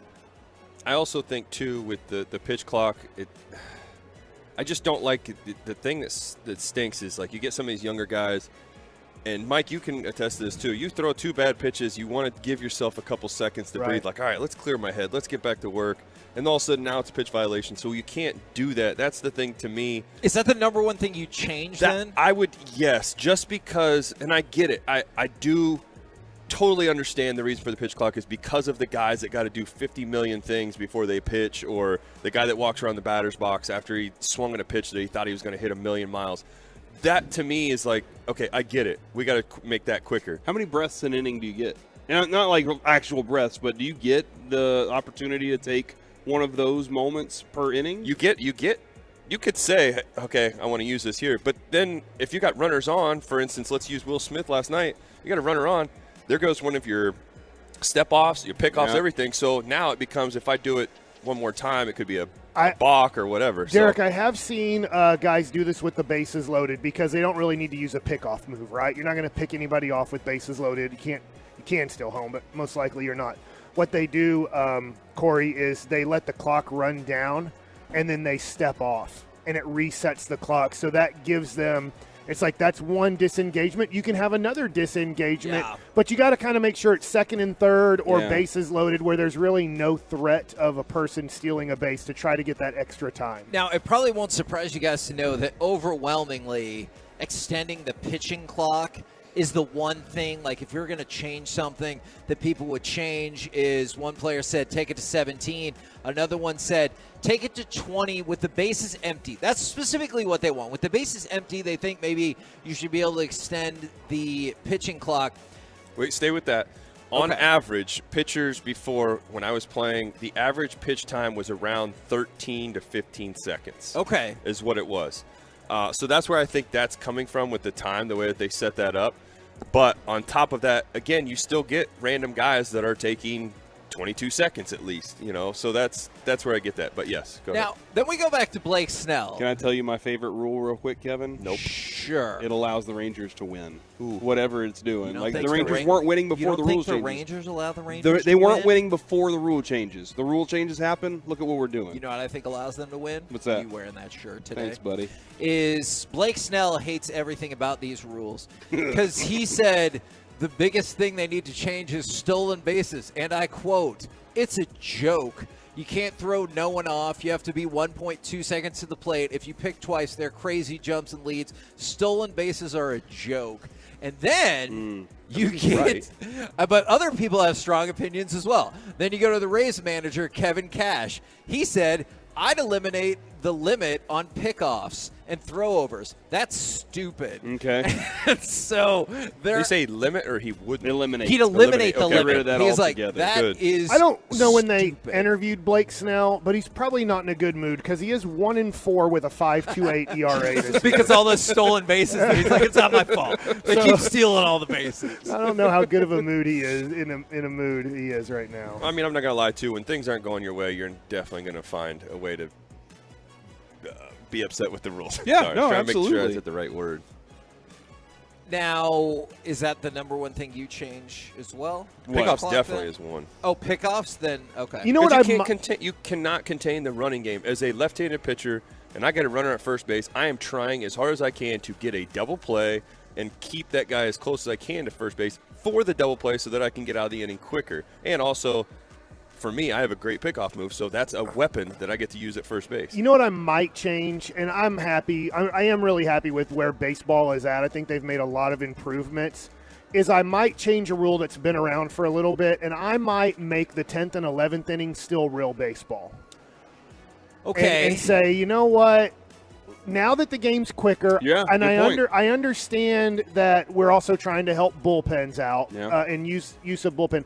But if our game is going to be now a 2-hour and 25-minute game, maybe we can play the 10th and 11th inning as a real baseball game, and then in the 12th we put the ghost runner on that. And that's interesting because Kyle Higashioka, the catcher Let me for interrupt you guys real quick. Corey Seager is now running out to shortstop. Oh, my God. And Bruce Bochy told us yesterday he would be shocked if he didn't play this month. Now, I know we're at the beginning of the month, but when he says shocked, doesn't that make it feel like it feels really good because they said 6 to 8 weeks minimum. And so you're thinking, gosh, if it is 8 weeks, that would put you back until June. Yeah. And so I think that's good news that Corey Seager's, working and slowly getting back and probably, we'll be in Frisco here in a couple weeks for like 5 games and then play for the Rangers. Yeah. I think May 20th.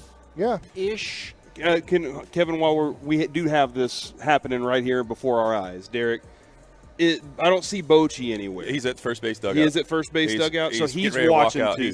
Looks like he's talking to the Turtle Man, Evan Grant. Okay, so but what are they looking like? What are they trying to watch for? Just to make sure he's nothing's just and who's they want to watch him? him do his fundamentals, make sure it doesn't bother him, no tweaks, no setbacks, just keep him in routine, getting him ready for when he does come back. I'm sure he's going to take a rehab stint, so he'll probably have a couple games there just to get the feel back and make sure everything's where it needs to be. But right now, it's just getting a feel. I mean, he's moving fairly well, so it's great. not. The big test is I don't even know. Like right now, we're doing ground balls right at him. Got to run bases. We might see if he's going to go left to right with them. But at this moment, it's straight at him. We could see some low ones, just trying to make him move more, testing out the hamstring. All right. The Yankees catcher kind of went against what you were saying, Mike. I just like his long-term logic is funny.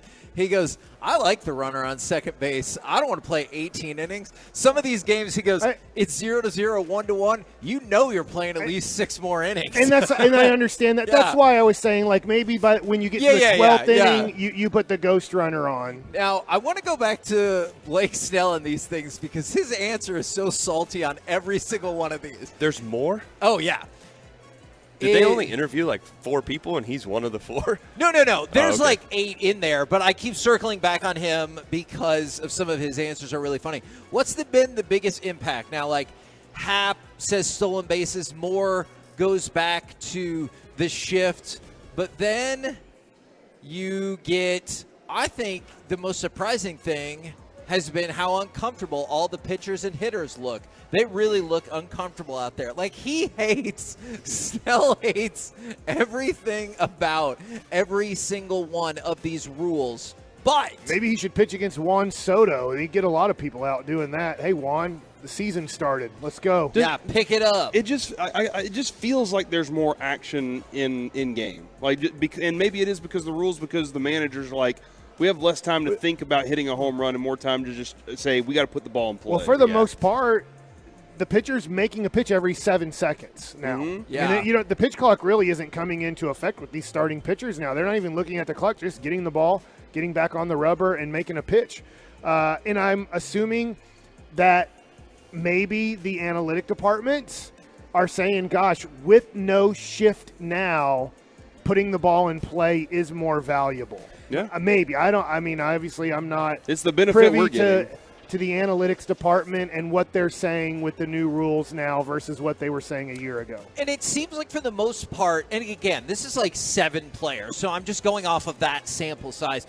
They're pretty positive about it. Mark Conha with the Mets is like, it's definitely changed. I still like the pitch clock and the fact that games aren't so long. There was a player with the A's is like, a lot of times now I get home or back to the team hotel when the game would normally be over. And so, obviously, that's a big deal. And Elvis Andrus Coach had a problem with his wife the other day. Yes! He goes, she was mad because she thought the game would go another hour. And Elvis Andrus said, I thought during the at-bats it was going to be a really big adjustment, but it hasn't been, and it has made the game quicker. So it feels like people have caught on faster than anticipated. Because remember, we talked about the chaos of baseball. People have had to adjust, but it seems like most players have caught on quicker than I anticipated. He's moving around more too, by the way. Dude, he looks good. Do you want to move up when he's coming back? Let's do it today. Do you want to say no, today? we won't do that. Oh. Yeah. Crap. But the hitters thing with Elvis, what he was saying, I agree with that too, because it's not. You're not walking around like you used to. You know, you swing a pitch, like I said, and you think you've got it, and then they take their time, kind of walk around. It's actually keeping them more engaged into the at bat. So it's not like I could see where Elvis is right on that. It's not changing anything because it's not. You're still in the batter's box, engaged, ready to go. It's just like now, okay, foul ball, boom, okay, here we go. We're the KNC Masterpiece right here on 105.3 The Fan, where Derek Holland is saying perhaps Corey Seager could flout the injured list rules, and he's playing today. Yeah, he skipped all that. Well, he said don't do that, actually. Derek said I was reporting, go ahead and do it. Just like still no word about the Fort Worth Wild or any changes. Mike, you got any updates on the Fort Worth Wild? Well, that'll happen after the NHL season's over. Oh, yeah, that's right. So we got to wait on that, still Kevin. Dickies Arena. Oh, okay. Get ready. That is a good arena. We're out of ahead. time. Okay. What do you want? We got Nuggets next. Okay. All right, Oh, that's coming the up pitch clock. next, no, you had to go or not go. Okay, well, let's go real quick. People were asking, do you think the pitch clock is what's hurting DeGrom's arm? Well, the only thing is, I don't think the pitch clock is hurting anybody when it comes to that. Coming up next, more Baseball baseball nuggets. talk, where I felt like maybe you could have told us that. Oh with my baseball God. nuggets with Oh Mike my Bassick. God. Yep, next. Oh. Coming up in the next G-Bag Nation, we'll join you a little bit late. Rangers baseball starts at 1. So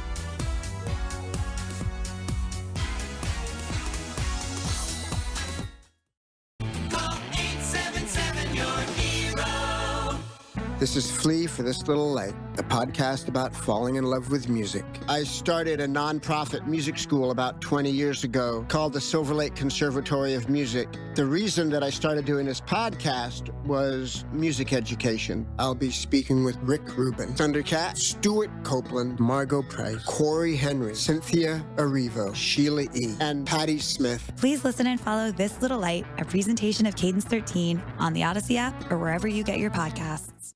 Get the top stories, exclusive podcasts, video content, and much more 24/7 at 1053thefan.com.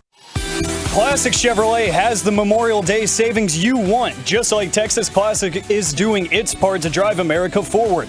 Don't miss one-time holiday savings to upgrade for less. This is Texas. This is Classic Chevrolet. Relax and enjoy the difference. Find new roads. There he works at the 1-1 count to Duran, who's already got a couple of hits. He swings and hammers this one to left center field. That one is back. Looking up, Thomas out of here! Into the Diamondbacks bullpen. Ezekiel Duran, a 2-run home run, and the Rangers lead 5-4. Take that, Dan Plesac. Yeah! Zach Gallion, number 4 starting pitcher.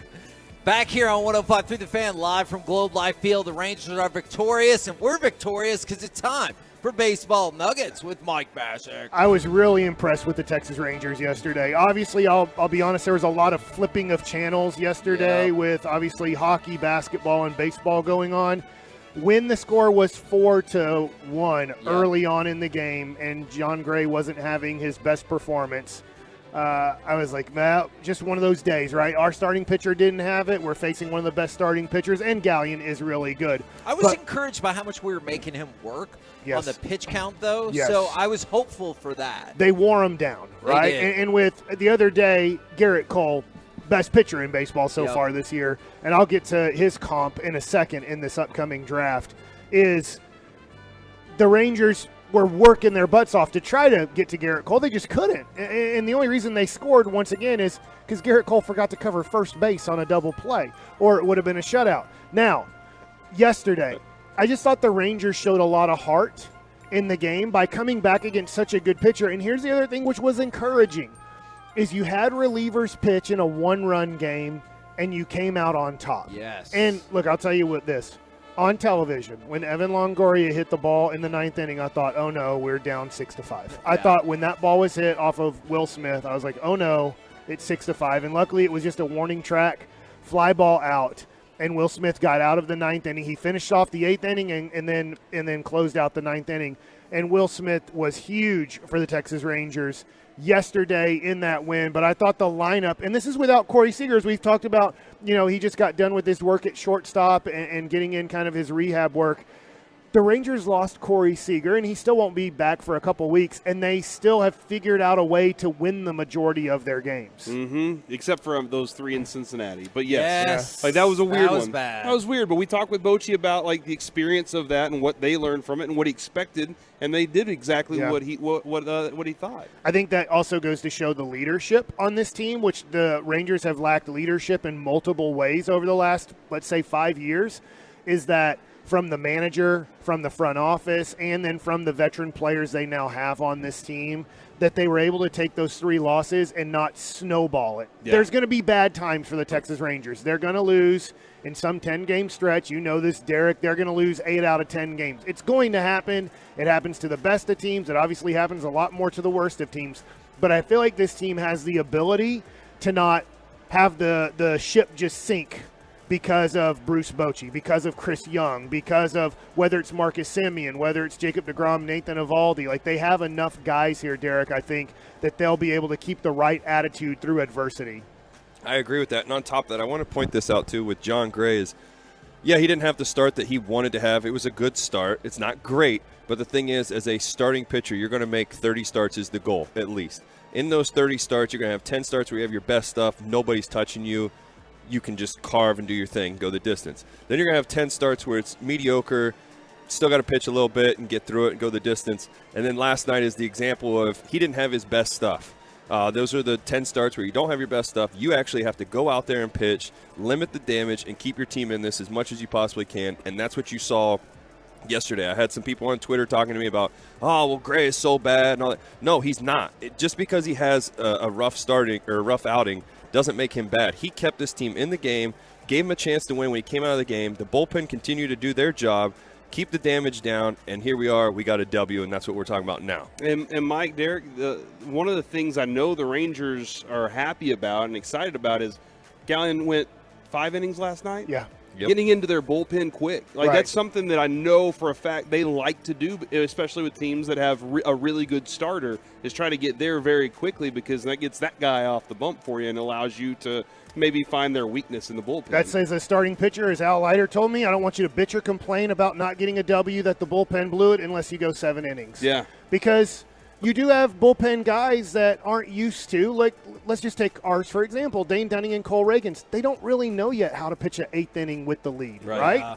They're going to have to learn that as their career progresses. Or, Dane Dunning's going back into the rotation here for Jacob deGrom for a little bit. Is if you can get into the bullpen and you're only facing their 4th or 5th or 6th best bullpen guys, you have a much better chance of scoring than, hey, we got to their top 2 bullpen guys. The Rangers got to, I know that they had some guys that stepped up big time, but if you can get to somewhat Hernandez and Will Smith, you feel better about your situation than having to go through 4 guys in a game. Now, I want to get to this real quick.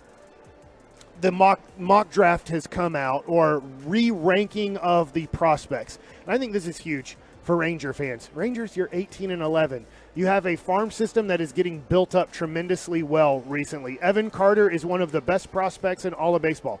At shortstop in AA, Luis Angel Acuna is one of the best shortstop prospects in baseball. He's having a very good year at 21 years old in AA. Well, they've re-ranked now the draft spots. And remember, the Rangers have the 4th overall pick coming up in this draft. Wow. If you want to watch the best 2 prospects in all of baseball, just watch LSU baseball.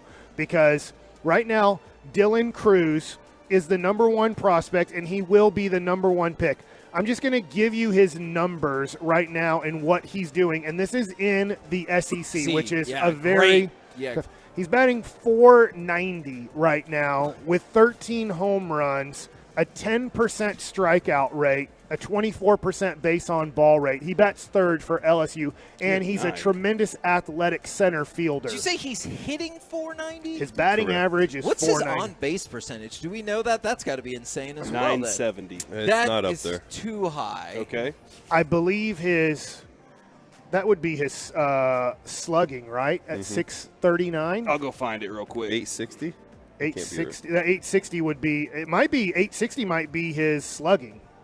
Holy moly. I mean, it's unbelievable. He's unbelievable. Yes. Okay. Let's just leave it at that. He's going to be number 1 overall pick. So if you want to watch LSU baseball, the center fielder is going to be the number 1 overall pick by the Pirates. Here's a little bit of bad news, but I watched this kid pitch at A&M, and I was like, oh my God. This guy is so good. And nothing against Leiter and Kamar Rocker, who have been kind of the guys we've followed. By the way, it looks like 633 is his on-base percentage. Yeah. Okay. Pretty impressive. Makes sense. That's pretty impressive. I agree.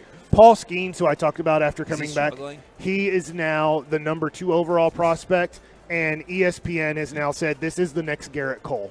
And I agree. I'm going to tell you what. The pitcher for LSU? I agree. Okay. Yes. And they're saying now he most likely will be the number 2 overall pick. So LSU will have the number 1 pick and number 2 pick. You saw him live. I saw him live. He throws the ball 99 to 100 miles an hour every pitch. He throws the ball where he wants to throw it.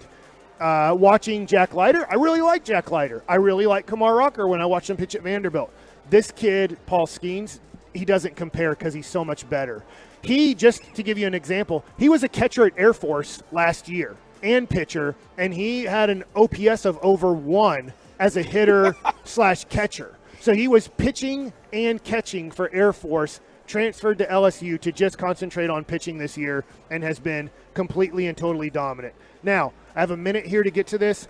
The Rangers most likely will be taking an outfielder with the 4th overall pick because after you get past LSU, the Tennessee pitcher has not been good this year. He's been inconsistent. He's really fallen out of the top 5 picks. There's time to make that up. Wyatt Langford, left fielder for Florida. He right now is probably the number 3 overall prospect. Number 4 overall prospect, Walker Jenkins. He is a high school outfielder right now playing right field, kind of a power guy from the left side. Number 5 overall prospect, center fielder, that's a high school kid. So you're looking at probably taking either a college or high school outfielder right now with the 4th overall pick. There you go, Kevin. And did you see the excellentness of Josh Young, Rookie of the Month? Yes. We did it, Mike. In your face, Stros. They're not stroing anymore, are they? They don't even know how to stro anymore at this point. What an excellent I thought for definition we sure put on it that would be their yesterday. pitcher. Why am I drawing a blank on their pitcher who's so good? But he's not. Because he didn't win Rookie of the Month. It's not gonna That's be- why you draw a blank It's not on going to be him. Gunnar Henderson. That's right. Man, he stinks 180 so far. something. Get Coming out up of here, next. MLB. Can't even stro the ball. Yeah. Let's talk the That was fun. magic of Joe Pavelski. He be whiffing. With our Dallas Stars insider, Sean Shapiro. We'll do it next right here on The Fan. Be a part of the show. Text us on the truckwreck.com fan text line, 877-881-1053.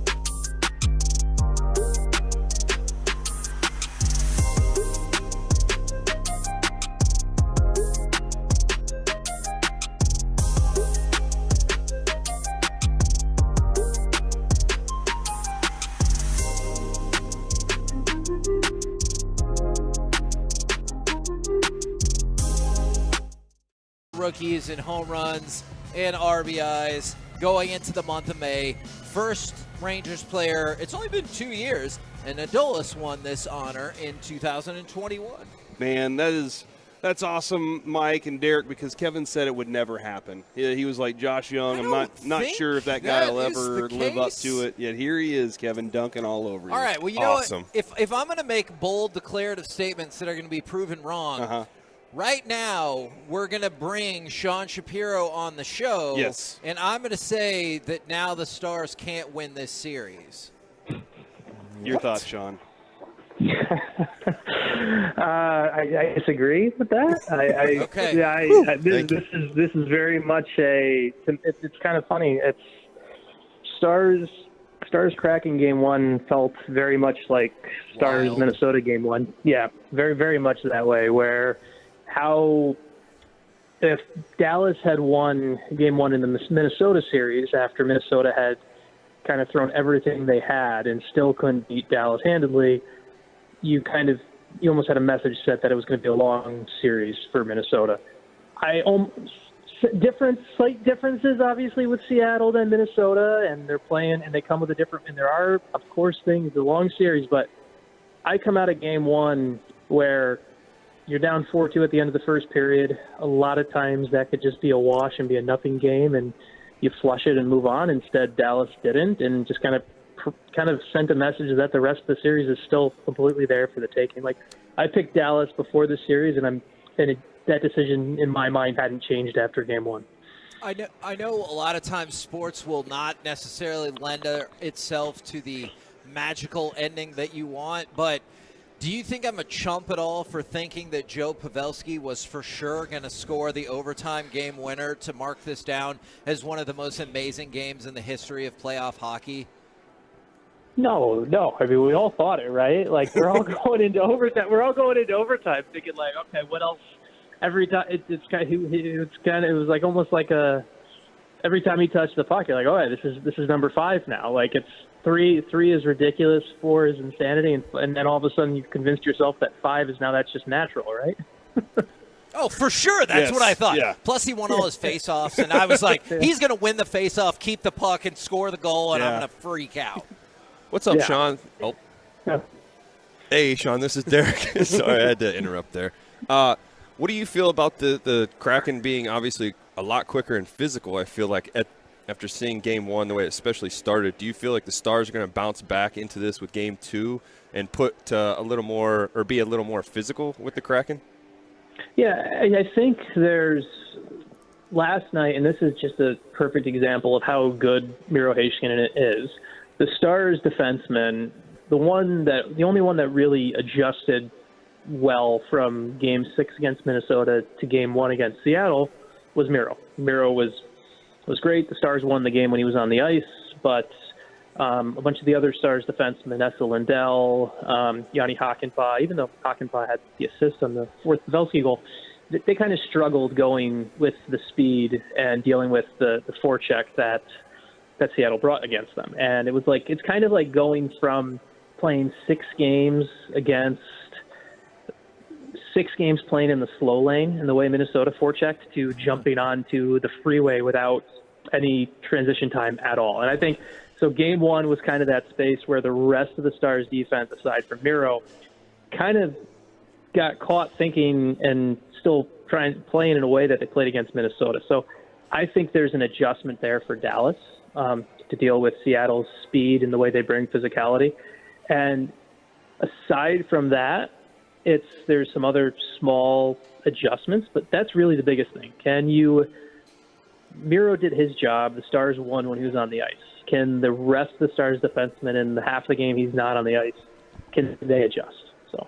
Yeah, and with that, you talk about adjustments and everything. What about the adjustments of trying to get Robertson more involved? Because obviously we saw with what the Wild did to him, keeping him contained, and obviously starting off, I know it's game 1, but they contain Robertson and our other big guys, Sagan and Ben as well. Is there any adjustments you see going forward with that? Yeah, Robertson is the big question, or if you want to put a concern on a forward, it's Robertson, because on a night when Joe Pavelski scores 4 goals, you don't want to waste that, right? Like if Jason Robertson regular season game, the Stars win that game 5-4 last night, and I think it's one of two ways you try to figure it out. One issue with Robertson is he hasn't been the same since Pavelski got hurt, and he hasn't played with Pavelski. But obviously Pavelski had such a great game with Max Domi and Mason Marchment last night. How can you not play him on that line? And so it becomes a little bit of a coaching challenge here for Pete DeBoer to figure out how do you get Jason Robertson to figure it out on his own, because you don't want to take you can't split up a line that just scored 4 goals. You're not going to do that. But you need Robertson to kind of act like the Jason Robertson who had 109, 108 points, whatever it was in the regular season. And this is the reason he held out before the season and wanted the bigger deal. This is what you're getting paid for. So I think a lot of this becomes, if the Stars are going to go deep, they need Jason Robertson to show up, and the Stars haven't been critical on him because it's been easy to give the excuse that Pavelski's not there. But if you want to be a guy who's getting MVP votes, and Robertson will get a couple this year, you got to show up in the playoffs. And that's really honestly what it boils down to me, because you look at that other line, the Ben line with Johnston and Dadonov. Like, Wyatt Johnson almost ended the game twice in regulation. Yes. Yeah, like that kid's 19 and he's showing up in the playoffs. So I put this more on the player than the coaching, where Jason Robertson needs to show up, and this is why you went and got paid, and this is why you're going to get MVP votes, so you need to show it in the playoffs. Not to be lost in the Pavelski extravaganza, how good was Max Domi in terms of moving the puck and facilitating last night? Oh, he was great. I mean, the one question with Domi has been, since the Stars traded for him, we knew the puck movement was something that was going to be a skill and something he'd bring to this team and everything. But he kind of struggled a little bit to find the right fits just after in March. Ironically enough, going back to the game in March when in Seattle, Mason Marchment got hurt, and they asked Domi to do some things more defensively and everything like that. And even in the last round with Pavelski being hurt, he was asked to do some more things defensively. And when the Stars basically were able to move Ty Dellandrea down in the lineup, and Max Domi's kind of defensive responsibility shifted to a little bit less, he was able to be the Max Domi that Jim Nill went and traded for at the deadline. He's great at moving the puck in transition. He's great at picking apart seams. I loved the little play that when it's impressive on the first couple ones, but to set up Yanni Hockenbach, who is not the fleetest of foot on essentially an area go past, that's an impressive little play that kind of gets understated, because obviously Pavelski's tip and bunting it home is the one that we all see. But just the highlight to get to cue that up in the space to pick that apart, that's great play by Domi. I mean, he's been really he was clearly, I think the Stars really unlocked something with him last night now that they were healthy, and he could be used the way they wanted to when they traded for him. And he wasn't being asked to do some things that, frankly, he can't do. He's like any hockey player, he's got his flaws, and the Stars were asking him to do some stuff defensively that he's not great at, and he allowed it to get into some of his other parts of his game. And last night we saw what happens when he is kind of used properly.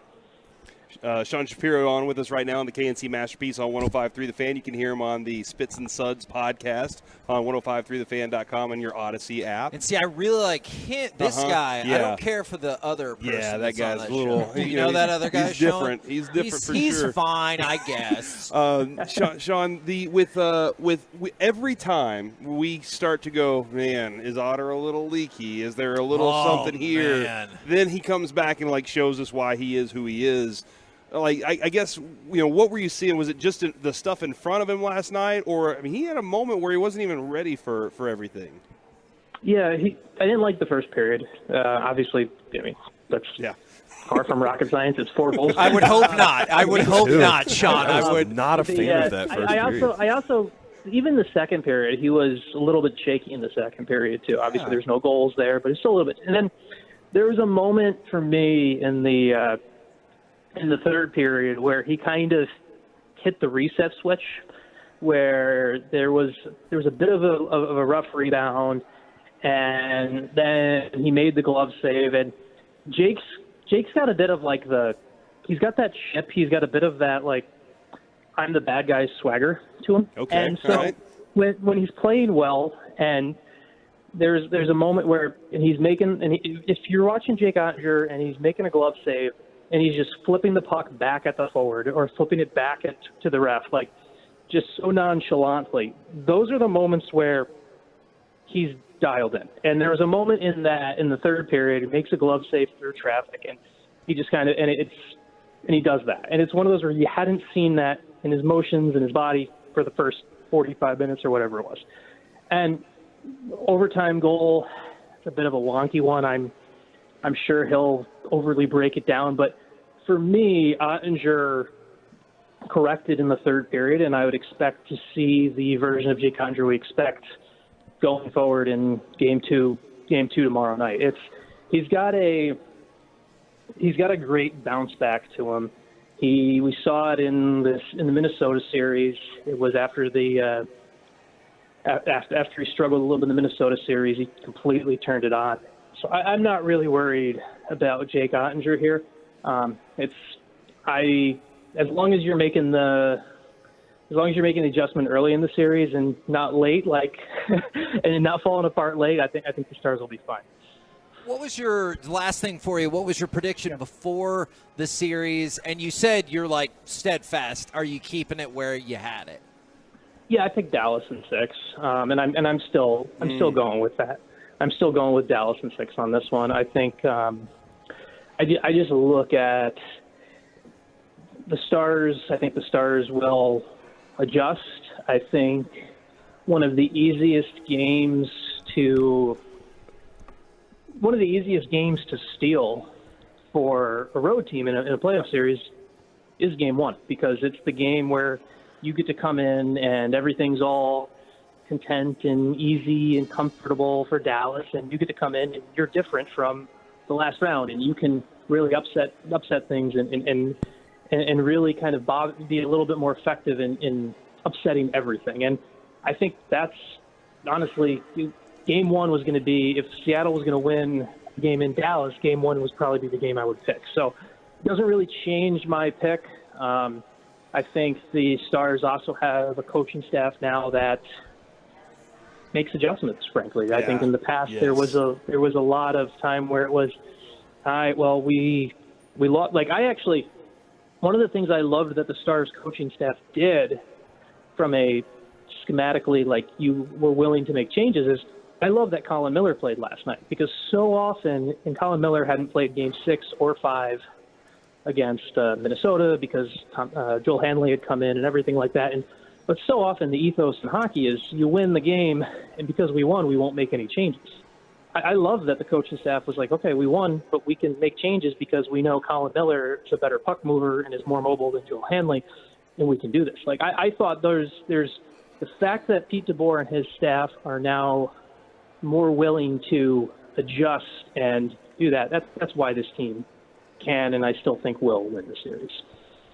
That's why I think, too, with Ottinger, how he always bounces back. And I'm not trying to say too much on it because I'm very superstitious, but the way that he is after a loss is huge. And I think that tomorrow is going to be definitely a statement. I mean, it's a must-win in my opinion, because we're obviously going to Seattle after that. So you got to get the dub. I think the Stars will definitely come out really hot. They saw how it was at the beginning of the first with the Kraken yesterday.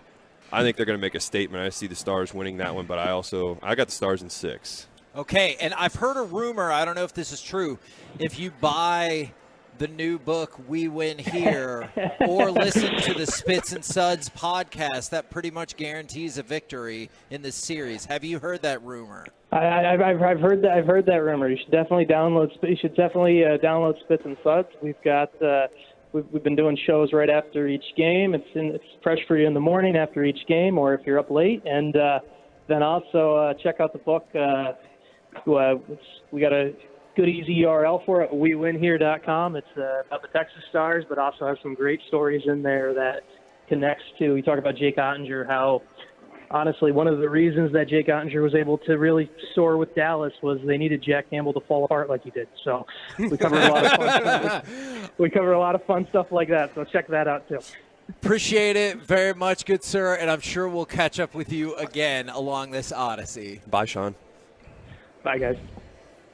There you see. Did you say along this odyssey? That's right. Oh my but it's gosh. a different kind of odyssey. Mike rolled You his get eyes. it. Mike just rolled his eyes. So We're the hard. KNC Masterpiece. I didn't even know Mike was here. Right here on 105.3 The Fan. Go Stars. By the way, thank you to all the Tolos and Twolos for well, I know Josh Young's doing great, but it was Rookie of the Month. I'm sorry. Did you say Rookie of the At one point, Year? I might have said Rookie of the Year. I did predict Rookie of the Year. Yes, That you is did. true. He hasn't but won it yet. now, he has won Rookie of the Month. Coming up next, it's time, Derek, just for you. It's a brand new segment. It's called Useful or Useless. 877-881-1053. We'll do it next, live from Globe Life Field on 105.3 The Fan. Well, I'll tell you what's useful for me, and that is men's tea clinic.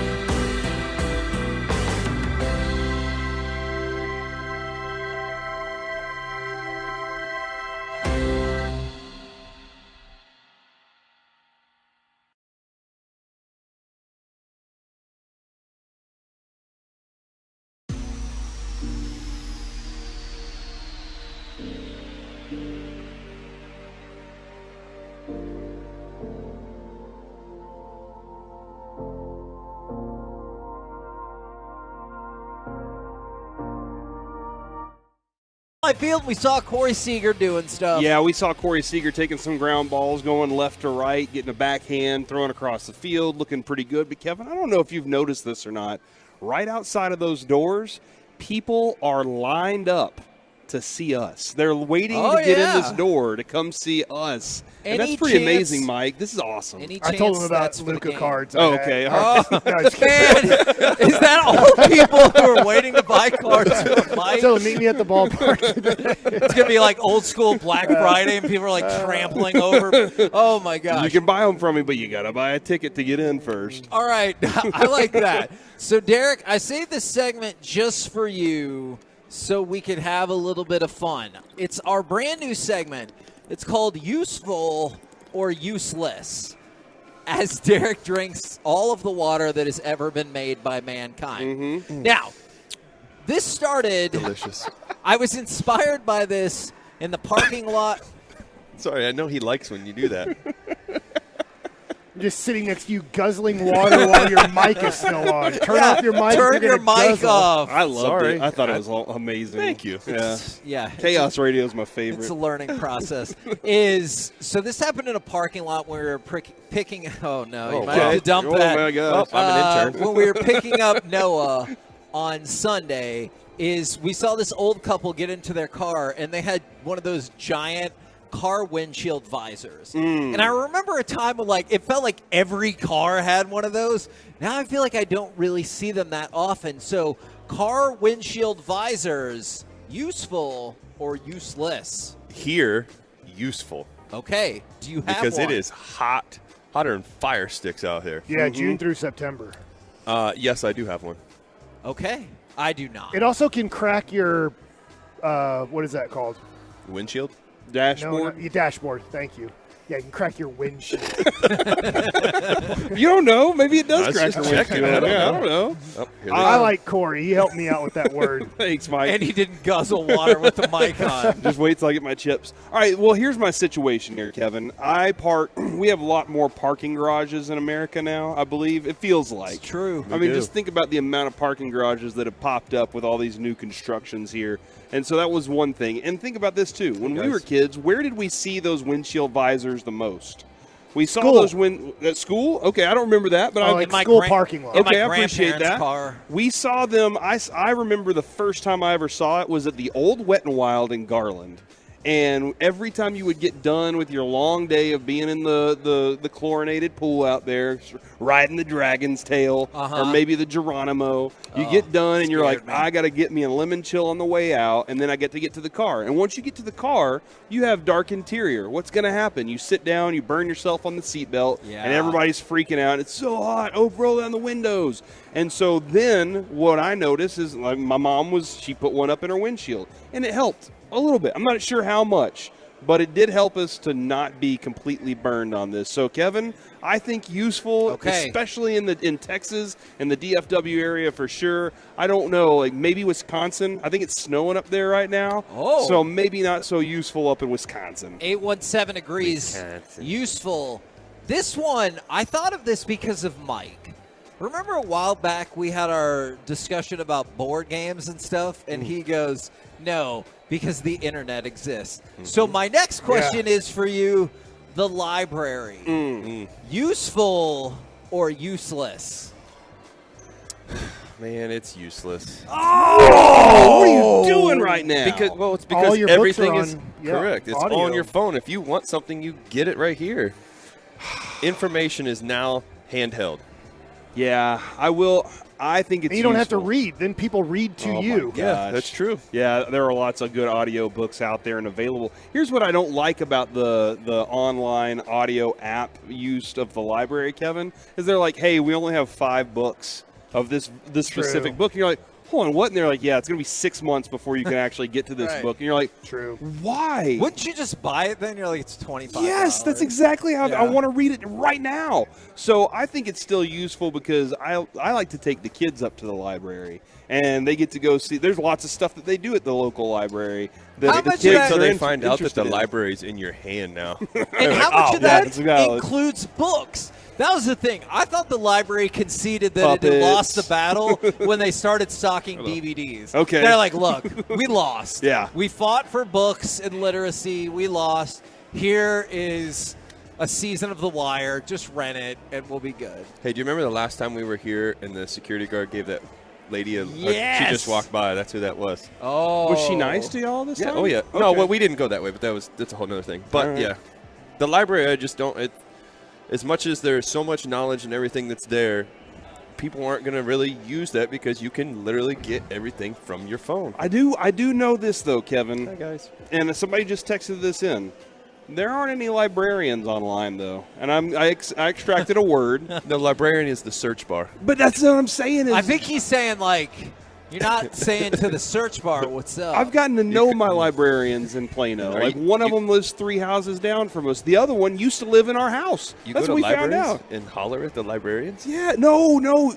I always forget my library card. That's what Kevin was. My kids are always losing their cards. I've known Corey for a while. I thought he said he was hollering at the library. That's what I thought, too. I really did. No, my kids forget their cards, and so then we have to talk to them or ask where a book is. We're like, look, I don't understand the Dewey Decimal System, so let me get a little help here. All right, there's one person who said libraries are for nerds, Oh my but gosh. the useful crowd has pushed back. From the 575, library is very useful as a resource beyond just books. Lots of great stuff for kids. From the 972, libraries are only good for moms to take the kids to. Jess has definitely taken Noah to the library multiple times in the last few weeks for, like, somebody reads to the kids and everything. From the 214. But he can't read. Yeah. So somebody's reading to him. He's just staring there like, And from the 214. He likes to eat the books, too. He does. They have to have 2 books when I read to him. One for him to eat and the other one for me to read to him. Libraries are usually helpful to study. And then this is a good one. From the 469. This might push it all the way into the useful category. Nope. Libraries are useful for lower-income families and individuals who can get free books, audio, and internet access who can't afford it at home. Yeah, rich What do you people. say now? Yeah, Richie people. Rich? That is true. I'll just keep my mouth There's shut. I will Not say eat my words there. I'm sorry. Every time I've ever gone into the library, there are some dudes looking for jobs, and they're on the internet at the library looking for jobs. So, like, I've seen this happen at a lot of libraries. That's Dallas public libraries, Plano public libraries. That's all I got. Okay, right I'll now. give you a bonus then, because somebody asked this. How is Barnes & Noble still alive? Doesn't make any all right, sense to because me. they've taken out all of the extra internet magician wonderment. And they're like, we got books and sometimes Lego sets that you can find anywhere else. That's a different library. Type of library. Barnes & Noble? Yeah, it's not like the same. Like, Useless. it's a regular brick-and-mortar library store. you can walk in and you don't really have to do any, like pay for anything. Go to Barnes & Noble, you can't go get that book and rent it. You got to actually pay for the book. Or you can just read it right there. You just sit down on the They're floor not and going to read really it. let you do that. Yeah, they will. Oh, yeah, they will. They don't know. They don't know That's how long true. I've I been don't know there. if they still have the chairs everywhere. They used to, and they're like, hey, go to the coffee bar. You can read this book or magazine for free. Well, what's that other thing? A Kindle? Is that what Yeah, it was? Kindle, yeah. Adrian you has get that. one. There's like thousands of books on there. Do you love the smell of books? Yeah, probably. What's that? Do you love the smell of books? Like when you walk into I the do library? not, but I believe my wife does. Okay, because Carter, he walks into Home Depot and he's just like, I love the smell of Home Depot. And I'm like, all right. But I know people like will walk into the library and they're like, Do you play the Home feet Depot and song in books. your head when you go into Home Boom, Depot? boom. Yeah, every time, Me every too. single time. Now, I had originally tailored this next one for when Reggie was going to be on the show, so I might be in trouble on this one. Popcorn, useful or useless? Because I say useless. I'm out on popcorn. 'Cause Yes! I don't like it getting stuck to my teeth and all that. Mike's I'm so good. mad right now. He's so It's mad. It's a I joke. love popcorn. It is one of my favorite treats. That's a treat? Yeah. Yeah, it is. It's a Okay, snack. all right. What popcorn is your? You don't Caramel. like My white skinny cheddar? pop. Is that caramel? Honestly, my favorite is kettle corn. Okay. And But that's just very popcorn with sugary. sugar? Okay. It's very sugary. Yeah, But it's good. I like It's my popcorn. favorite, but I do like other popcorns. Okay, hold on. Regular popcorn. Yeah. Useful or useless? I like Useless. regular popcorn. Hold on. At the movies, how are you going to do the trick if you don't have the popcorn? What trick is that? Where you throw it up in the air and catch it in your mouth. That's the popcorn trick, isn't it? Would Isn't you do what- that at your house? Yeah, I would do it. Of course, I would do it at my house. I'd do it because Lucy thinks it's hilarious. That's true. Also, I have had Mike. I've fallen back in love with. I was with you with Derek on this, where my teeth, I'd be like, oh, now I got to go floss and everything.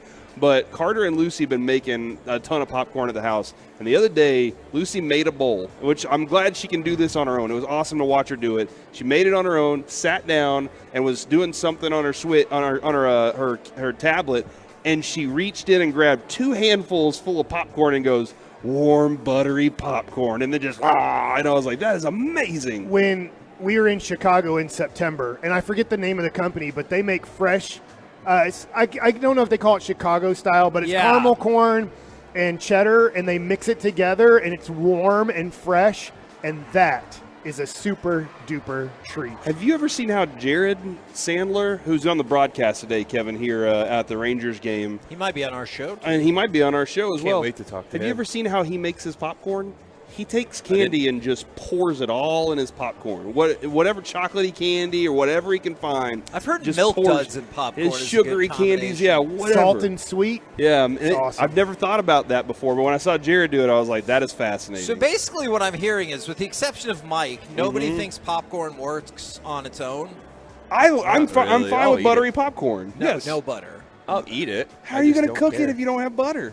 You need some sort of oil You to can't pop add butter to it after the fact. it. I'll eat that too. I'm fine with that. I actually like popcorn without butter. Yeah, I'm fine with that too. Yeah, it's all right. It's a good snack. Yeah, in your face, Kevin. Yeah. Salted. I don't know. We were kind of split on that, Mike, See, with the show but, here. But here's the thing. Then people drop bombs like this that makes it impossible to argue against. It's my autistic son's favorite snack. So face. useful. What am I going to say to that? Nothing. Like, obviously, I'll concede. Obviously, so they sell you're a lot of victorious. popcorn. There's a Derek Holland jersey. What? Oh, there is a Derek Holland jersey right there. Man. Did she walk Deal by with too it, and not- Mike. I know. I feel My like she would jersey. have talked with you a little bit more. Yeah. I don't even think she knew I was here. Oh my gosh! We should go. Derek talk to her. Holland is right Hey, here. lady, come over here. Ask her. Let's get her on air real quick and Yeah. ask her why she's Derek wearing Holland Derek is Holland right jersey. here. Can we go grab her real quick? She's she even talking knows. about the escalator and stuff. Oh, Yeah, How funny would it go be if talk she to her. didn't know who I was and had my jersey? Actually, I think that would Do we be have time? amazing. Do we have time? We Got time. don't, but you Yeah, do. come here. Here she comes. Okay. Here she comes right now. Oh, We got here her. we go. Here we go. Here All we right, go. I'm gonna All right, give you're her my gonna put her on headset. a headset. All right. So, We'll alert our affiliates. We're Is going to your go favorite long. Ranger of all time Derek Holland? Yes, it is. What does that say? It says Holland. Oh! Yeah. I'm very excited. I walked right by you and didn't even. I know. Just like, what? We pointed it out. Sweet. So we're here to help. Cool. What can I do to help you? I mean, we just wanted to just meet wanted to you hear- with yeah, Derek Holland and you make had this the jersey magic on, so Are you we moment. going to wanted- sign me? Oh, Yeah, okay. There we go. I got to get a Sharpie. We'll do it. Sweet. All right, coming up next, it's time for Gridiron Gravy. The class of 2020 officially stinks, and insight into where you can hear this Cowboys Hall of Famer sing. Plus, Derek Holland is signing people. We'll do it next right here on The Fan. Always a welcome sign for this clubhouse. Featuring breaking sports news, inside info, opinion with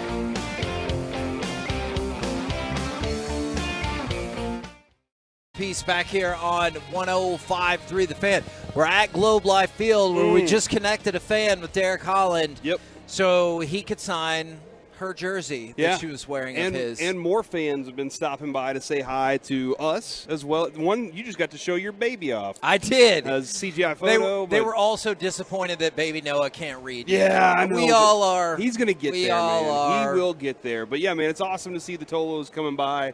And, Mike, the Rangers, like the emphatic love for the Rangers right now is awesome. And it's Dollar Dog Day here, so I was just asking Derek how many dogs could he eat at one time in a Ranger game. Oh, okay.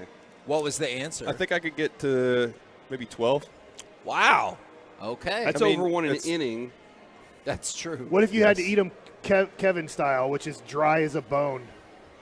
Well, I gotta have delicious. I gotta have ketchup and mustard. Ketchup and mustard and relish. I'll put all no three. relish. No Gosh, relish. Put all that's three on just there. slowing you down. No, it's making it go down easier for sure. All right. It's true. Right now, That'll work. That's what condiments do. we will. They have flavor, slide the dog right in. Yeah, and moisture. They protect you. Oh wait, no. That's a different thing. Oh, But they can't protect your dog. Gotcha. Right now, let's go around the entire NFL and dip into some gridiron gravy. Safety first. Biscuits. And we start with DeMarcus Ware, He's a who Bronco. Yeah, okay, but he's best known for being a Cowboy, right? I don't know. He was at the draft as a Bronco. Did we ask him a single Bronco question whenever we had him on the show out at Las Carolinas at the golf tournament? No. Exactly, because we asked him Cowboys questions, and he said trade up to get Bijan, I believe. Was that what it was? And we did not. And we didn't. So For the Hall of We had Fame to trade game, to 7. DeMarcus Ware is going to be singing the national anthem. What? For the Hall of Fame game. So, in addition... he can sing? Yeah! Nobody told us this. Everybody can sing. That's true. Can they sing well? Oh, man. Well, most everybody can see. Yeah. So he's going to go into the Hall of Fame and sing the national anthem. Which do you think he's more nervous about, singing that song or his Hall of Fame speech? I would say singing, because like the Hall of Fame speech, he's just celebrating exactly what he knew he did. Yeah. Right? Like this dude, he can talk about his entire career, all the stories that he has from the locker room and everything, and then Jerry Jones obviously going to set him up really nice. But the singing part, man, I don't know how often he's done that. That's terrifying. I'm sure he's going to be pretty nervous about that. I just always remember when Larry Allen did his speech, and I just thought it was funny the way that his girlfriend, or like first date, then became his wife, is because that girl made him 2 roasted chickens. Yes, that was a really good story. Yep. I loved that. I really did love that. Thanks, Corey. Corey's I'm with looking me. at eat 2 whole chickens. Well done, Derek. Sorry, I'm reading my scouting report. Let's go from that to Aaron Rodgers. Now, a couple things. Aaron Rodgers said, hey, I'll be at more than half of the practices the rest of the way. So that's good news. But more importantly, the New York Jets have seen a 400% increase in season ticket and luxury suite sales since they got Aaron Rodgers. That can't be surprising, right? They believe it's a legitimate contender, not just a team that can maybe get into the playoffs. They believe that now with Aaron Rodgers, it is a contender for a Super Bowl, and they don't want to miss the tail end of his career. But you still think the Bills are the favorite in that division, right? I do. Yeah. But I'll say this, Corey. Out of all the New York teams, I'm sorry I don't know hockey that well, it's amazing the Jets have such a bad history, because besides Joe Namath, name pretty much another great Jet. Yeah. Their running back situation, I can't name, like, Blair Thomas, bust. Yeah. You know, like, I don't know, like, who I can name a great wide receiver, and I'm sorry if I don't know the history of the Jets well enough, but it's Do not. you say Keyshawn? Does that get any? I mean, he yeah. was the number 1 pick. Wayne but Corbett. Isn't that, like, if Wayne Aaron, Corbett, if yeah. Aaron Rodgers wins the Super Bowl in the next 2 years, he becomes the 2nd greatest Jet of all time. Yeah.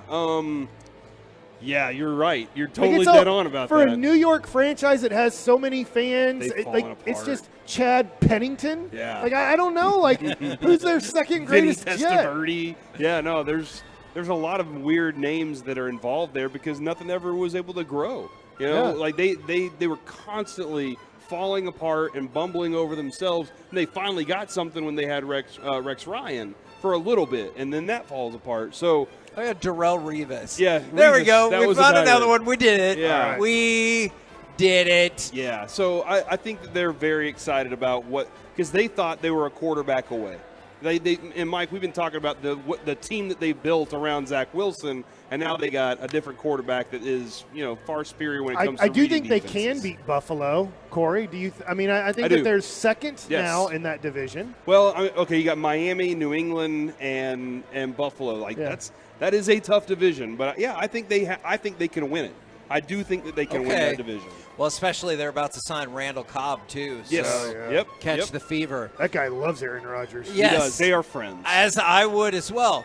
Now, let's go from that to, I didn't get a chance to mention this yesterday, Taylor Lewin, if you're not fancy, is filing a lawsuit because he said a surgery that he had for a torn ACL in 2020 was done improperly. So you know how we always say, like, every time a surgery happens, they're like, oh, yeah, it went great. Thumbs Everything's, up. yeah.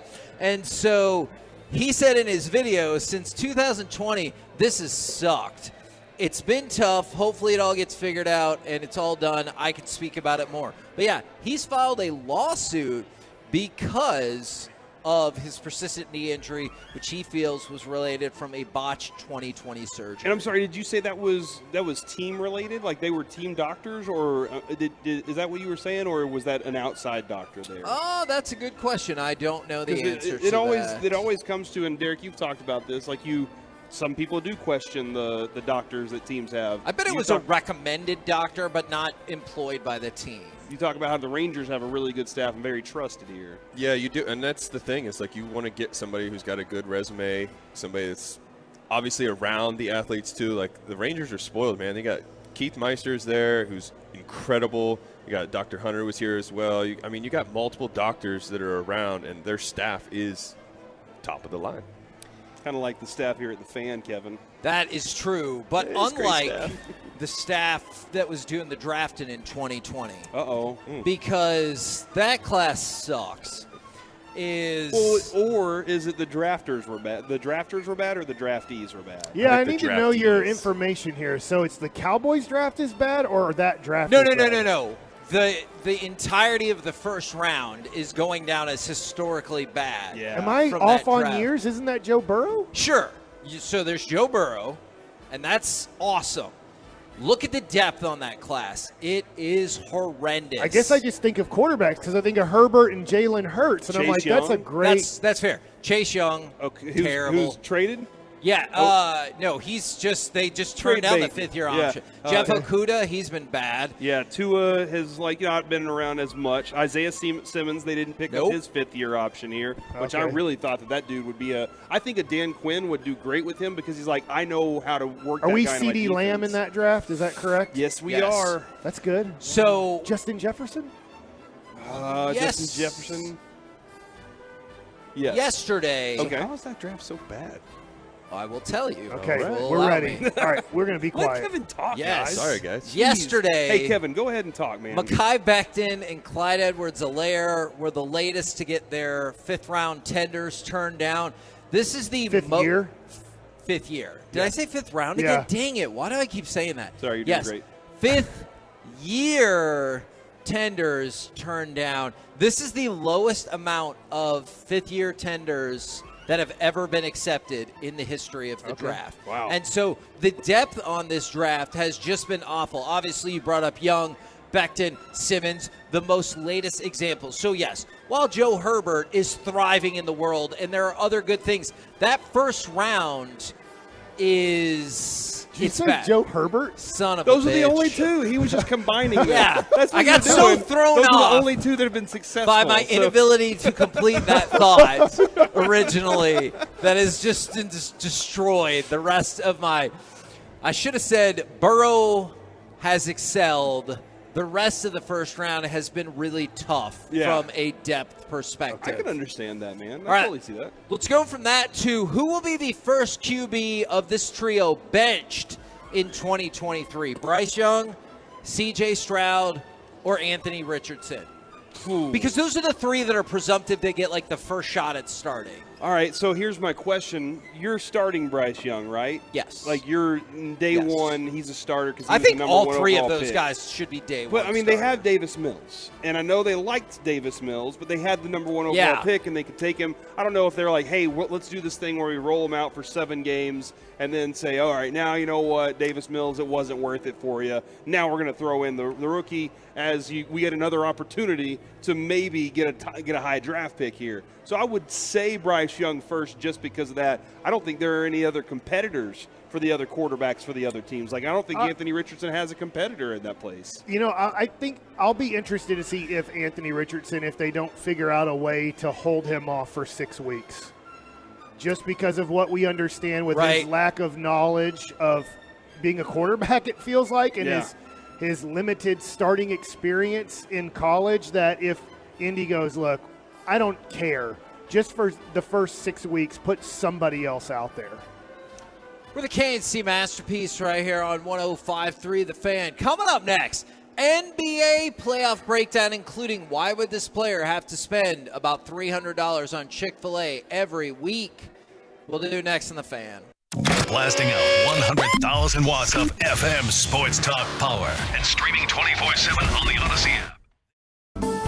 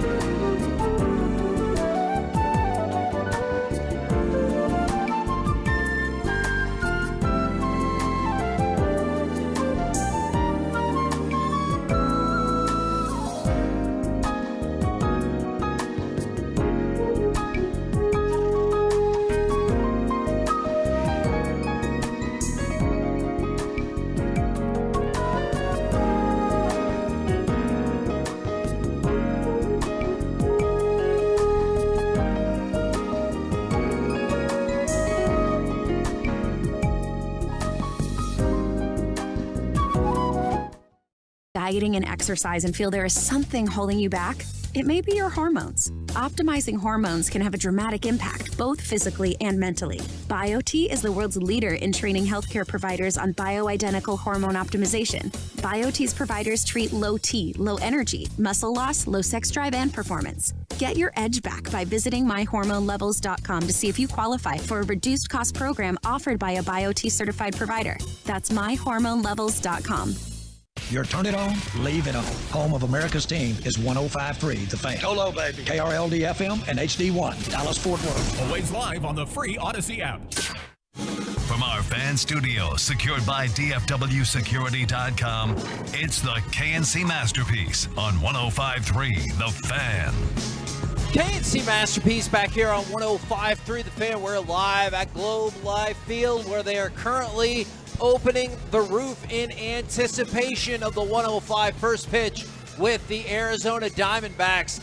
I actually wanted to talk to you guys just a little bit about the NBA playoffs, and we're going to get to the idea of spending this much money on Chick-fil-A, but how locked in, Mike? I know you said you were channel surfing some yesterday. Yeah. I'm assuming at one point, if not for Knicks and Heat, it was certainly for Warriors and Lakers. How much were you locked in on the games last night?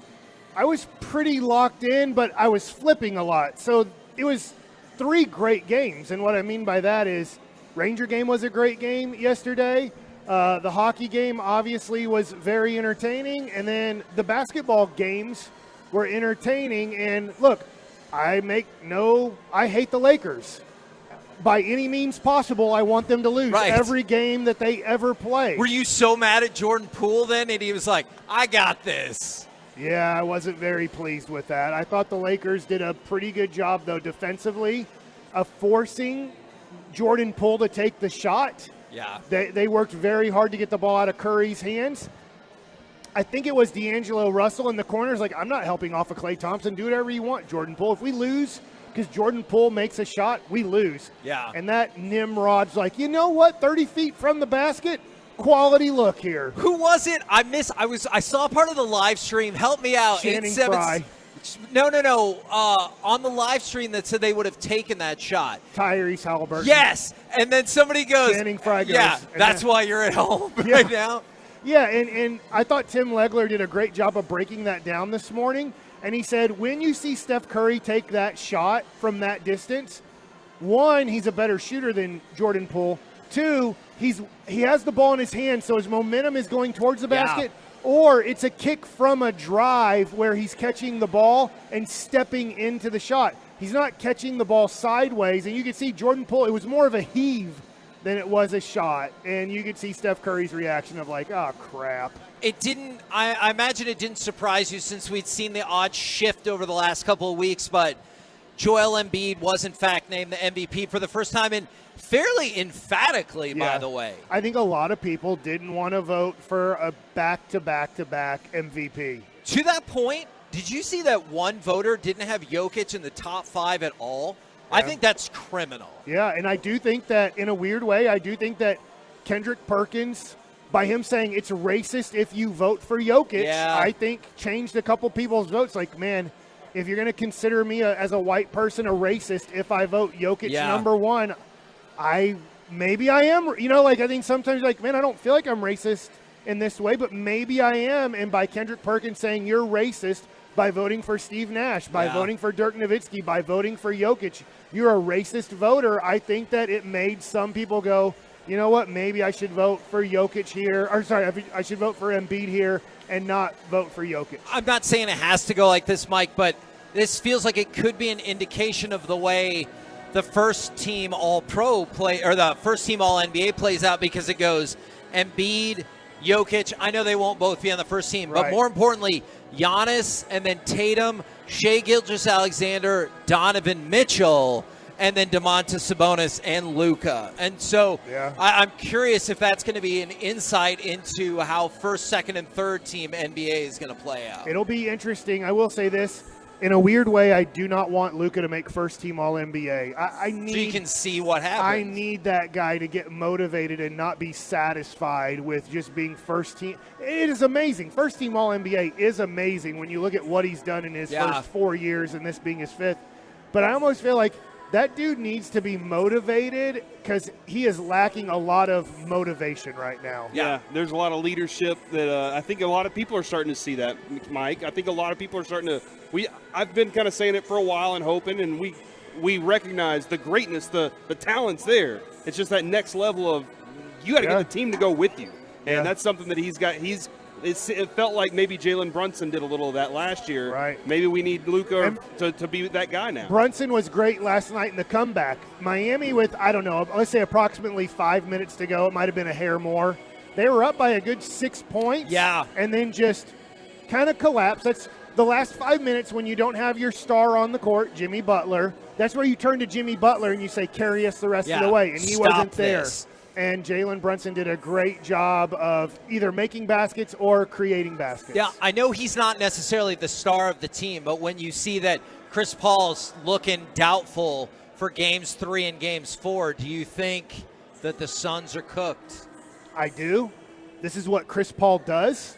Remember last year at the end of getting cooked by the Mavericks in the final, let's say, 5 games, because they go up 2-0. They're bragging. They look at Chris Paul and Devin Booker, look at each other like, dude, this is so easy. This Luka guy's so overrated. And then they lose 4 out of 5 games. Then after it's all over, like, oh, guess what?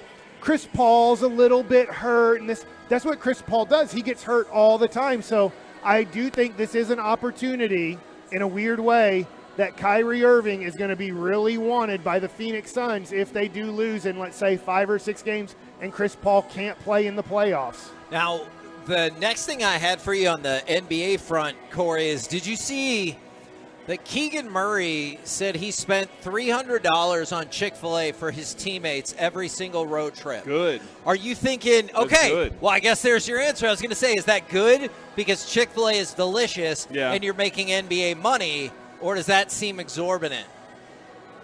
I like it because I did it actually for the minor leagues for a month and a half straight in AAA because of I want to take care of both teams, and I got it for both teams once a series. Really? Yes. Your team and the other team as well? Wow, that's fascinating. Month and a half straight, yeah. What was the average cost on something like that? Well, the first time I messed up and I got 200 sandwiches for each side, and that lasted for several days. And then they're like, yeah, you could probably cut back. So I went to 100.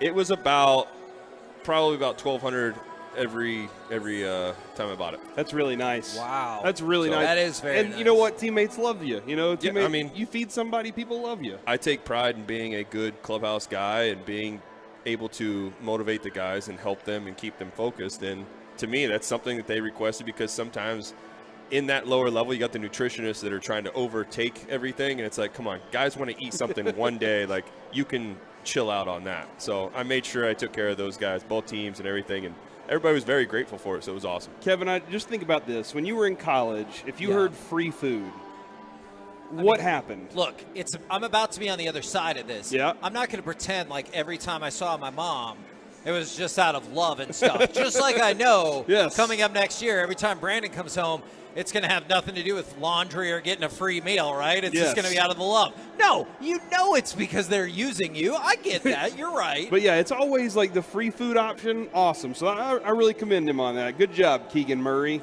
And then, Mike, last thing I was curious, and I know we have more time to talk about this. And Derek Collins. 76ers, Celtics, and Lakers, Warriors. So we saw game 1 of 1 last night. Game 2 of the next one is tonight. Do you feel like the 76ers and the Lakers will win these series then, or my buddy who likes gambling asked me, and I usually say I don't know because I don't want to lose him money. I'm like, it's your money. If you're betting, don't go off of me. Yeah. I said if the Lakers are healthy, I think they win the series, but can you rely on Anthony Davis being healthy 23 rebounds, by the way. And, you know, if he's healthy, if the Lakers are healthy, I think they win that series. But it would worry me betting real money on the Lakers that Anthony Davis is going to hurt his ankle or knee or something during the series, which I then think Golden State would win the series. Yeah. For Boston, I guess the Jaylen Brown situation, I'm just guessing this, they seem to have lost their chemistry and I don't. Something's not right with Boston. Okay, and I think it might be internally when guys don't want to possibly be in your franchise anymore. It's really tough in do or die playoff situations to give it your all. We're the KNC Masterpiece right here on 105.3 The Fan. Coming up next, we are live at Globe Life Field, and it's baseball time in Texas. So let's talk with Jared Sandler next right here on The Fan. Coming up Thursday morning on Sean and RJ, we'll get you set for Stars Game 2 and a special Jane Slater edition of High Low.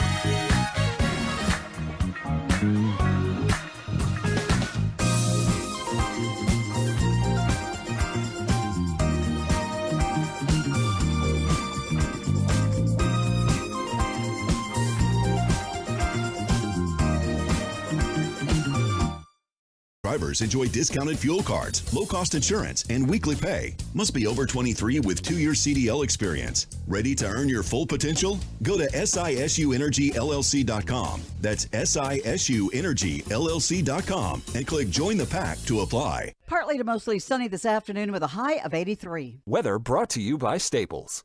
Staples stores are a new world of possible with innovative tools for small business and remote workers and learners. Explore more at your local Staples store or staplesconnect.com. It's 105.3 The Fan, brought to you by Bacon Plumbing. At Bacon, we are dedicated to our customers, and now is the best time to upgrade to a new high-efficiency HVAC system. Plus, we're offering HVAC tune-ups for only $55.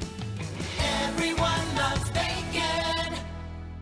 Get the top stories, exclusive podcasts, video content, and much more 24/7 at 1053thefan.com. This segment of the KNC Masterpiece is brought to you by the personal injury lawyers Frankel and Frankel. Life is unpredictable. Accidents happen. Frankel and Frankel are the go-to attorneys for car and truck wrecks in DFW. If you or a loved one has been in an accident, contact Frankel and Frankel for a free consultation at truckwreck.com or call 214-333-3333. KNC Masterpiece back here on 105 through the Fan. We're live from Globe Life Field. And I'm with live. us, it is indeed Jared Sandler. Good afternoon, sir. What's up? What's up? This is great. I'm excited. We're talking about a first-place team here in May. And the team that has the AL Rookie of the Month, despite the fact that MLB.com still says Adley Rutschman is the better power-ranked rookie than Josh Young so far. Well, I don't think he's got rookie qualifications, so that's a really faulty article. Yeah, he finished, third last year? Yeah. In the Rookie of the Year chase, so he'd have to be out. Yeah, so, that article can, and What? they should. I don't know. Say it out loud, Derek. It should be edited properly. That's what it should be. Tell us how you really feel. And they should give Josh Young the love that he deserves. Now, Bruce Bochy said with us yesterday he'd be shocked if Corey Seager wasn't back this month. Do you get the sense that it's more like May the 20th, more like May the 15th? Like, what's the progress letting us know? Sure, that'd be great. Not May the 4th, Okay, but it does seem like he's starting to step up his pregame workouts and I guess what you could call rehab. He hasn't gone on a rehab assignment yet, obviously, but he's starting to run.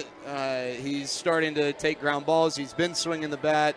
So a couple weeks maybe, I'd say. I think mid-May, however you want to characterize mid-May, I would say that'd be appropriate. Did you happen to get a chance to see him take any ground balls? I did, recently? yes. How's he looking? He natural? he looks greght. Okay, all No, right. he does look good. They're testing him to his right, to his left, having him go back, having him come in. And I'm not a doctor, but I was looking at the trainers, and I thought they were giving, thumbs up, so I think that means all right. And, they looked at Corey, and he's like, thumbs up, so I think that's a good thing. Yeah, that is pretty good. It's better than, a thumbs down or, That's true. that would That's be a very good or, point. or one of those middle thumbs where they're just like, we don't know yet. Yeah, or a middle finger. That probably wouldn't be good either. Jared, how nice was it to see the Rangers get into the Diamondbacks bullpen pretty early last night? Yeah, well, Zach Gallen's been so good, and to be able to work the count the way they did, especially in that fifth inning, they made him throw, I think it was 27 pitches in that inning, and at that point there was no way he was coming back out for the sixth. And if he does come back out for the sixth because the Rangers don't make him work, who knows if the game ends up playing out the way that it does. So, Arizona doesn't have a very good bullpen, and the fact the Rangers were able to get 4, or I guess ultimately 3 innings because they didn't need to hit in the ninth out of that bullpen as opposed to 2 or 3 was really big. Scott McGuff was the guy who gave up the 2-run home run. He hasn't been very good this year.